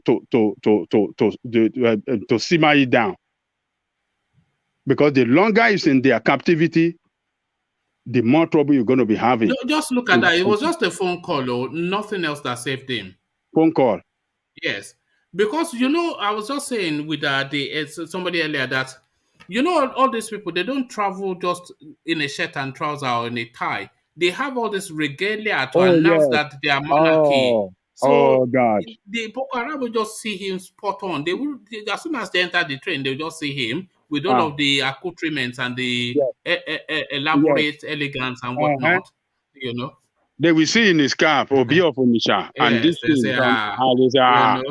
biggest catch forever. So they will take to Christianity and they say, we are saying thank you, my Lord, thank you, my Lord. They will even say, in fact, everybody just go. Everybody go. All of you just go. You be yama people. You just go. This one is enough. And the money, the money will come. The money will come fast. And you're saying they will rescue him quickly. I think they will. Those people, they will do everything to get him as far away from being rescued as possible. What I'm saying that to rescue him quickly is that they will call for his ransom. Placing billions of dollars, like you said, bring this money so that this man won't take him far. And they will respond quick to get him out. To save his life. How can you imagine a king in the bush? Some medication that maybe normally... There is no story on earth that will tell the East that it wasn't a setup. Oh, yes. They will say we know what we are getting from Radio Biafra already. That's what I'm saying that, just to stop that thing, impending trouble, just to stop it is the reason why they will move in quick and pay that money and let him go. Otherwise, the more they held him, the more trouble we'll be having outside, around the country, particularly in the East.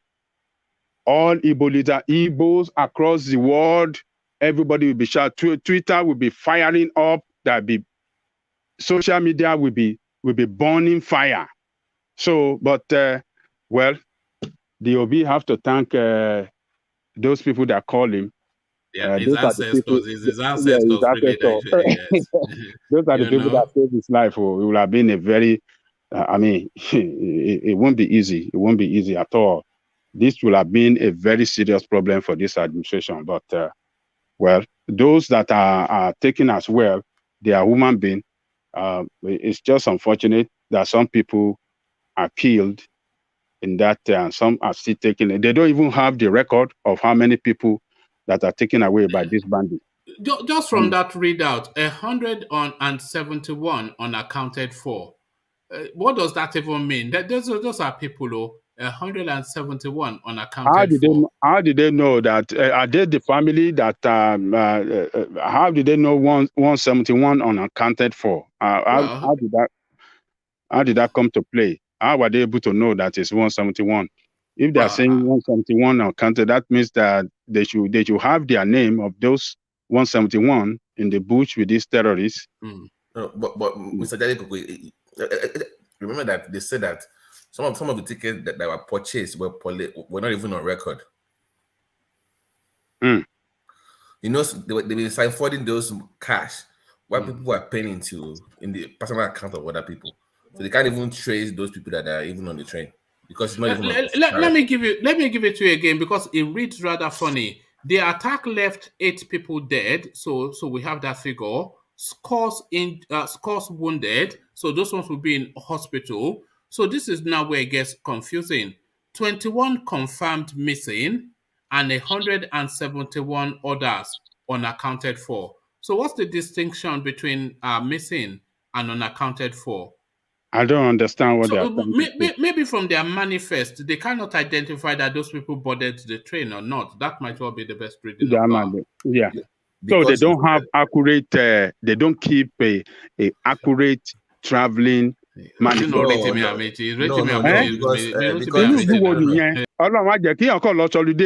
What a bring your law. Somebody account bunyo. Ah. No, the issue is that. Oh God. Like, where's your ID? You not show your New York license. And big fish.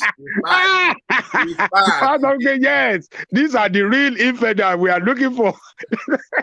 This is the real person. In fact, when they've already put you Boko is a ram, and then you are going to abroad to go and get more Boko.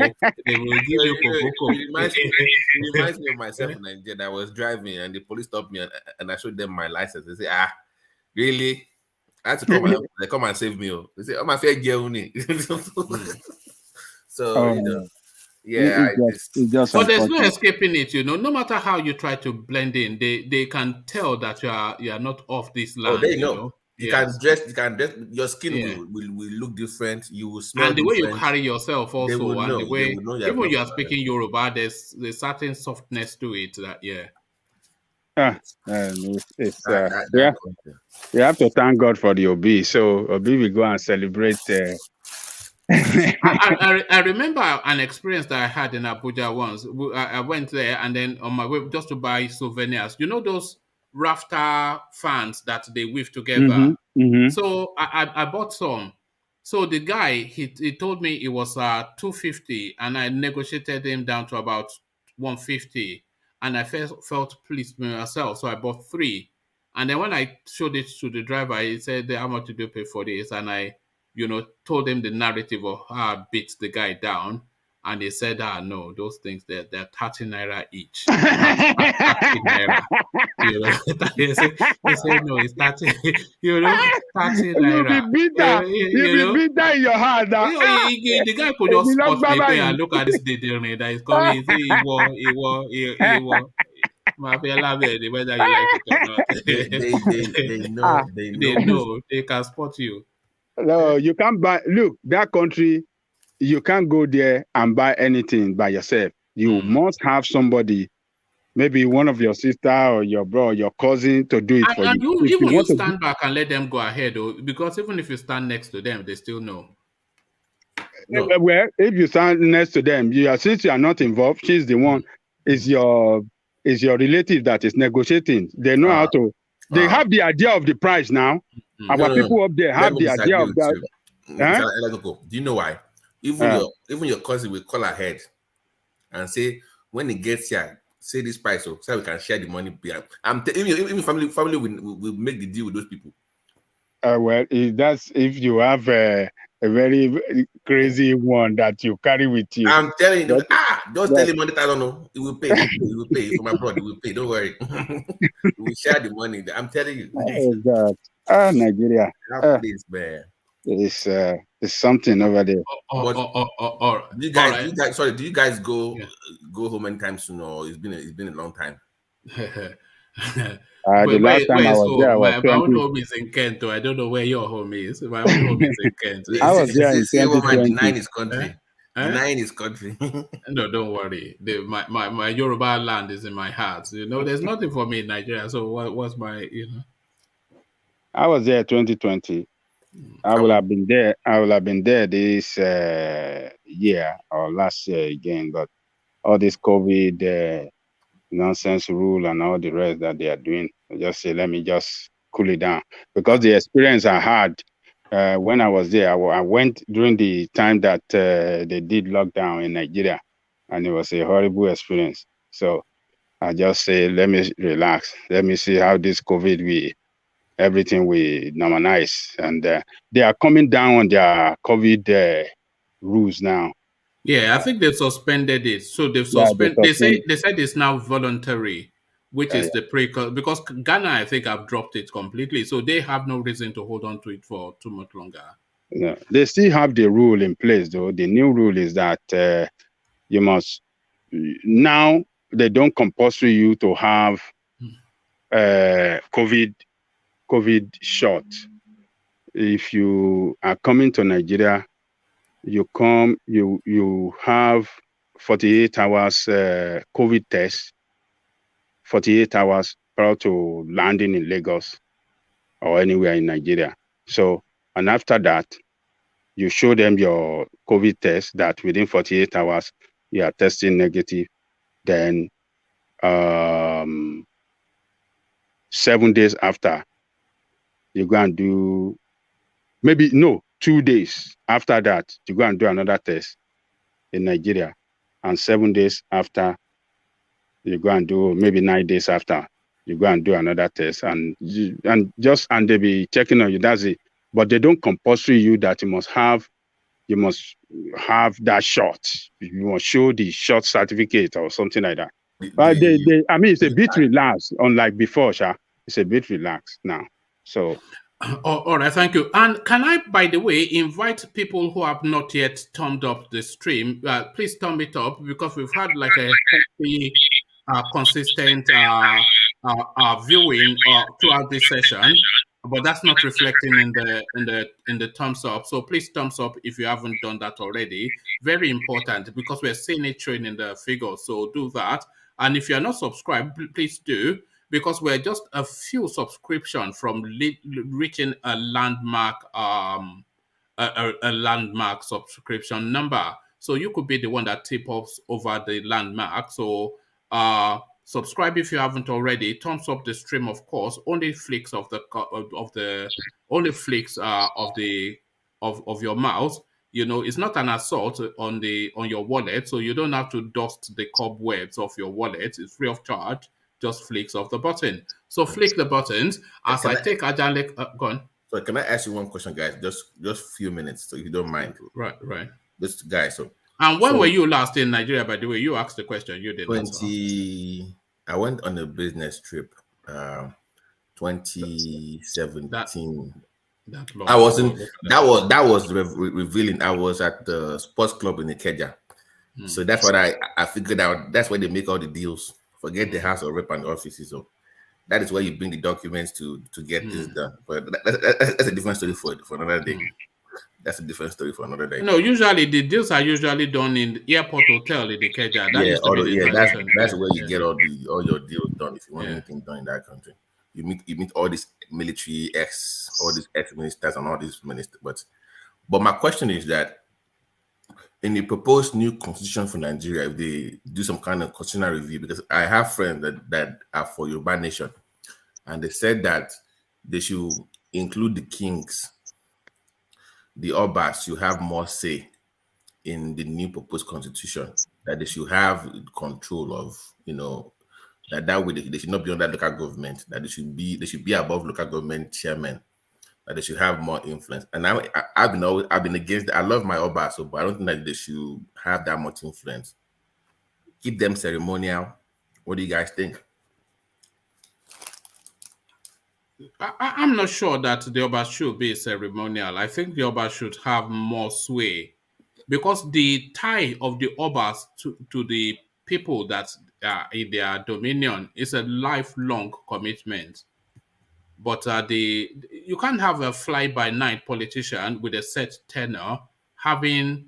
The Oba is the people now. The Oba is the township. The Oba is the first person.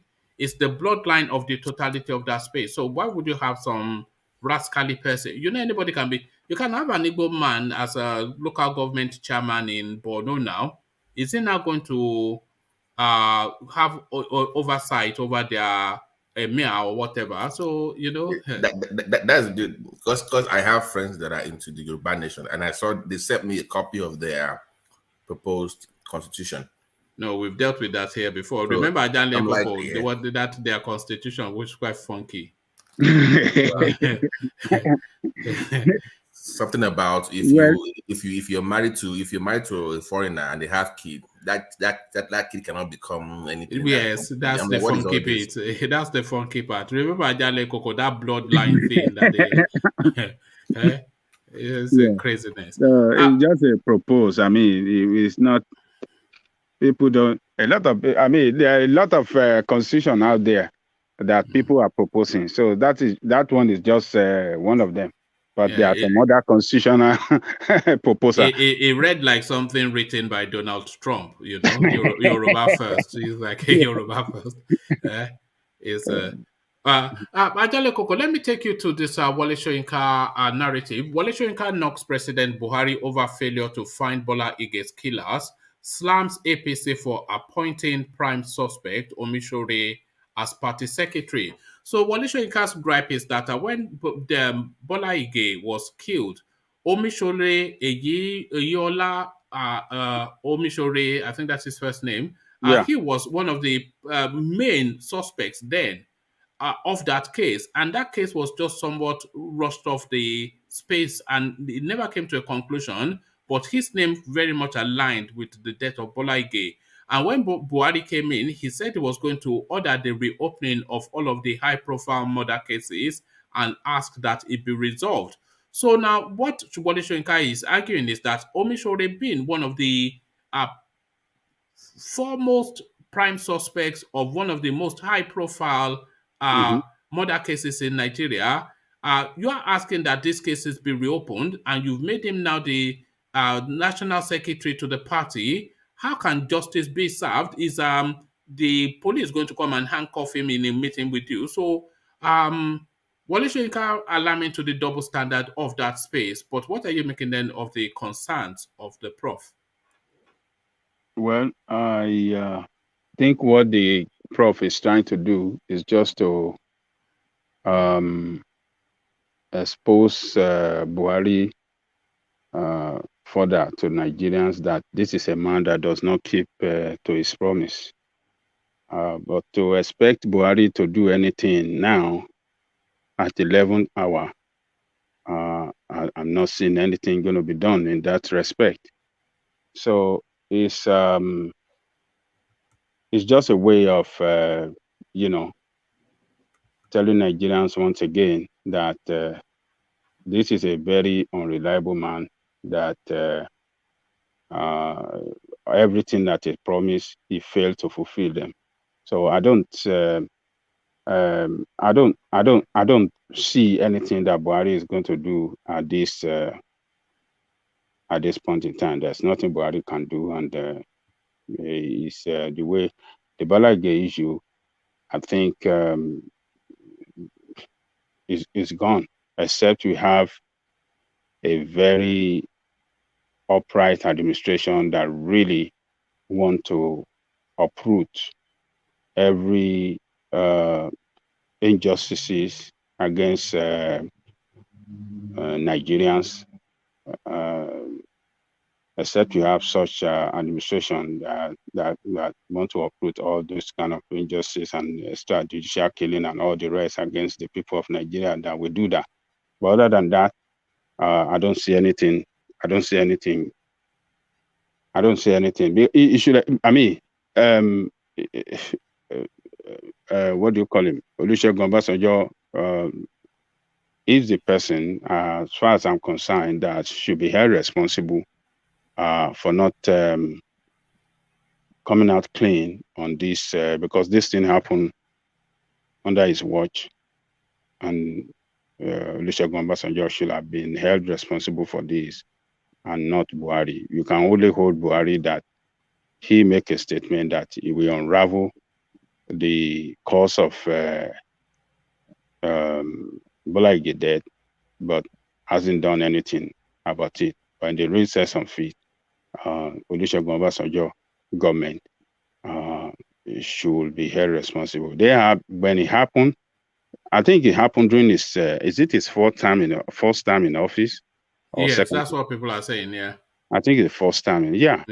And he went second time in office, and still he left office. Throughout that, he couldn't bring out those that are behind his death. I think that so sad. But according to him, he said he tried his best. They invited the, to be fair to Obasanjo administration as well. Do you recall that OMISORE was one of the names that they were looking at then? Do you recall that? Oh, yes, it was. Yeah, it was in political imbroglio with what do you call Bola Ige. Bola Ige in Osun State. Even at a point, there was a day that Bola Ige visited maybe Oni of Ife, the Shejuade. yeah. And then, according to what we heard then, that OMISORE boys went and removed the cap from the head of Bola. And some were saying that that was a kind of they voodooed him. Yeah, they voodoo in one kind that he have a special protection anytime he have that cap on his head, and when they removed that, that was then they destroyed the power in his body. So, and it was the king on that day that ordered that they should go and get that cap wherever they took that, and they brought that cap to the palace before, for the less. So it was there was a lot of trouble, political faction in Osun that were fighting among each other then, and Bola being the leader of the state back then. OMISORE was trying to rescue the state from him, and a lot of, because OMISORE was the deputy of to what do you call him, to Papa Conde, if I could get it right. He was the deputy, and I can't remember what actually happened, but he defected to PDP, and there was a lot of problems. So we just it's sad that Nigeria could not unravel those behind the killing of that man up to today. And like I said earlier, Obasanjo invited Scotland Squad to come and carry out investigation, so that they're not going to say maybe they gave it to Nigerians secret service, maybe they were bought over by government, or the government prevented them from doing their job. So they brought the Scotland, they did everything, but they said a lot of the evidence they saw have been compromised, particularly in his house. That when anything happened in our place in Nigeria, the moment it happened, a lot of people will troop in there, and people will touch things, people will carry things, and a lot of what do you call this, fingerprint, or what do you say? How do they call it? A lot of fingerprints will be around the place, so you cannot really detect. The detective cannot really. They will see a lot of fingerprints that thousands of fingerprints, and they cannot really really detect actually those that are where at the particular point in time. Unlike here, the moment a crime is committed at a particular stop, the police will come and seclude that place. They won't allow people to go out, so that by the time they carried out their investigation, they can get some fact that can lead them to unravel, those behind that crime, or something about. It's a different situation in Nigeria. And so the Scotland came, and they said they saw a lot of evidence that are compromised. They saw a lot of fingerprints that cannot lead to nowhere. Nigeria had no what do you call it? We don't have no security database that can help them to carry out, and that can lead them to, detecting those that are behind. So those are the things. So, and they ended up like that. So, but for Professor to come out to issue this statement, I think is just trying to tell the nation that this man is very, very. It's not dangerous. A credible man. It's a liar. He lied to the country. He did. He's very incompetent, and we cannot believe him. He's just trying to almost. The Tinubu draft, was that Tinubu speak, or was it someone else? Cool. Draft what? OMISORE. Was that his peak for that post? Or did he have anybody else in mind? I think it was between two people. They said there was someone that was Tinubu. I think it was Tinubu's peak for that post. I'm not sure. You mean OMISORE? You mean somebody that influenced him to be there at that position? Yes. No. For the national secretary, that place was slotted to Tinubu, and Tinubu appointed him. Okay. Yes. No, that was your question. I'm not saying that was what happened. I was clarifying your question to Ajanleko. Yeah. It's for this. It's in Tinubu's group. Yeah, he was formerly in PDP and he moved to SDP and he later joined APC in Osun. It's a very fresh. There's nowhere you're going to see the Osun governor that you're not going to see him. So he's been part of Tinubu group in Southwest. So he's the one that Tinubu group, recommended for that position. So he's representing. I wonder what sort of conversations these people have amongst themselves. Tinubu will say, I know you did it, but I'm a killer too. What sort of people are that's these what people? I'm saying with Tinubu. It doesn't speak like, see, how can you, as a Yoruba leader, as you argue, be in bed with that kind of individual? How did it come about that Asiwaju title? It's of Lagos, not of Yoruba land. It's of Lagos. Okay, so it's the that's it's the Oba of Lagos that gave him that Asiwaju of Eko. Asiwaju of Lagos. It's not of Yoruba land. No, not of Yoruba that land. would have to come from either Ibadan or your Ife. If it's for Yoruba, it has to come from Alafin. From Alafin. Any title that carry Yoruba land. Is Alafin. The one for Ife we specifically carry Ife. It's the Ife doesn't give any title that we carry Yoruba. It's more of a spiritual head, not administrative. Don't say that. We've had that endless battle. I'm of that thought too. It's not a battle. God. The official is still. You let Mike come running in here now to start to say I'm an Ifa priest. No, Mr. Jalekoko, am I lying? No, that Jalekoko disagrees with you. No, that's not true. What you are saying is not true. If is a kingdom. No. I'm saying within the Yoruba kingdom, in terms of title, like you said, that when it comes to anything Yoruba, that Alafin has more. But I'm saying that within that space, spiritual authority, it carries more weight than Oyo.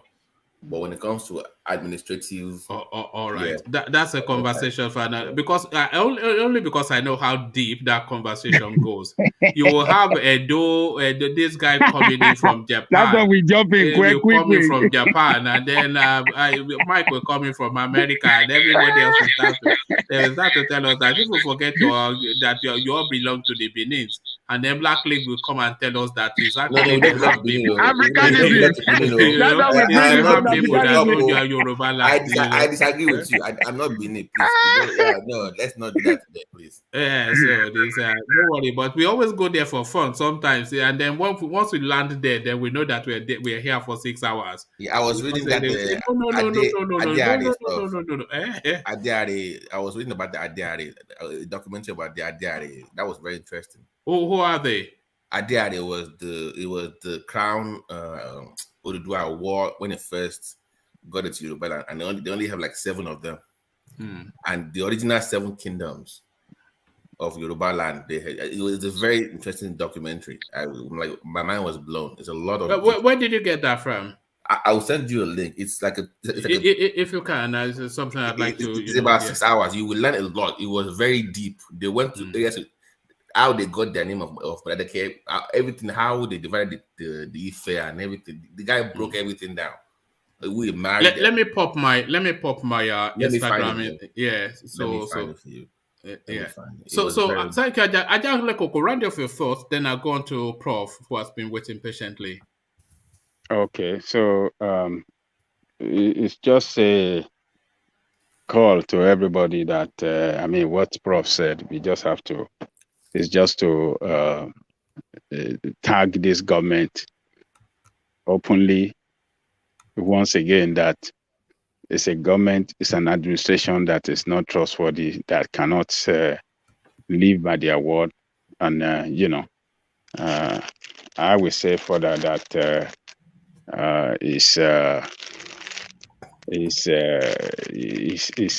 telling us again that APC is not a party to be trusted.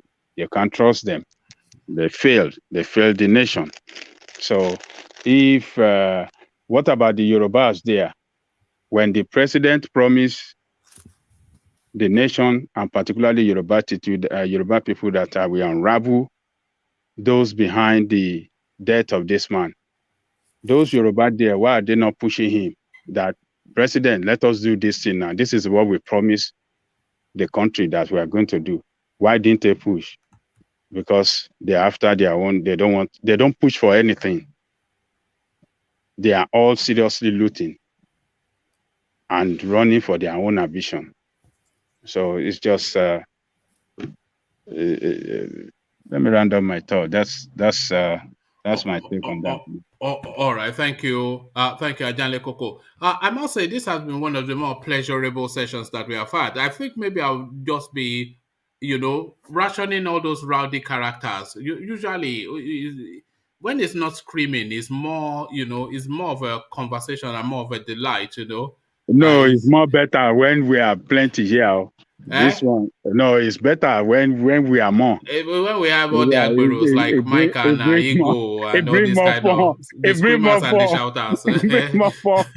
It brings more fun. All right, okay, but it's more quite pleasurable today, at least we must say. But thank you, Ajanle Koko. So, Prof, then the Obi of Onitsha by Whisker, he said, but then not only he escaped by Whisker, I think the entire Nigerian state escaped by Prof has disappeared.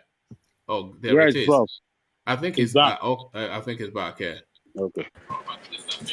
Oh yeah. So I was saying, yeah, we can hear you, Prof. I was just saying that the Obi of Onitsha said he escaped by Whisker, but I was just suggesting that it was not only him that escaped by Whisker, because the Nigerian state escaped by Whisker, that nothing happened to the Obi on that train, because if the Obi had been captured by the by the bandits, hell will visit and he will bring his brother with him.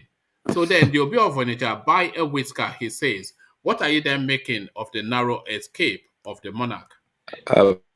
First of all, I'll say thank God that he escaped, and he himself knew that he had to initiate his escape now, because if he didn't initiate his escape, it would have been calamity upon himself. You understand? And that shows that there's no security in that nation, because I believe if there was some form of security, he would have mentioned how the security personnel were able to aid him. But this time around, nobody was there, and nobody told him that he should initiate his escape. You understand? So that's it. And we all know he's not the only one that escaped. Maybe what also helped him again is that maybe his face wasn't captioned by these bandits, because maybe if he was captured. No, Prof. He may have been bothered subjected to some form of ransom now. Oh, okay. Ransom. You understand?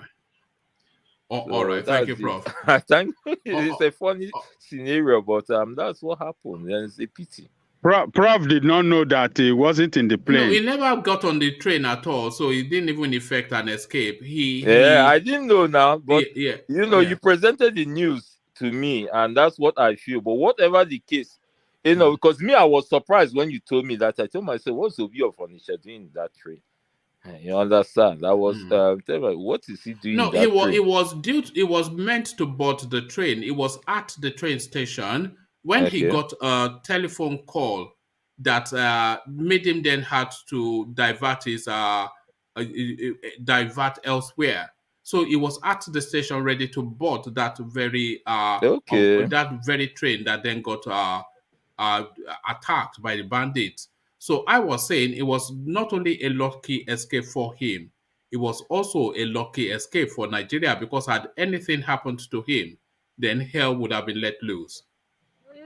Yes, there's a probability of that. I thank God. But, that shows you the nation we are.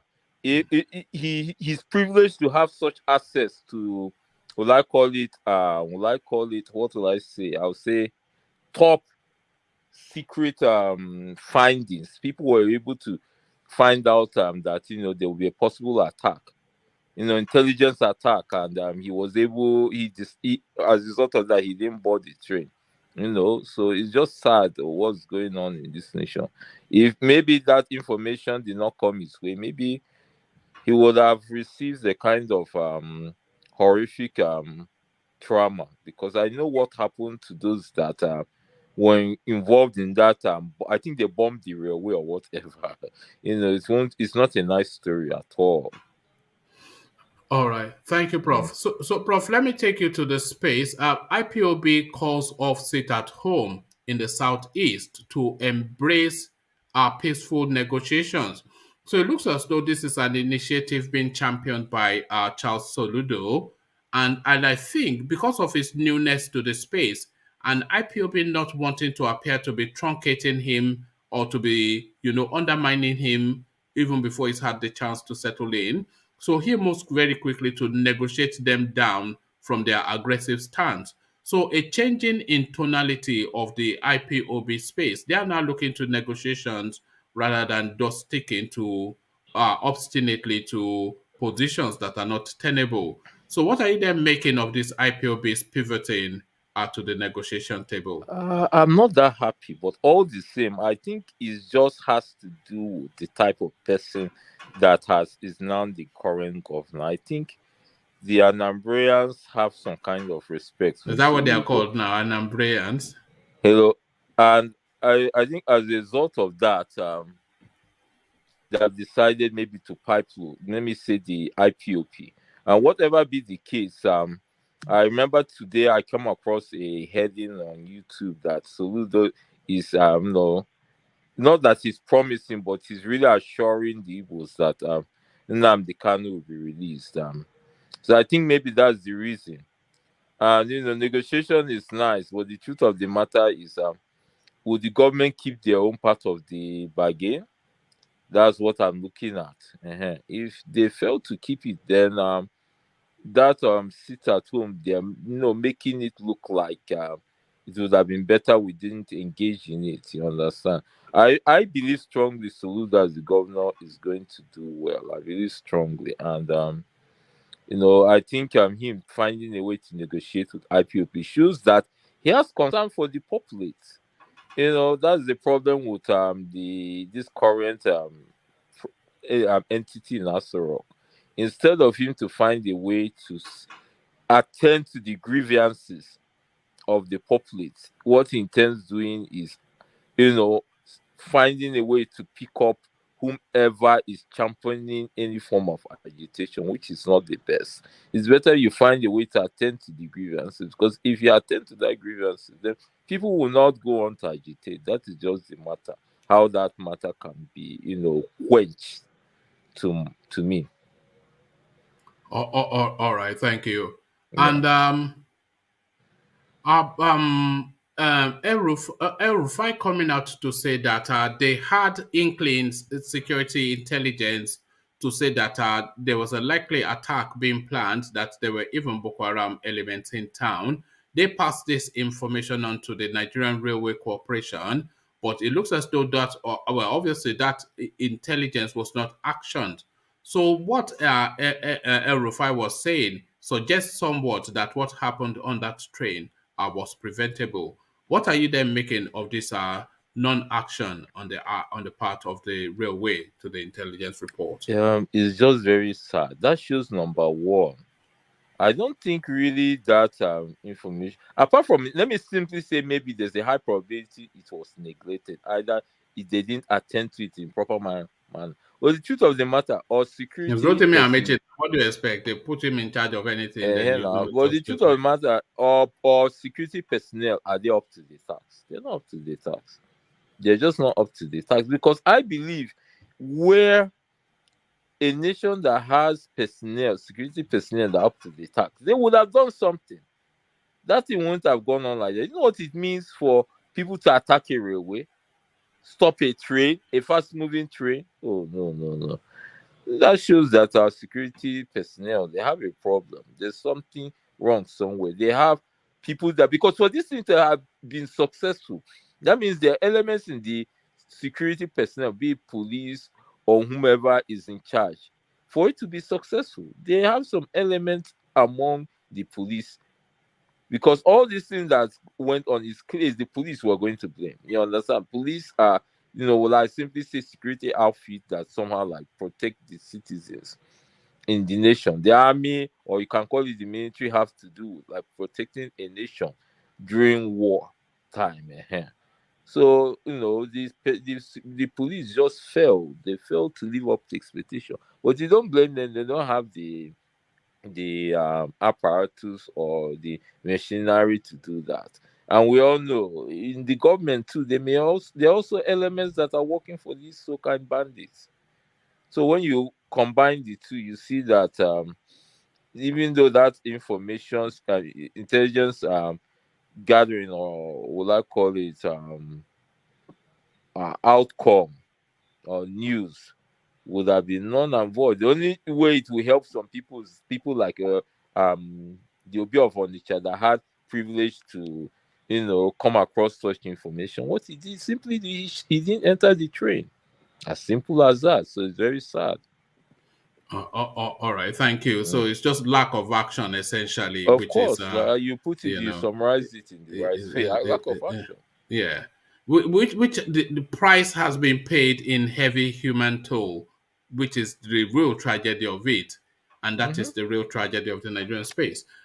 But thank you, Prof. So thank you, Prof, and thank you, gentlemen. I'll seek to start to round off here as ever to land on Ajande Koko. And we start the rounding of short closing remarks. We go to DOG, who I suspect may be asleep already, but we call him up anyway. So, D, are you still there? Look at that. He's all that. I did tell him not to eat that late. You see, when you start to eat Ijekuje, this is what happens. He's dozed off on there. So, thank you, DOG. So, that was DOG. So, from DOG, we go to Baba T. Baba T, you know the routine. So, Baba T, yes, sir. That we are. Thank you for having me again. It was another fun session rather. Like I just said, sometimes the crowd, but it was a great show today as well, and it was fun listening to other people contribute and to learn from other guys on here. I sent you the link for the Yoruba history on the private chat here. And also, just on the side, I'm so excited. I have a friend that works for, I don't know how much you guys are into the comics, but I have a friend that works for Disney, and they are in talks to produce.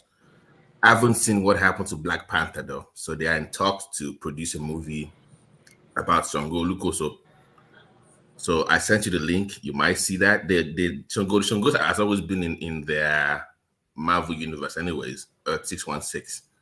So they're gonna make a movie about it.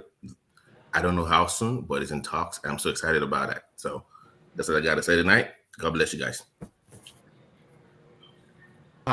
All right, thank you, Babati. Yes, as we were speaking, I was just clicking on. Yes, I, an avid comic reader as a kid.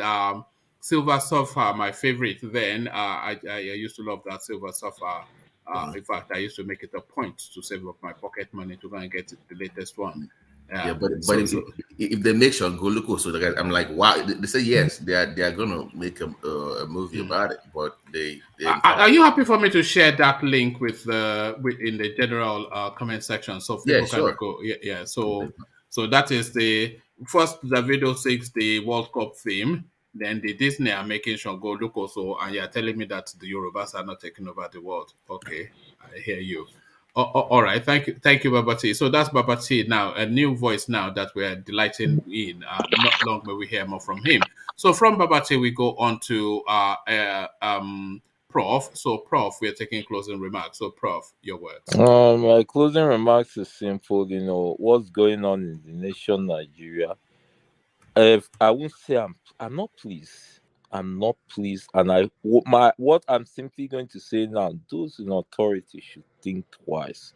They should know they're there to bring about a change. We all know that the entity and Asuro, that was the main phrase they used, either in the commercials then towards his election, build up of his election between him and GEJ before he defeated him. But he has failed to effect that change. Rather, the change we are seeing now is a change that is just, bringing hardship. That's not what we need. Since it's not what he needs, he should give us what we need. Goodbye. All right, thank you, Prof. Always a delight. Professor Data O, a name you all know. So from Professor Data O, a name you all know, to Ajanle Koko, the name that you delight most in. So Ajanle Koko, to you. Thank you. Thank you, one man. And I want to thank everybody that came on the platform this evening. Your contributions are quite meaningful. And I believe all the listeners around the world really enjoyed this session. And I hope they will come back tomorrow and invite some of their friends. They will share. And I hope they will subscribe if they have not done so. To those of you that are listening to us that maybe today is your first time, you are joining this platform, please thumbs up or click on the like button. As you did that, you can share it with your friends and subscribe as well. And those of you at the commentary section that have not liked, know that sometimes you can hurriedly, get on the show and you don't remember to like it. Please, you could do that now, or maybe after the show you can go back to the video and then click on the like button or thumbs up, whichever one that you understand better. So today's session, like I said, is it's a good one. We've all contributed both on the those of us in the studio and as well those in the commentary section. You've done well, and I want to thank those of you guys behind the scene at the commentary section as the strength of the platform. Keep doing what you know to do best, and we hope that you will come back tomorrow and we'll do it again. I want to thank our great brother, Brother Alexander Gomez. I called him the chairman of Board of Trustee. One man went to more Board of Trustee. Brother Alexander Gomez is the chairman, and Alexander Kashi is the secretary of the Board of Trustee. Our sister Bongsman is the treasurer, and we have Flash Mankind as the financial secretary. We have Jaja, assistant treasurer. We have Olawale, official financial secretary, and the rest of you guys. If I don't mention your name, please don't be offended. But I wish I could mention the name of all of you. You are all the strength of the platform, and I wish you will come back tomorrow so that we can continue the struggle. And on the part of one man, I want to thank him. Is the driver of the platform and is doing the work very well with energy. You can see the energy in him. Sometimes a lot of us, we pounce on him, we like, kind of throwing stone at him, but he still remain, he will still continue driving, and he drive the platform well. You have to give it to him. So tomorrow, one man, the eagle, I believe you will land again tomorrow, and we will continue the struggle from there. Thank you, one man, the eagle. See you tomorrow. All right, thank you, Ajale Koko. So that's Ajale Koko. I need not introduce him. Eyemeji Onjasha. There's no two. I think Asha is hawk, isn't he? So there's no two birds like a hawk. That's what the Yoruba adage says, and that, of course, encapsulated by Ajale Koko and his deliveries. So that was the session, a very enjoyable one, I must say. It's a more toned down in tonality session, which for me is more pleasure. I delighted none of it. Those verbose ones that everybody is at it aggressively, but then this tempered down one when it's just conversational and just this is like a wine bar sort of a session. The ones that we usually have is like a pub where you are drinking beer. So that's beer drinking, but this one is wine drinking. So a wine drinking session is what we have just had.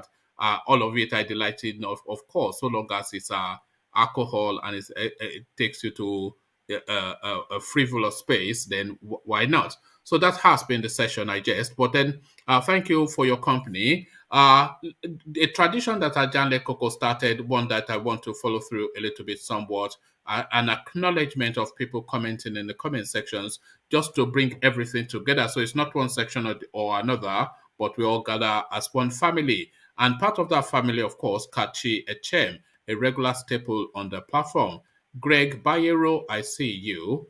And I just flicked through, not running through as much as I usually do.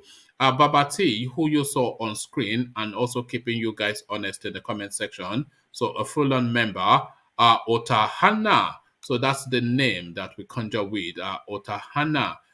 Quite what that means is still something I'm grappling with. Maybe one of these days, he or she will come on the screen and expand on what that name means. So we have Grace Oladunjoye. So Grace, I see you, one of the moderators of the platform. British victim, exactly are you a victim?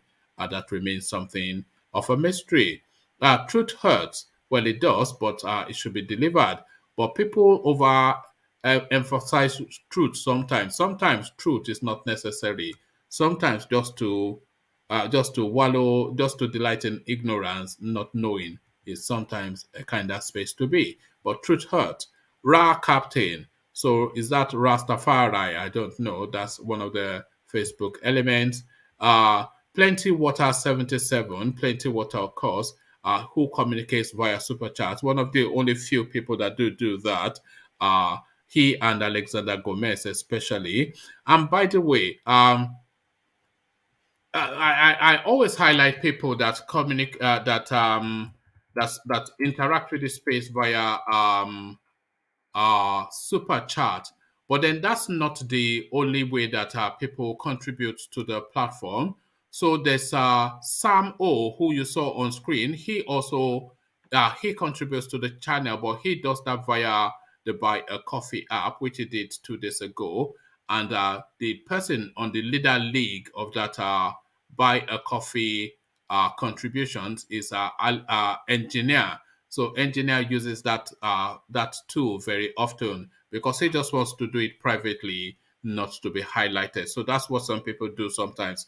Thank you for those. Additional John. So I'm not quite sure if the last name is John. That's not something that I think that might well be in a reverse order. Additional John, Ishmael, or Ishmael, Bolaji. So, salam alaikum, I have to say, just off the back of your name. So, salam alaikum, or is it praise the Lord to Kayode Oladejo? So, Sake, I see you.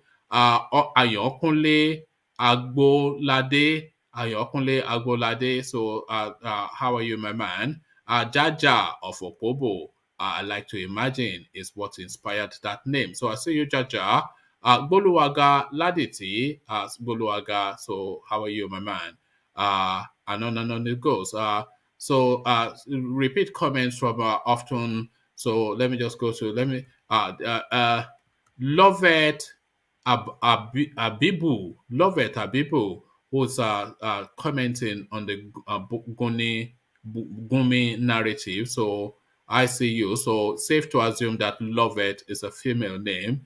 But then there's when a gender ambiguous era now, so you never assume anything, but I presume, not assume. whatever the difference is. So that's Lovett speaking to the space. So Meadowman, of course, the one that speaks in that elegant tonality. So he did the speaking in the comment section this time around. This name I've never come across before. Winners FC TJ Israel. So whatever that means, good to have you on board, my man or madam, whichever one you are. Alexander Gomez, of course, who already the chairman of the board of trustees of the platform, the mighty Alexander Gomez.